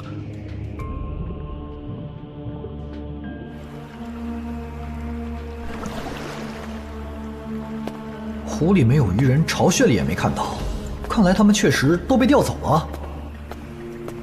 啊！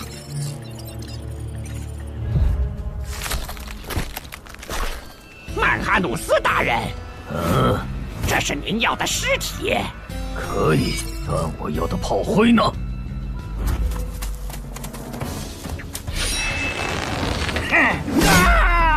分开跑，能跑一个是一个。哦，原来杀死人类的冒险者可以让我们进化呀！可惜了，让刚才那个戴帽子的跑了。喂，姚哥，我家小区这边的居民撤离安置工作做完了吗？做完了，我现在就在你们小区复查。怎么了？我和苏玉发现，我家的地下城在过去2个小时里，先后冒出来3只威胁程度不下于高成勇的鱼人 BOSS。除此之外，还有一个很特别的危险源，也在快速变强。完蛋，我放不出魔法了！张志兴，你这个王八蛋！你说你的职业适合躲在暗处放冷箭，我们就没让你站在明处。结果鱼人来了，你人没了。太好了，你们还活着！你怎么来了？不是说出结果的时候你们会发信号同步结果吗？那也得安全了才能发呀！面对被鱼人精锐追杀，傻子才会发信号弹吸引追兵。啥？姚哥怎么说？他说他和漳州的10级官方冒险者陈华公已经到楼下了，让咱们现在下去。行吧，我先说好，等下你如果没能说服他们，那这次地下城翻转事件你就要听我的。可以。这就是你出的馊主意！现在 BOSS 没推掉，人死的就剩咱们仨了。你守在出口，大家都有可能回家的。你不能全怪我吧？是东莞仔提出的打 BOSS， 我只是在这个基础上优化了细节。而且我能给的方案，你们当时不都认同吗？他们吵起来了耶！为什么你的关注点总是这么奇怪？那个异位面入口，难道不比这2个人的内讧更值得注意？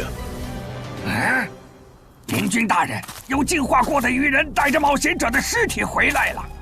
领军大人，这是曼哈努斯大人要的尸体。你们进化前是哪种鱼人？进化后有什么能力？我进化前是精英鱼人，现在可以释放火焰魔法。我进化前是鱼人队长，现在可以分泌具有不同毒性的毒素。同样是击杀了人类冒险者，为什么最强的巢穴守卫没有进化？等等，最强？你去找一支鱼人哨兵过来。啊！哈什么哈？让你去你就快去。令军大人，他行吗？可以，去，把那个人类冒险者杀了。原来领军大人想要现场观摩进化的过程啊！他在测试进化的门槛，笨蛋。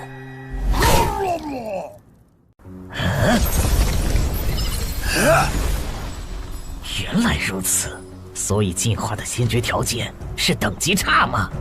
难怪我和巢穴守卫没能进化，因为我们和这些冒险者的等级差没达到引起海之母布里伯杜普注意的程度。这样的话，把森林里的鱼人都叫过来，我有事要说。遵命。那边的，带着这些人类冒险者的尸体去找曼哈努斯大人。好的，领军大人。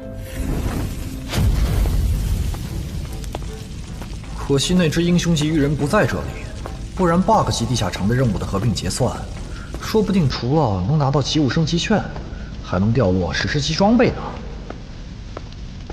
啊！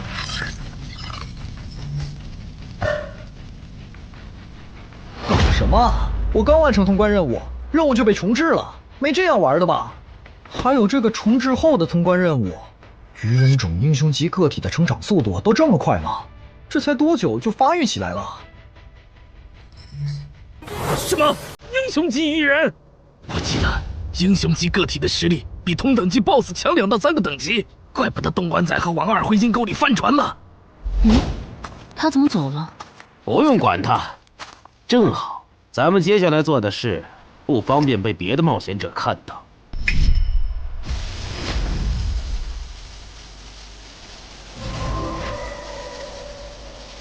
把死在地下城冒险者的灵魂和掉落带回来。啥情况呀？更新的通关任务是怎么回事？王二不是说英雄级个体的发育速度很慢，在翻转前他不会成为我们的威胁吗？怪不得他让咱们瞒下地下城有英雄级鱼人的事。之前他说帮湛江处理地下城翻转时，知道些不能公开的情报。你们说王二会不会知道干掉英雄级怪物能额外得到掉落物的消息？还真有这个可能。这么看，他说不定还藏了一些底牌没跟咱们同步，比如有可以帮他完成脱离或通关任务的奇物。对，正好湖里的鱼人现在都跑上岸了， BOSS 又在被东莞仔讨伐，我猜王二一定会趁此机会潜入鱼人巢穴，尝试通关。可惜地下城因为英雄级鱼人超前发育的原因，升级了任务内容，也跟着重置了，他白折腾了。就这个叫曼哈努斯的英雄级鱼人，能当9级生存类地下城的 BOSS， 王二根本就没法单干。他算计来算计去，结果把自己坑了，真是活该。这么看，我觉得张志兴、东莞仔和郎奇的心里多半也藏着事儿。既然任务都重置了，要不咱别回去了，省得跟他们耍心眼。也行。日军都到齐了，好。就在刚刚，海之母布里伯杜普再次眷顾了我们。我们的族群出现了新的首领级鱼人，而他不久前还只是你们中的一员。不同以往的是，这次升级不用那么麻烦了。你们只要在这片森林里找到人类冒险者，杀死他们，就能成为和我们一样的首领级鱼人。我们还找到了通往冒险者世界的入口，那个世界肯定有能让咱们再次进化的目标。不过在此之前，你们得先把这片森林里的人类冒险者解决掉，让自己变强。所以去杀戮吧，去升级吧，去用冒险者的血来取悦我们的神明布里伯杜普吧。等一下，曼哈努斯大人，这片森林还剩7个人类冒险者，其中3个正在快速远离我们，还有1个落单的。如果你们想要狩猎人类冒险者，从而进化，建议先从这个方向的落单冒险者开始。不可思议，吃了这么多冒险者的曼哈努斯大人竟然变得平和了。要是曼哈努斯大人能一直保持现在这样，那培养出了曼哈努斯大人，还有好多首领级鱼人的我们，说不定真能回到拜戈尔格陛下的鱼人国度。你哭什么？没哭，只是风大迷了眼睛。刚才说的那些，都是苏玉用称号检测过后的结果，所以我们怀疑我家的地下城翻转前，会有更多的鱼人成长为 BOSS。被那些鱼人吃到了规则红利吗？这算是比较冷门的规则了。正人君应该没跟你提起过，在探索地下城的时候，弱者击杀等级远高于自己的强者，会获得特殊奖励。对鱼人来说，这个奖励是进化；对咱们来说，就是属性点、超稀有称号和罕见掉落。那几个变成 BOSS 的鱼人，应该就是杀死冒险者的幸运儿。不过他们的挑战等级不会很高，顶多和地下城等级持平就是了，不用在意。但被困在地下城里的冒险者不是有15人吗？如果让鱼人大量进化，我们岂不是要同时面对15只鱼人 BOSS 的入侵？不至于，他们敢来找澄海的麻烦，说明他们比同级的冒险者要强很多。这些人聚在一起，不是一个小小的7级地下城能将其团灭的。当然，如果你实在不放心，可以用称号测一下我，看那几个新出现的 BOSS 鱼人和我比，谁更具威胁。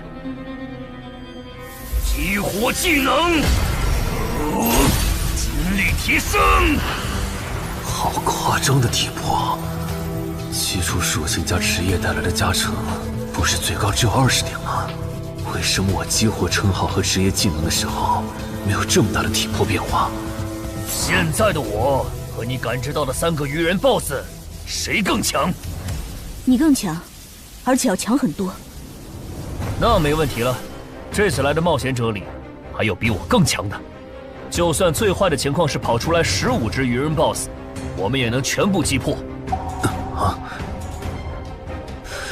好吧。这次东山之行，没想到会这么一波三折。是啊，本来目标不在，咱们又完不成脱离任务，我都以为要白来一趟了。谁曾想，竟被咱们拿到了5个精英冒险者的掉落和灵魂，再加上咱们在上个地下城的斩获，这次应该可以和眼魔做一笔大交易了。怎么了，哈尼？还差一个，只要再吞噬掉1个等级不在我之下的人类冒险者，我就能脱胎换骨。什么？你说这片森林里最强大的鱼人，正带着几个实力仅比你差一点的手下向我们靠拢？8成是冲咱们来的。我问了朱球之眼，他们说这片森林里有一只靠吃人就能升级的怪物，应该就是通关任务里提到的吞噬者曼哈努斯。那怎么办？这个 BOSS 咱们肯定打不过，更别说他还带着一大批手下。只能先保命了。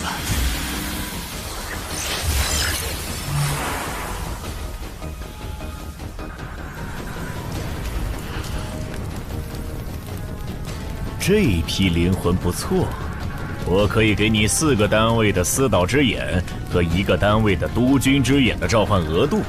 等一下，我这次不打算扩充召唤类目。那你要什么？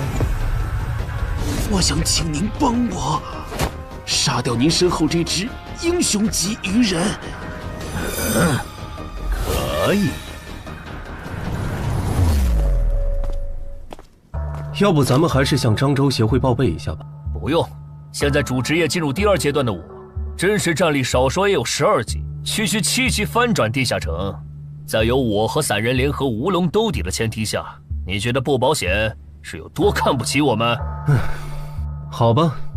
我不明白，姚哥和那个叫陈华宫的官方冒险者，为什么就不肯多叫些人来帮忙，多一份保险不好吗？这也是没办法的事，毕竟别的地方也有地下城翻转，来这边帮忙的多了，去别处的就少了。那也不能。等一下，电话。喂，是我，徐茂。等下的翻转地下城，你参与吗？应该吧，他们说有需要了会叫我。OK， 那等这个地下城被搞定后，咱们聚一下。有段时间没看到你了。车。您好，您拨打的电话正忙，请稍后再拨。谁呀？半夜不睡觉给上海哥打电话，真讨厌！你不也在打吗？哎，我这个妹子什么都好，就就是这恋爱脑。怎么还有一个未接电话？吴护士打来的吗？你可真是个大忙人，都凌晨了，还有人排队找你呢。什么？你来东山了？我听说这边有一个等级7的地下城马上要翻转了，就把我哥拉过来帮忙了。等等，你哥哥也是冒险者？哦，对，我想起来了，咱们被拉进坟场那天你说过，你哥哥是10级冒险者。你哥哥现在在你身边吗？在啊。那能把手机给他吗？我有事，很重要的事跟他说。好。你要和我说什么？我听说东山现在很危险，趁着这边的地下城还没翻转失控，你赶紧带他回云霄。失控？具体怎么回事？你详细说说。如果电话里不方便，你来我这边，咱们当面聊。坚持住，我们得撑到曼哈努斯大人。小心，别被这家伙的视线扫到。他跑了。正常，使者可不是没到10级的英雄级鱼人能碰瓷的。想不通，那个眼球怪物，就算是蜕变后的我，应该也打不过。那些冒险者既然有这么强的帮手，为什么不早点召唤出来？程海哥，这是你妹妹？不，是我朋友。同事。哦，那挺好啊。刚才在电话里说东山市的地下城要失控了，具体怎么个失控法？最坏的情况是，几个小时后会有15只鱼人 BOSS 来到我们的世界。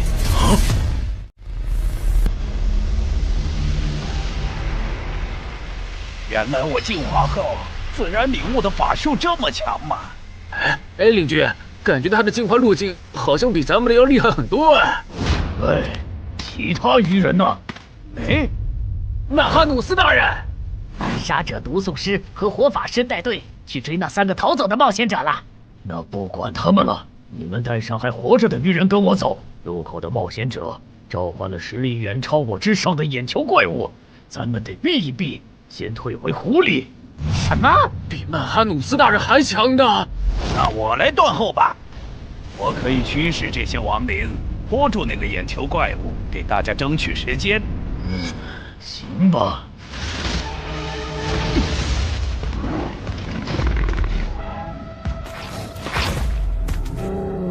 这个数量的亡灵，这里竟然还有掌握了死灵转化的部下。发现眼球怪物，杀！这样看，这里说不定有很多只首领级鱼人。哼，那看来只用5个精英级人类冒险者的灵魂，就能买曼哈努斯的命，可真有点不值了。嘿嘿嘿嘿，这片森林里死掉的鱼人都在这儿了。就算你等级比曼哈努斯大人高很多，也会在几百只亡灵围攻下被活活耗死吧？不知道杀死这样强大的存在，海真母会赏我什么？如果我进化为曼哈努斯，不，超越曼哈努斯大人那样的存在。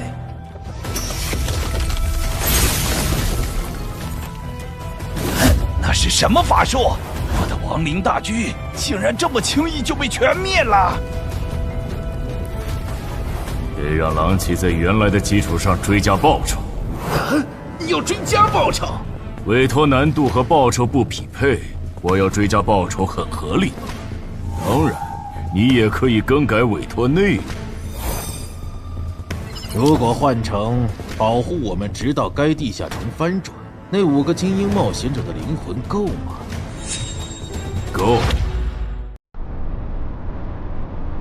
原来如此，你们是通过特殊称号发现东山市的地下城有失控的风险。这个地下城在不久前新增了3只 BOSS， 照这个速度，我担心几个小时后会有更多的 BOSS 出现。是有这个可能，但这没什么大不了的。这还没什么大不了的。你们换个角度想，现在这个地下城，它已经算实质上的生存类型。这些鱼人来到我们的世界，也将获得同样的待遇。到时，为了匹配这个难度，原本的称号限制必定会被解除。如果这样还不能配平，那这个翻转地下城说不定会变成坟场那样。一旦有鱼人完成脱离任务，就会出现更高等级的我方冒险者介入的类型。哥，你怎么又提坟场？总之，你们把心放肚子里，这个地下城不会成为东山的威胁，我保证。我刚刚躲在树后，才侥幸逃过一命。他放过你了？对，那个眼球怪物用射线全灭了我的亡灵后就离开了，感觉他好像只对曼哈努斯大人感兴趣。曼哈努斯大人呢？他去找美食了。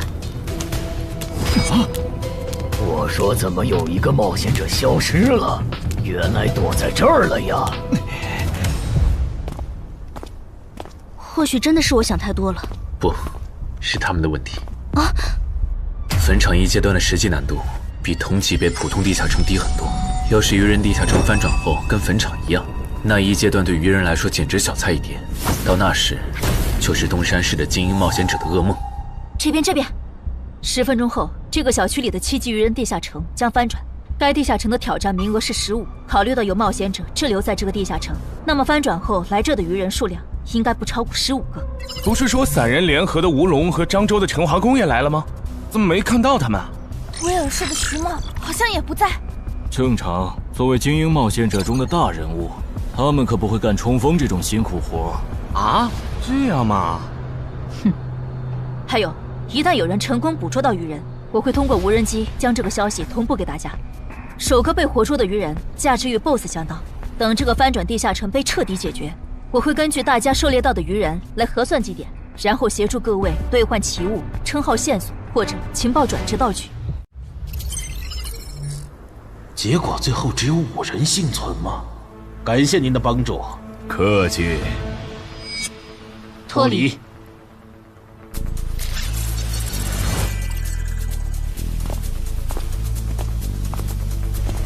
怎么是你们？我们3个活到最后，你很意外？不，只是没想到王二会死。王二死了，不应该呀！拥有潜行技能的他，就算被哪只英雄级愚人逮到，应该也可以利用森林地形逃掉才对啊！力量源源不断的涌上来了。倒是你们，明明都逃出来了，为什么还堵在这儿？难道你们打算帮忙消灭攻入咱们世界的愚人？那倒没有，主要是我们回来以后，发现称号竟然还能用，这和王二说的攻方有利原则对不上。我们怀疑王二耍了我们，所以才守在这里，等他出来给我们一个说法。谁能想到他竟然死在了这个愚人地下城？这下好，白等了。只有你们几个幸存吗？对，只有我们。了解了，那跟我来吧。哎呀，我就知道干脏活有风险。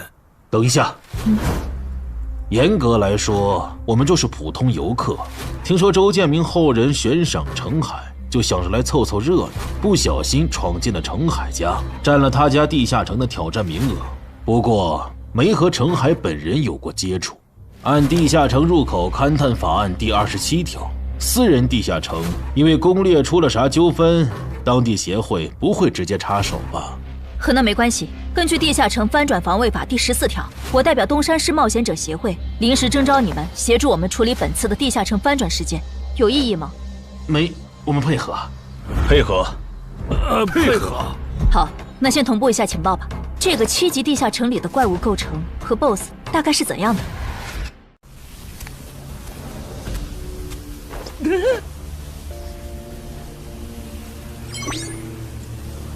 刚才是10，进去一只愚人以后就变成了9，所以这个数字指的是能前往那边的名额吗？有名额限制的话，那岂不是说明我们可能会遇到和那些人类冒险者相同的困境？那不是问题，只要他们别再召唤出那种眼球怪物，这些人类冒险者就不足为惧。9级地下城，英雄级愚人。不止如此，他也变成了死亡率最高的生存型。这一点我们可以作证。当时我们被英雄级愚人盯上，花了不小的代价才侥幸活了下来。但刺杀者王二就没那么幸运了。刺杀者王二死了，连他都没活下来，那这个地下城的难度……生存类地下城，英雄级愚人吗？有意思。啊！程海家的地下城里有只英雄级愚人，地下城还变成了9级生存型。是的，我觉得这次的翻转地下城，恐怕要失控了。先别慌，生存型地下城翻转后也会是生存型。为了配平难度，你们的称号限制应该会解除。没了限制，主职业升阶过的陈华宫和吴龙应该可以打赢那只英雄级鱼人。如果他们失败了的话，那我和安然会出手将其逼退，明白？怎么事情一旦和陈海扯上，就变得离谱起来？那小子是属扫把星的吗？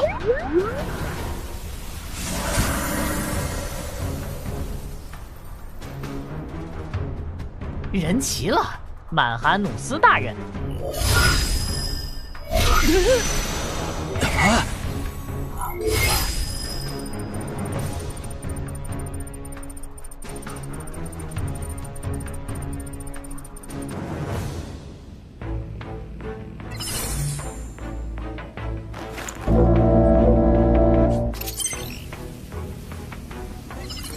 大人，您找我。不过，你怎么变样了？进化了呗。嗯，他现在已经是百战哥布林了。哦，原来如此。啊！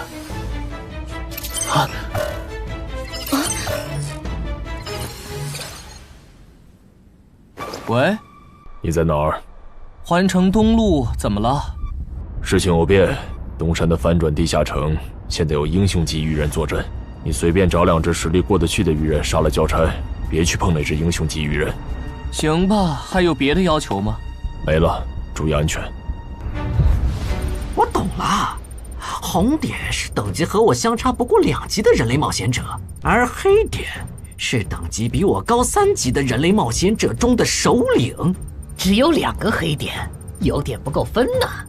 等等，为什么我这里全是红点，没有黑点？因为你等级比我们高1级吧。那这样的话，咱们要进化就不能用令君大人的增益 buff 了，不然和人类冒险者的等级差就拉不开了。你这么一说，好像是这样哎。曼哈努斯大人，您的地图上有可用来进化的吗？没有，我猜只有把这片区域的人类冒险者杀光，才能吸引来更高等级的人类冒险者。明白了，诸位，你们的任务是清理掉地图上所有的红点、黑点，把更高等级的人类冒险者吸引过来。但地图上的黑点只有2个，怎么分配？最近的黑点由我和精英巢穴守卫亲自处理，另一个等你们解决完附近的人类冒险者以后，根据红点狩猎数量来决定挑战顺序。这分配方式可以，挺公平的，谁都有机会。还有问题吗？没有就自由行动了哈。有，我不擅长正面作战。如果我用暗箭射死了你们的猎物，那怎么算？地图上不是有2个离咱们挺远的红点吗？给你了。啊！那些首领级鱼人识别出来了吗？有2只没识别出来，可能是鱼人中的稀有之一。已经识别出来的鱼人资料已经发到大家的手机上了，包含挑战等级、能力和弱点。除了英雄级鱼人外，还有2只稀有首领，怪不得那个女孩觉得这个地下城会失控。各单位注意，鱼人出来了，一共7只鱼人，非抱团，没有英雄级。注意，有鱼人掌握了前行技能，他有魔法弓，大家小心按键。注意，有鱼人掌握了前行技能，他有魔法弓，大家小心按键。真够吵的。这些鬼东西，也是没办法的事，毕竟是对方的主场。说起来，您觉得谁会进化？进化吗？也就是说，除了那只紫皮的英雄级鱼人，还有一只疑似亡灵法师的首领级鱼人也很超模。我没理解错吧？没理解错。如果遇到他们，我的建议是周旋，等待支援。先别聊了。有鱼人过来，是这只吗？不是。那看来咱们运气不错。倒霉，竟然能召唤眼球怪物的人类冒险者，怎么偏偏是我碰上了？啊！活法师遇到了眼球怪物的召唤者，正好去试一下进化后的我和那只眼球怪物谁更强。全体注意，英雄级鱼人现身了，他正在往西门方向移动。这只首领级鱼人不强，别让他跑了。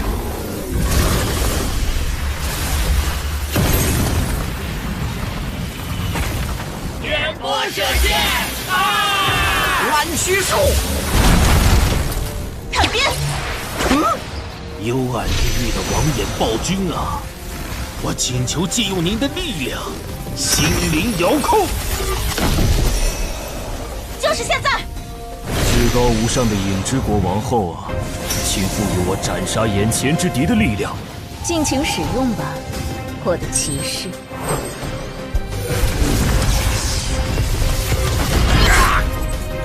干掉了一只首领级鱼人，可以交差了。西门方向的冒险者请注意，有英雄级鱼人正在往这个方向移动。啊！英雄级鱼人，怎么来的这么快？怎么办？打还是跑？哎，他们这次没召唤那只眼球怪物，是觉得没必要吗？还是他们现在不能召唤？找到了，那个负责警戒的绿皮傻大个，看上去要更强一些。就杀他！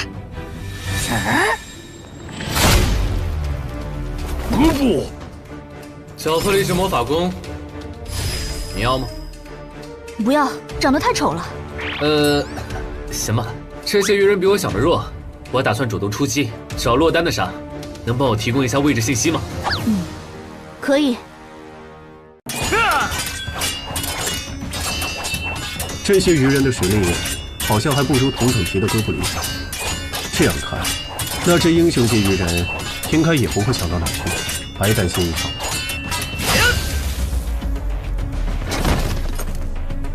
这些鱼人弱得很，我一个人就能搞定，去帮别人吧。好。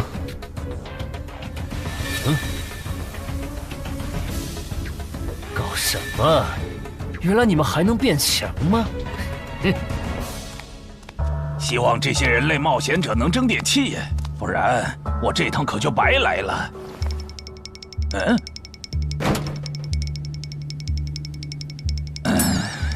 都冻成这样了，你就不能换个地方藏吗？看你能跑到哪去！小心，他吞了强化药剂，我的元素护甲不一定能挡住他的细弓波了。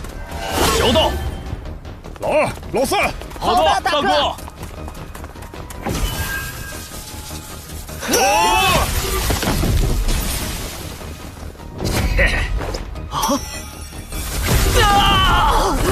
小心！班主老弟，你在得意什么？欧提路克，冰封术。幽暗地狱的王眼暴君啊！我请求借用你的力量，心灵遥控。玩够了吧？把那只眼球怪物叫出来，我要和他打。狼骑，问过了，他没回应。香里，来帮忙！我知道你还有底牌没交。不，我拒绝。这只英雄级鱼人是奔着你来的，我没义务为你冒险。更何况你的控制法术还对他无效。我撤了，你们加油！你，可惜了，看来你们真的无法再召唤他。我还想着杀掉他，说不定有机会2段进化。狼骑，没用了。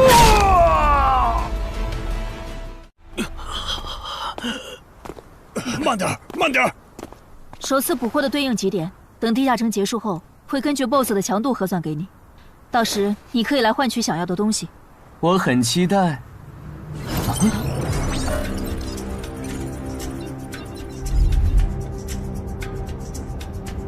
该咱们登场了。大意了。虽然对10级人类冒险者的强大有一定预期，但强化到9级的基因巢穴守卫，竟然这么轻松就被干掉了。这个高等级的人类冒险者和森林里遇到的那些完全不一样，不能再……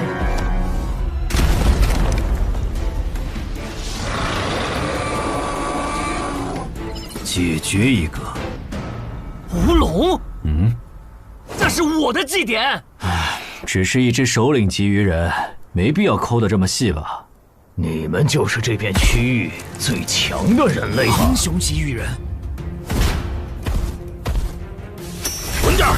这只首领级鱼人的毒被安小姐的毒素防护克制，就这么拉扯着打，慢慢磨死他。不会吧？领军死了？那火法师、毒素师和气功师那边是不是也？过来，去把死掉的同胞带回来，我来为他们做亡灵转化。如果有快死的，就用这个救一下。他的目标是安小姐，想办法拦一下。罗素，知道。休想从我这里过！你们这些……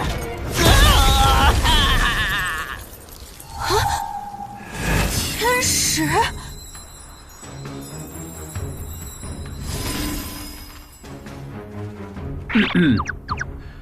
我没来晚吧？没，刚刚好。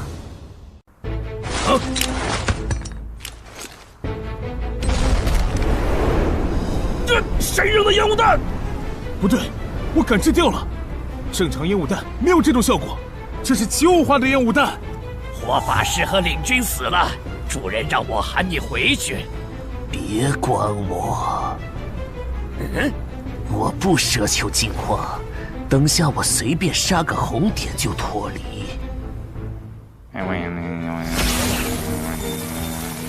亡灵转化。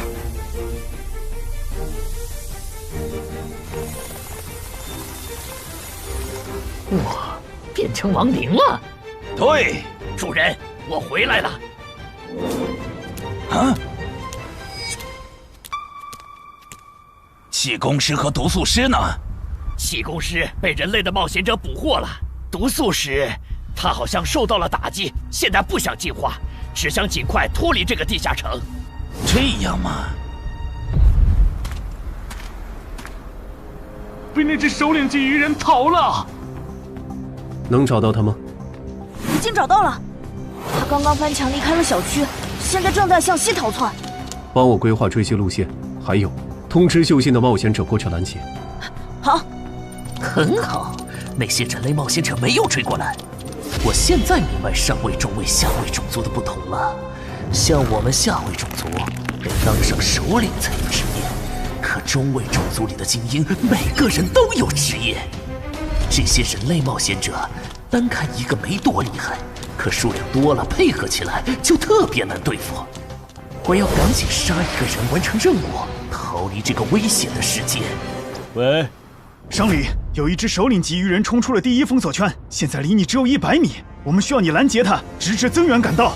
可我已经解决了一只首领级鱼人，按照翻转地下城防卫条例第7条，你们不能。我知道，但他现在离你只有20米、10米，他到你背后了。被发现了！该死，怎么竟让我碰上这种事？不管了，反正是下位种对中位种，但身为首领级的我，没理由会输给精英级。让开！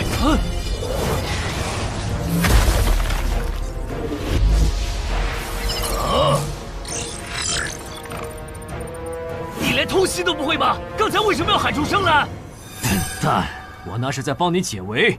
这2个黑点移动的速度好快，这样看，我这边应该是来不及了，有点可惜。本来我还想着吃掉他们，升到11级以后再进化的。啊，那是进化之光！等等，英雄级鱼人居然还能进化，这不是6到10级地下城吗？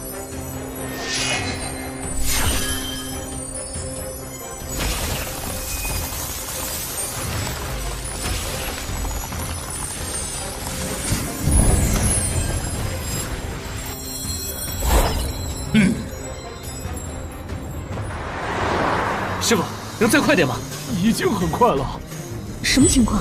明明刚才已经没剩几只鱼人了，怎么突然又冒出来2个危险源？所以这个表情，前线的形势这么不乐观吗？该死，我都拖了这么久，说好的增援怎么还没来？大意了，没想到这个人类冒险者的实力和我这么接近，差一点就阴沟翻船了。到此为止了吗？等等，这2个黑点，正人君，首领级的祭典怎么算？特事特办，我可以按照濒临失控的地下城的标准来核算。就在曼哈努斯当着陈华宫和吴龙的面完成净化的瞬间，两人的脑海闪过这么一个念头：那个女孩说的地下城会失控，竟然应验了。7级常规地下城进阶到9级生存类地下城，已经是很少见的小概率事件了。在这个基础上，又出现了英雄级个体，并且还能主动进化，这种事简直闻所未闻。唉，我到底是有多倒霉，才会一头撞上这种死局？陈华宫，啊！以目前的形势，我觉得就算是镇人军来了，也没法挽回失控的局面了。要不，咱们撤吧。前提是他肯放我们走。郑人君，他是你们的首领吗？什么情况？鱼人不是不能用人类的语言吗？我能感受到那个方向有2个很强的人正在往这边赶。他们中有你们刚才提到的郑人君吗？有的话，能告诉我这位郑人君现在是传奇吗？无可奉告。看来不是，那就没什么好担心的了。小心，他要动真格的中途召唤。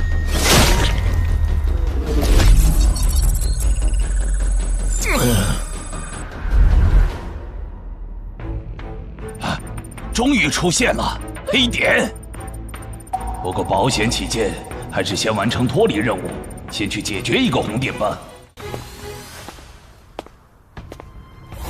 你不是去追那只毒素鱼人了吗？怎么又回来了？哦，那只首领级 BOSS 被郑人君和他找来的帮手干掉了。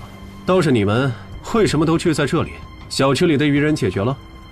大部分解决了，除了吴龙和陈华宫负责的英雄级鱼人，现在只剩下陈海家里的鱼人没解决。但他们待在楼里不肯出来，在室内作战的话，我们的人数优势就没了。亡灵能快速穿过墙。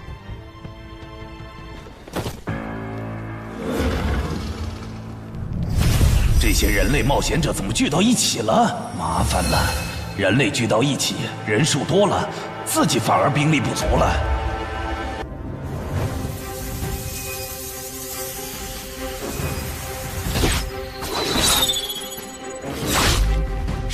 谁干的？我家现在还有几只鱼人？还有5个，其中1个特别弱小。好，跟我走一趟吧。我需要你站在明面上帮我分担火力。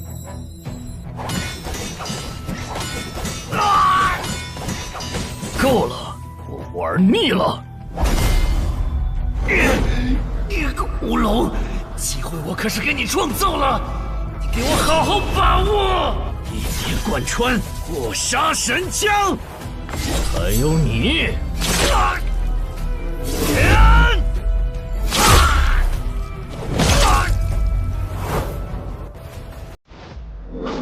还没看够吗？厉害！你是怎么发现我的？与生俱来的天赋，我能闻到等级和我相当和在我之上的强者的味道。那边的也别藏着了，我是不会露出破绽给你们的。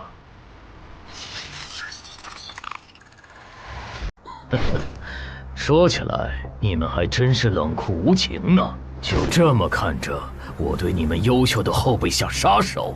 如果我不叫你们出来，你们是不是还会继续看下去？彼此彼此吧，你的部下不也被歼灭的七七八八了吗？郑人君，这家伙的实力和你跟我说的差的也太多了吧？我也不知道他会进化。放心，该算的祭典都有，我不会让你吃亏的。那就好。什么？郑人君让我们撤出小区？对，这次翻转的地下城彻底失控了。他说等下打起来顾不上你们。但是鱼人亡灵法师和他的仆从不是还没解决吗？就这么放着不管？没有放着不管，苏玉刚刚联系我了，他说楼里的鱼人由陈海哥处理。陈海来了，你现在给他打电话，让他别犯傻。那只鱼人亡灵法师和他解决的鱼人暗杀者不是一个级别的，他这样的传说苗子没必要在这上面冒险，哪怕这个翻转地下城和他有关也不行。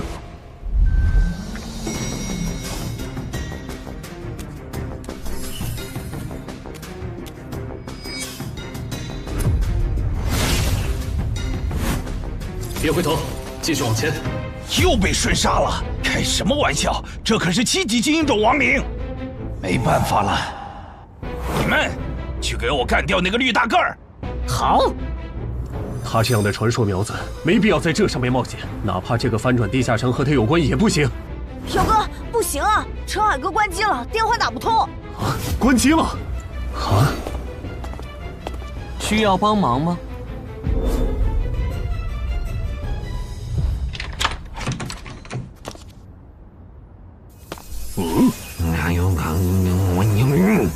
多重火球术，不灵，就是现在！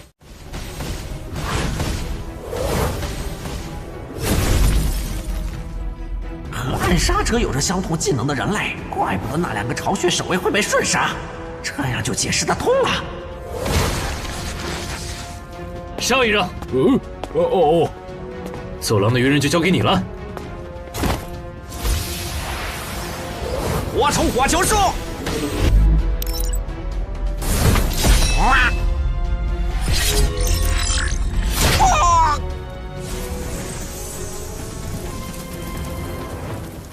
那只鱼人亡灵法师怎么没露面？算了，用过去式找吧，正好也打算测试一下这个能力。你们去给我干掉那个绿皮大个儿！啊！翻阳台跑了。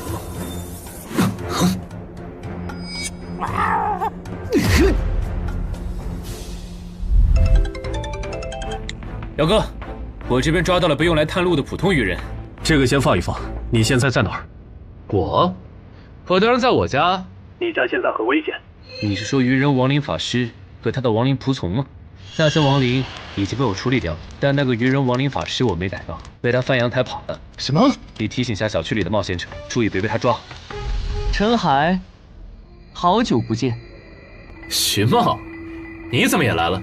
我来的晚，小区里的首领级鱼人就赶上1只，听说你这边还有1只，就过来碰碰运气。那你算白来了，大鱼已经跑了，他手下的亡灵也被我和我的哥布林随从清干净了。何不？那把武器，这些等等再聊，咱们得撤了。撤？不去帮吴龙和陈华公吗？已经帮不上忙了。你和苏璇是对的，这个翻转地下城确实失控了。虽然回音受到的伤害不会同步给本体，但回音被毁是会消耗体力的，而且打到现在，我这边的牌基本都展示一轮了。安然，如果你的暗杀拳杀不了这怪物，那咱们今天都要交代在这儿了。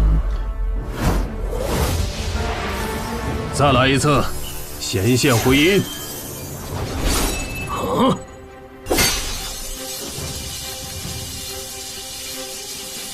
这个人类的职业好讨厌，他召唤自己的复制品，难道就不需要代价吗？终于让我等到了。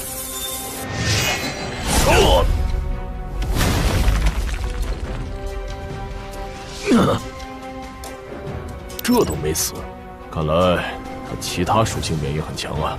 郑仁君，这个 BOSS 太难杀了，我要求按15级翻转地下城 BOSS 的标准核算绩点。可以。好，那你接着磨，出机会了我再出手。或许是镇安君和安忍的职业技能给到了曼哈努斯足够的压力，也可能是他们表现出来的态度刺激到了曼哈努斯。靠着职业的加成就能击败我，简直是痴心妄想。这让曼哈努斯做出了草率的决定。我要选择职业。该选出有远程攻击手段的职业。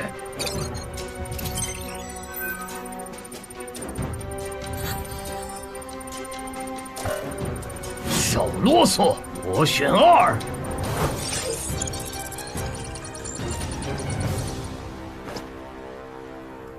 那我们先走了哈。注意安全，有事给我打电话。喂，萍姐，那只鱼人亡灵师被陈海哥打跑了，我把他的逃跑路线发你，他现在落单了，应该比较好对付。镇人君竟然亲自下场了，看来这个翻转地下城应该会很快结束。虽然中间出了不少插曲，但好在是活下来了。啊！可算找到我的猎物了。是从什么时候开始的呢？我的人生走入了死胡同。等很久了吧？啊，没有很久，李伯。这是我之前跟你提到的周畅，传说级冒险者周建明的孙女。这是云霄市的新兴冒险者商礼，她是咱们省唯一受到影之国王后青睐的冒险者，以后大有可为。你们认识一下。你好。你好。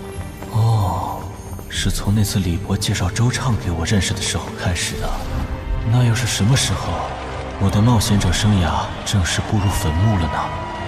早生贵子！好像是从我变成周家女婿，官方给我分配超出能力上限的攻略任务，而我的妻子却袖手旁观的时候。还没好吗？他快撑不住了！岿然不动。完了！五环法术，怪物定身术。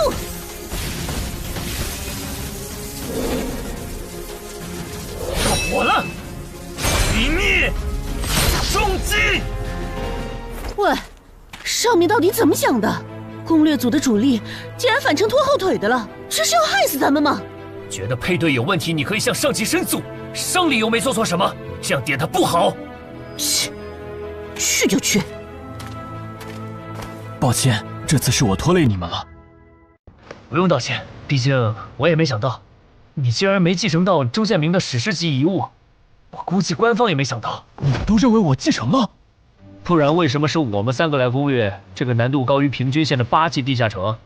至少在官方看来，入赘周家，同时又是漳州新兴冒险者的你，继承周建明遗物是板上钉钉的事。如果你还想继续走下去，回去和你妻子好好聊聊吧，不然总被分配超难度的任务也不是个事儿。姐夫，你还没有搞清现状吗？你只是入赘到我周家，但并不意味着我们一定要把全部的资源压在你这个外人的身上。再说，你又没有成为传说冒险者的潜力，不如就走黄伯伯的路子，当个云霄市入口管理人算了。我觉得可以，你留在云霄正好可以照顾周德，而且也不用再。如果那个时候我没有入赘周家，我的冒险者生涯会不会就是另外一种样子呢？要是能重来一次，我把他转化为亡灵吗？办不到，我只能转化同种族的鱼人。看到了，他们就在前面。这些人类来得好快！快有什么用？脱离任务已经完成了。脱离。喂？什么？商礼死了？对，并且那个亡灵法师已经……糟了！那只英雄级鱼人又进化了。不是，这怪物还能再次进阶吗？这就是职业吗？我现在有点理解，实力远不如我的你们，为什么有了职业的加持以后，可以给我造成这么大的麻烦了。不过，也就到此为止了。鱼人流，不动弹！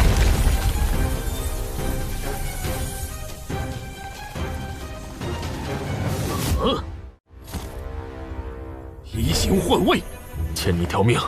这种时候就不要说什么欠不欠的了。哼，原来你的复制品还可以和别人交换位置啊！是啊，很方便嘛。那如果我同时攻击你和你的复制品，你该怎么躲呢？万转齐下！好快，感觉好像躲不掉了。别傻站着了，那个紧接不了。让你的人联系黄泉，这怪物的实力已经能摸到传说级的边了，咱们不是他的对手。无意义的挣扎。喂，那个大小的气弹可不是开玩笑的。去！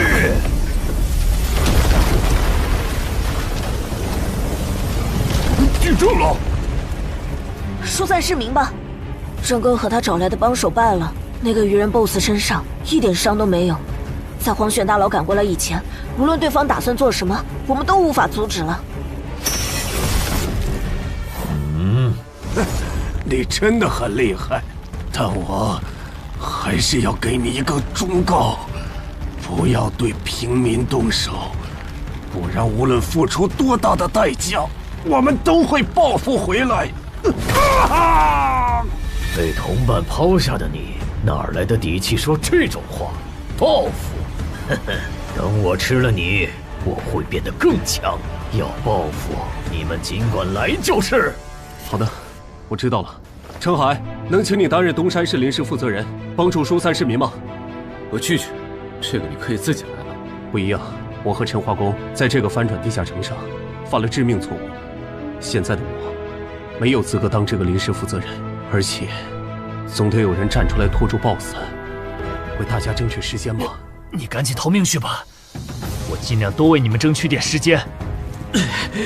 地下城失控，大家都有责任，你没必要把命搭上。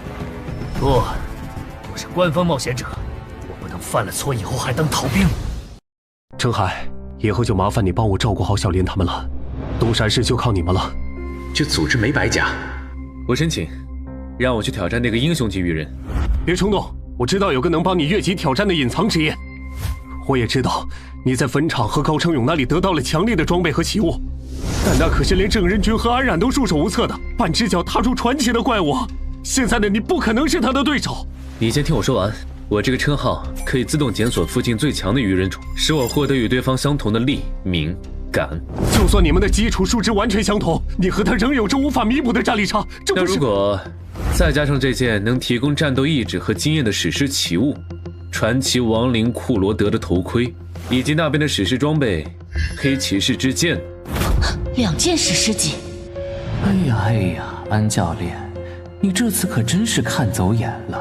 还有我的职业——死亡行者，我靠他先后和2位传奇级 BOSS 交过手，就算是19级的上位传奇，我也有自信在他的手下撑过3分钟。很抱歉对你们隐瞒至今，但现在我想作为东山市民、东山市冒险者、东山市官方冒险者协会的一员，尽我的一份力，请不要拒绝我。你都这么说了，我还怎么拒绝？那就说定了，等下我当主坦，你从旁牵制。徐茂，你呢？来不来？我就算了。等我吃了你，就去抓那个跑了的人类，到时候我就能和你们的传奇一战。如果我能侥幸击败你们的传奇，呵呵，除非太阳打西边出来。到临头了还嘴硬，我看你是不想死痛快了。喂，杂鱼兄，我来打2番战了。我都已经大发慈悲放你一马了，为什么你还要不识好歹的回来送死啊？既然你不珍惜捡回来的这条命，去死去死，去死去死！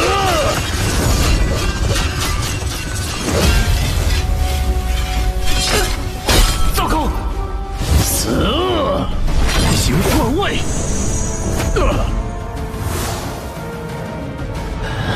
武器坏了，你那边有备用的重型武器没？有。竟然还在垂死挣扎！你们在聊什么？聊得这么起劲，也带我一个嘛！程海，他不是才6级吗？他来干什么？这个人类很强。有点意外啊！那个叫程海的冒险者，很有可能挽回局势的。这种可以白蹭基点的好事，你为什么要拒绝？彼此彼此吧。你不也没去吗？攻略团的攻城魔女。我不是说了，随便找2只鱼人杀了交差就可以撤了吗？怎么还没走？算了，不重要了，赶紧跟我走。这个翻转地下城失控了，东山市已经不安全了。凭借气功师带来的高级感知，曼哈努斯敏锐地察觉到，这位不速之客的实力和自己非常接近。这个人类很强，但诡异的是，天赋却告诉曼哈努斯，吃掉眼前之人并不能升级。显然，他和自己一样，也是族群中的特殊个体。人类，你现在多少级？我6级啊，怎么了？把我当傻子吗？就算你也有王者资质，也不可能6级就和我实力相当。想知道原因吗？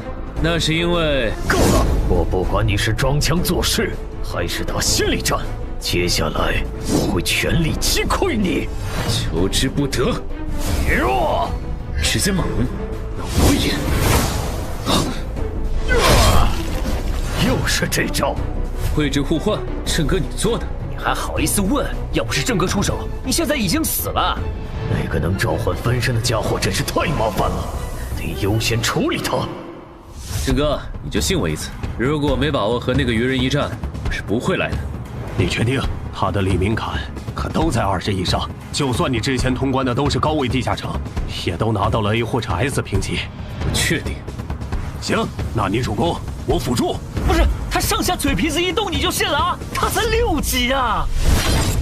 先杀一个！光顾着说话把他给漏了。移形换位！郑哥小心，他的目标是你。该死的家伙，给我死！来不及放出回音再置换了，得手了。不是说好了要全力击溃我吗？对我的同伴出手是什么意思？还有2件史诗级装备。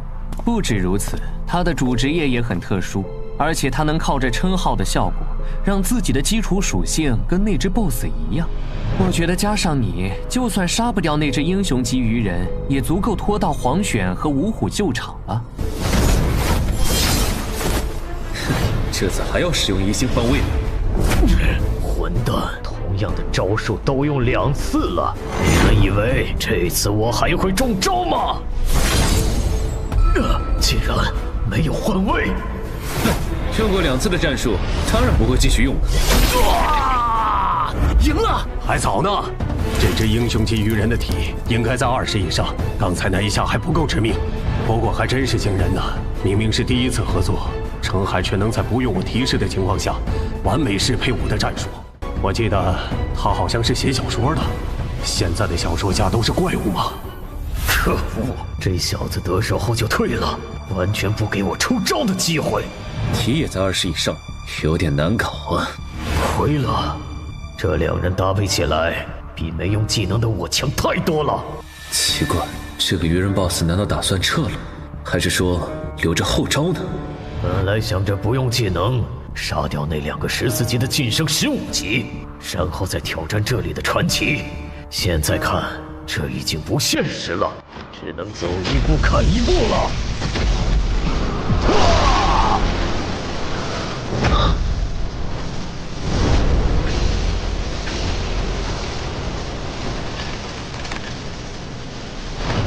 本来打算把这招留给你们的传奇的，但现在看来是没这个机会了。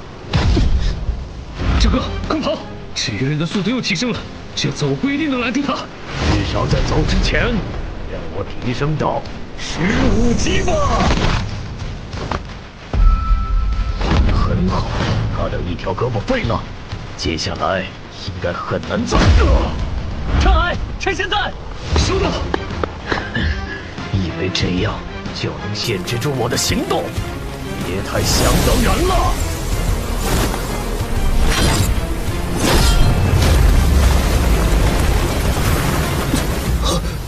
闹剧就到此为止，去死吧，游哥！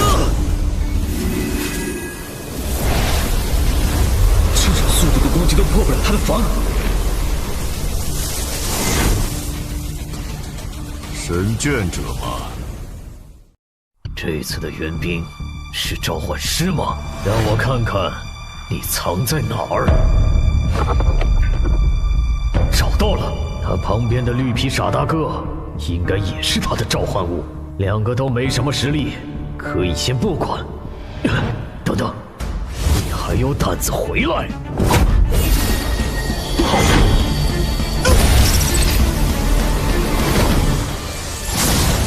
给我死！还能打吗？有点难。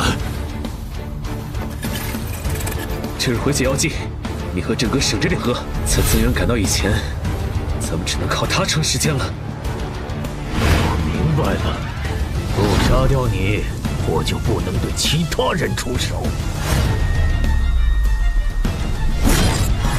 是这个意思吧？可以这么理解。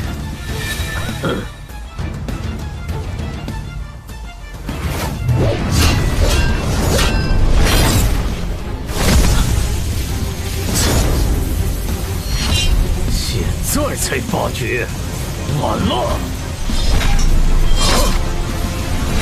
好奇怪的兵器，竟然能突然变化刺向我眼睛，得多加防范。还好他没和长莲对战过，不然刚才就只能硬击他的气功波了。但这么高强度对攻下去，他迟早会适应的。得换个打法了。用这个吧。啊，别喝太多，你一小口就能结痂了。这么阔气吗？3A 级教练就配备了回血药水，我还以为至少要馆主级才有。是程海借给咱们用的。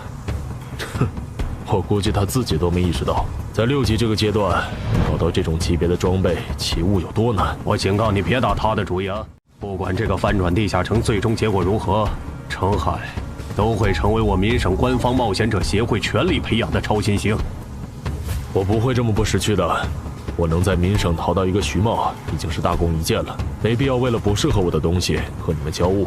不过说真的，都到这份上了，针对热武器的禁令，你还要遵守吗？我靠，这回血药水的味道怎么这么怪呀？里面加了芥末吗？用追逐战来拖延时间，天真！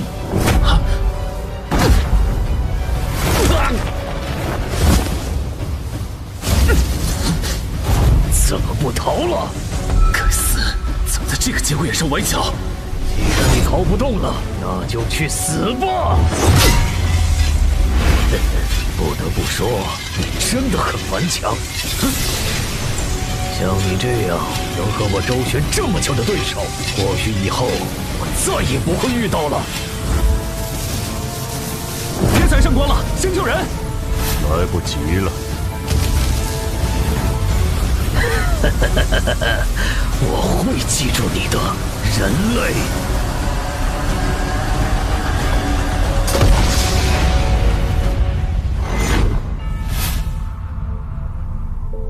这个叫超限的技能虽然很强，但太耗体力了。还好这个人类的等级不高，不然本大爷说不定真会败在你们手上。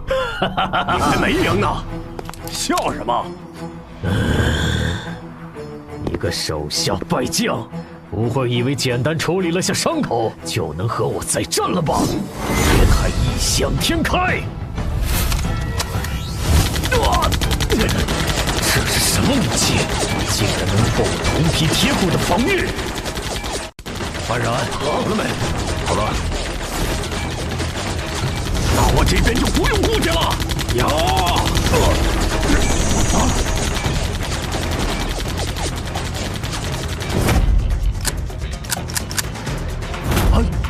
为什么2把枪会同时卡壳？开什么玩笑啊！故障，原来如此。看来你们的神并不会关注你们呢，人类。天界的使者，您还要等到什么时候？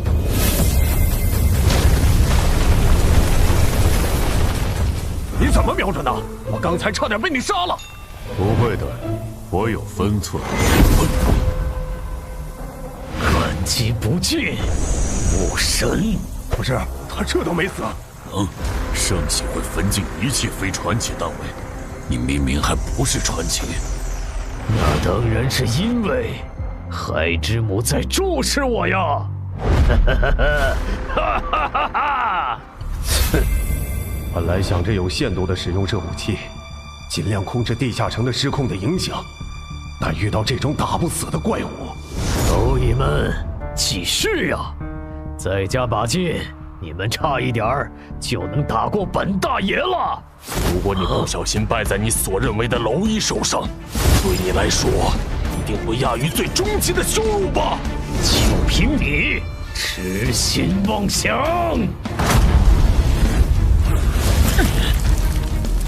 太傲慢了，连续的车轮战早就让你打不动了。现在的你没办法硬接下我的拳头，自己享有墓志铭吧。该享墓志铭的是你！再来一次超限！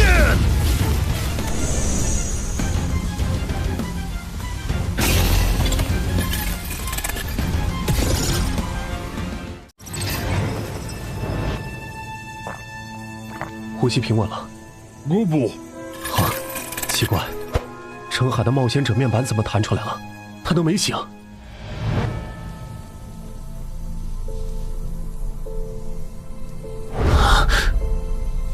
为什么不用试炼徽章？库罗德，你如果用了英勇之骑士试炼徽章，应该可以躲过那只鱼人的绝招吧？等等，你不是库罗德，按理来说他应该不知道怪物鱼人到底是谁，这是哪儿？放轻松，我确实不是库罗德，我是活化的传奇亡灵库罗德头盔所产生的自我，而这里则是我的新增效果征兵场的训练场地。活化？什么时候的事？就在刚刚，你们和那只鱼人的战斗引来了2位神明的关注，其中一位神明因为3次干涉地下城进程，引起了另一位神明的不满，我因此被活化。继续刚才的话题，为什么不用试炼徽章规避伤害？是你的话，应该能想到这个解法。我想赌一把，当时想着用奇迹生还者硬扛，再用假死骗那个鱼人，找机会偷袭，尝试一击毙命。但没想到那个元气弹的伤害这么猛，差一点就被杀了。为什么？什么为什么？为什么你要冒这么大的风险来赌？你和他的等级差这么多，能拖这么久，已经算超额完成任务了。就算中途退场，也没人会怪你。可能因为这个地下城之所以失控，其源头在我吧。如果我当初选择上交入口，而非自己攻略，说不定就不会演变成现在这样。万一你上交后，官方也没打通这个地下城呢？而且你成为冒险者后，不是也帮助过很多人吗？2件事，一码归一码。对了，我要怎么做才能离开这里？外面的战斗还需要我？已经不需要了。我不是说了吗？观战的神明开始下场了，这场闹剧很快就会结束。你醒了？不，真是孱弱的身体。打开冒险者面板。称号还可以，有几个能用的。别冲动，人类。我只是借用你同伴的身体，给不守规矩的玩家一点教训。你别做多余的事，最多10分钟，这个地下城就会结束。可是你一声招呼都不打，就占用了澄海的身体，你这样要我怎么相信你对我们没有恶意？也是，站在你们的角度，确实可以。这样好了。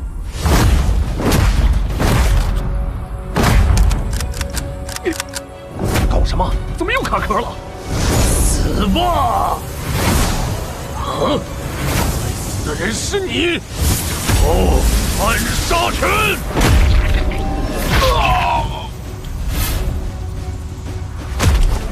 传染！被你们耍了这么多次，就算是傻子，也知道该怎么应对了。谁？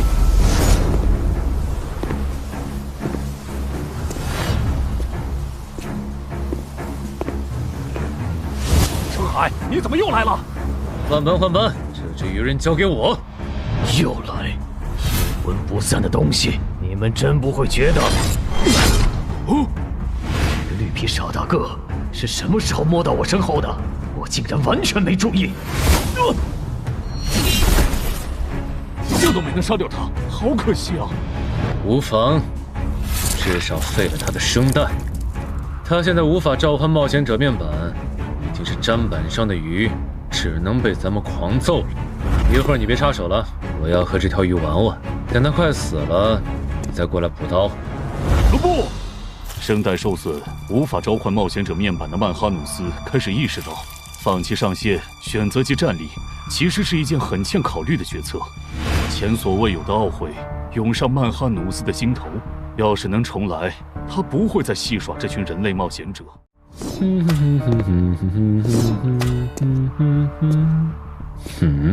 同样感到后悔的还有布里伯杜姆，连续违反 DM 协议的代价让他不得不孤注一掷，提醒曼哈努斯还有一线生机。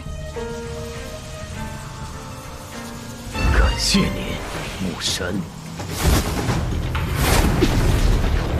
这都帮你几次了，你的神难道是你们的保姆吗？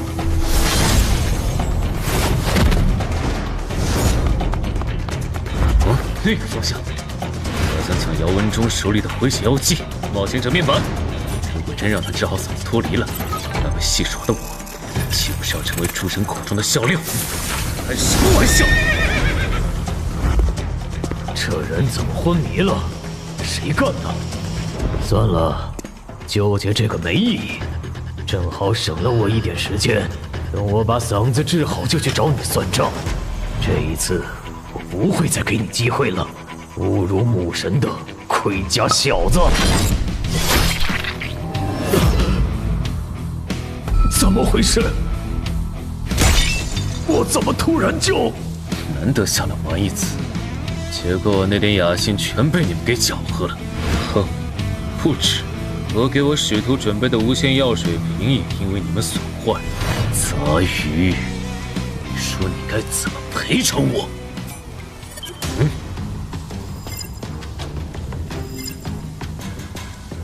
赔偿可以，但这条鱼人必须死。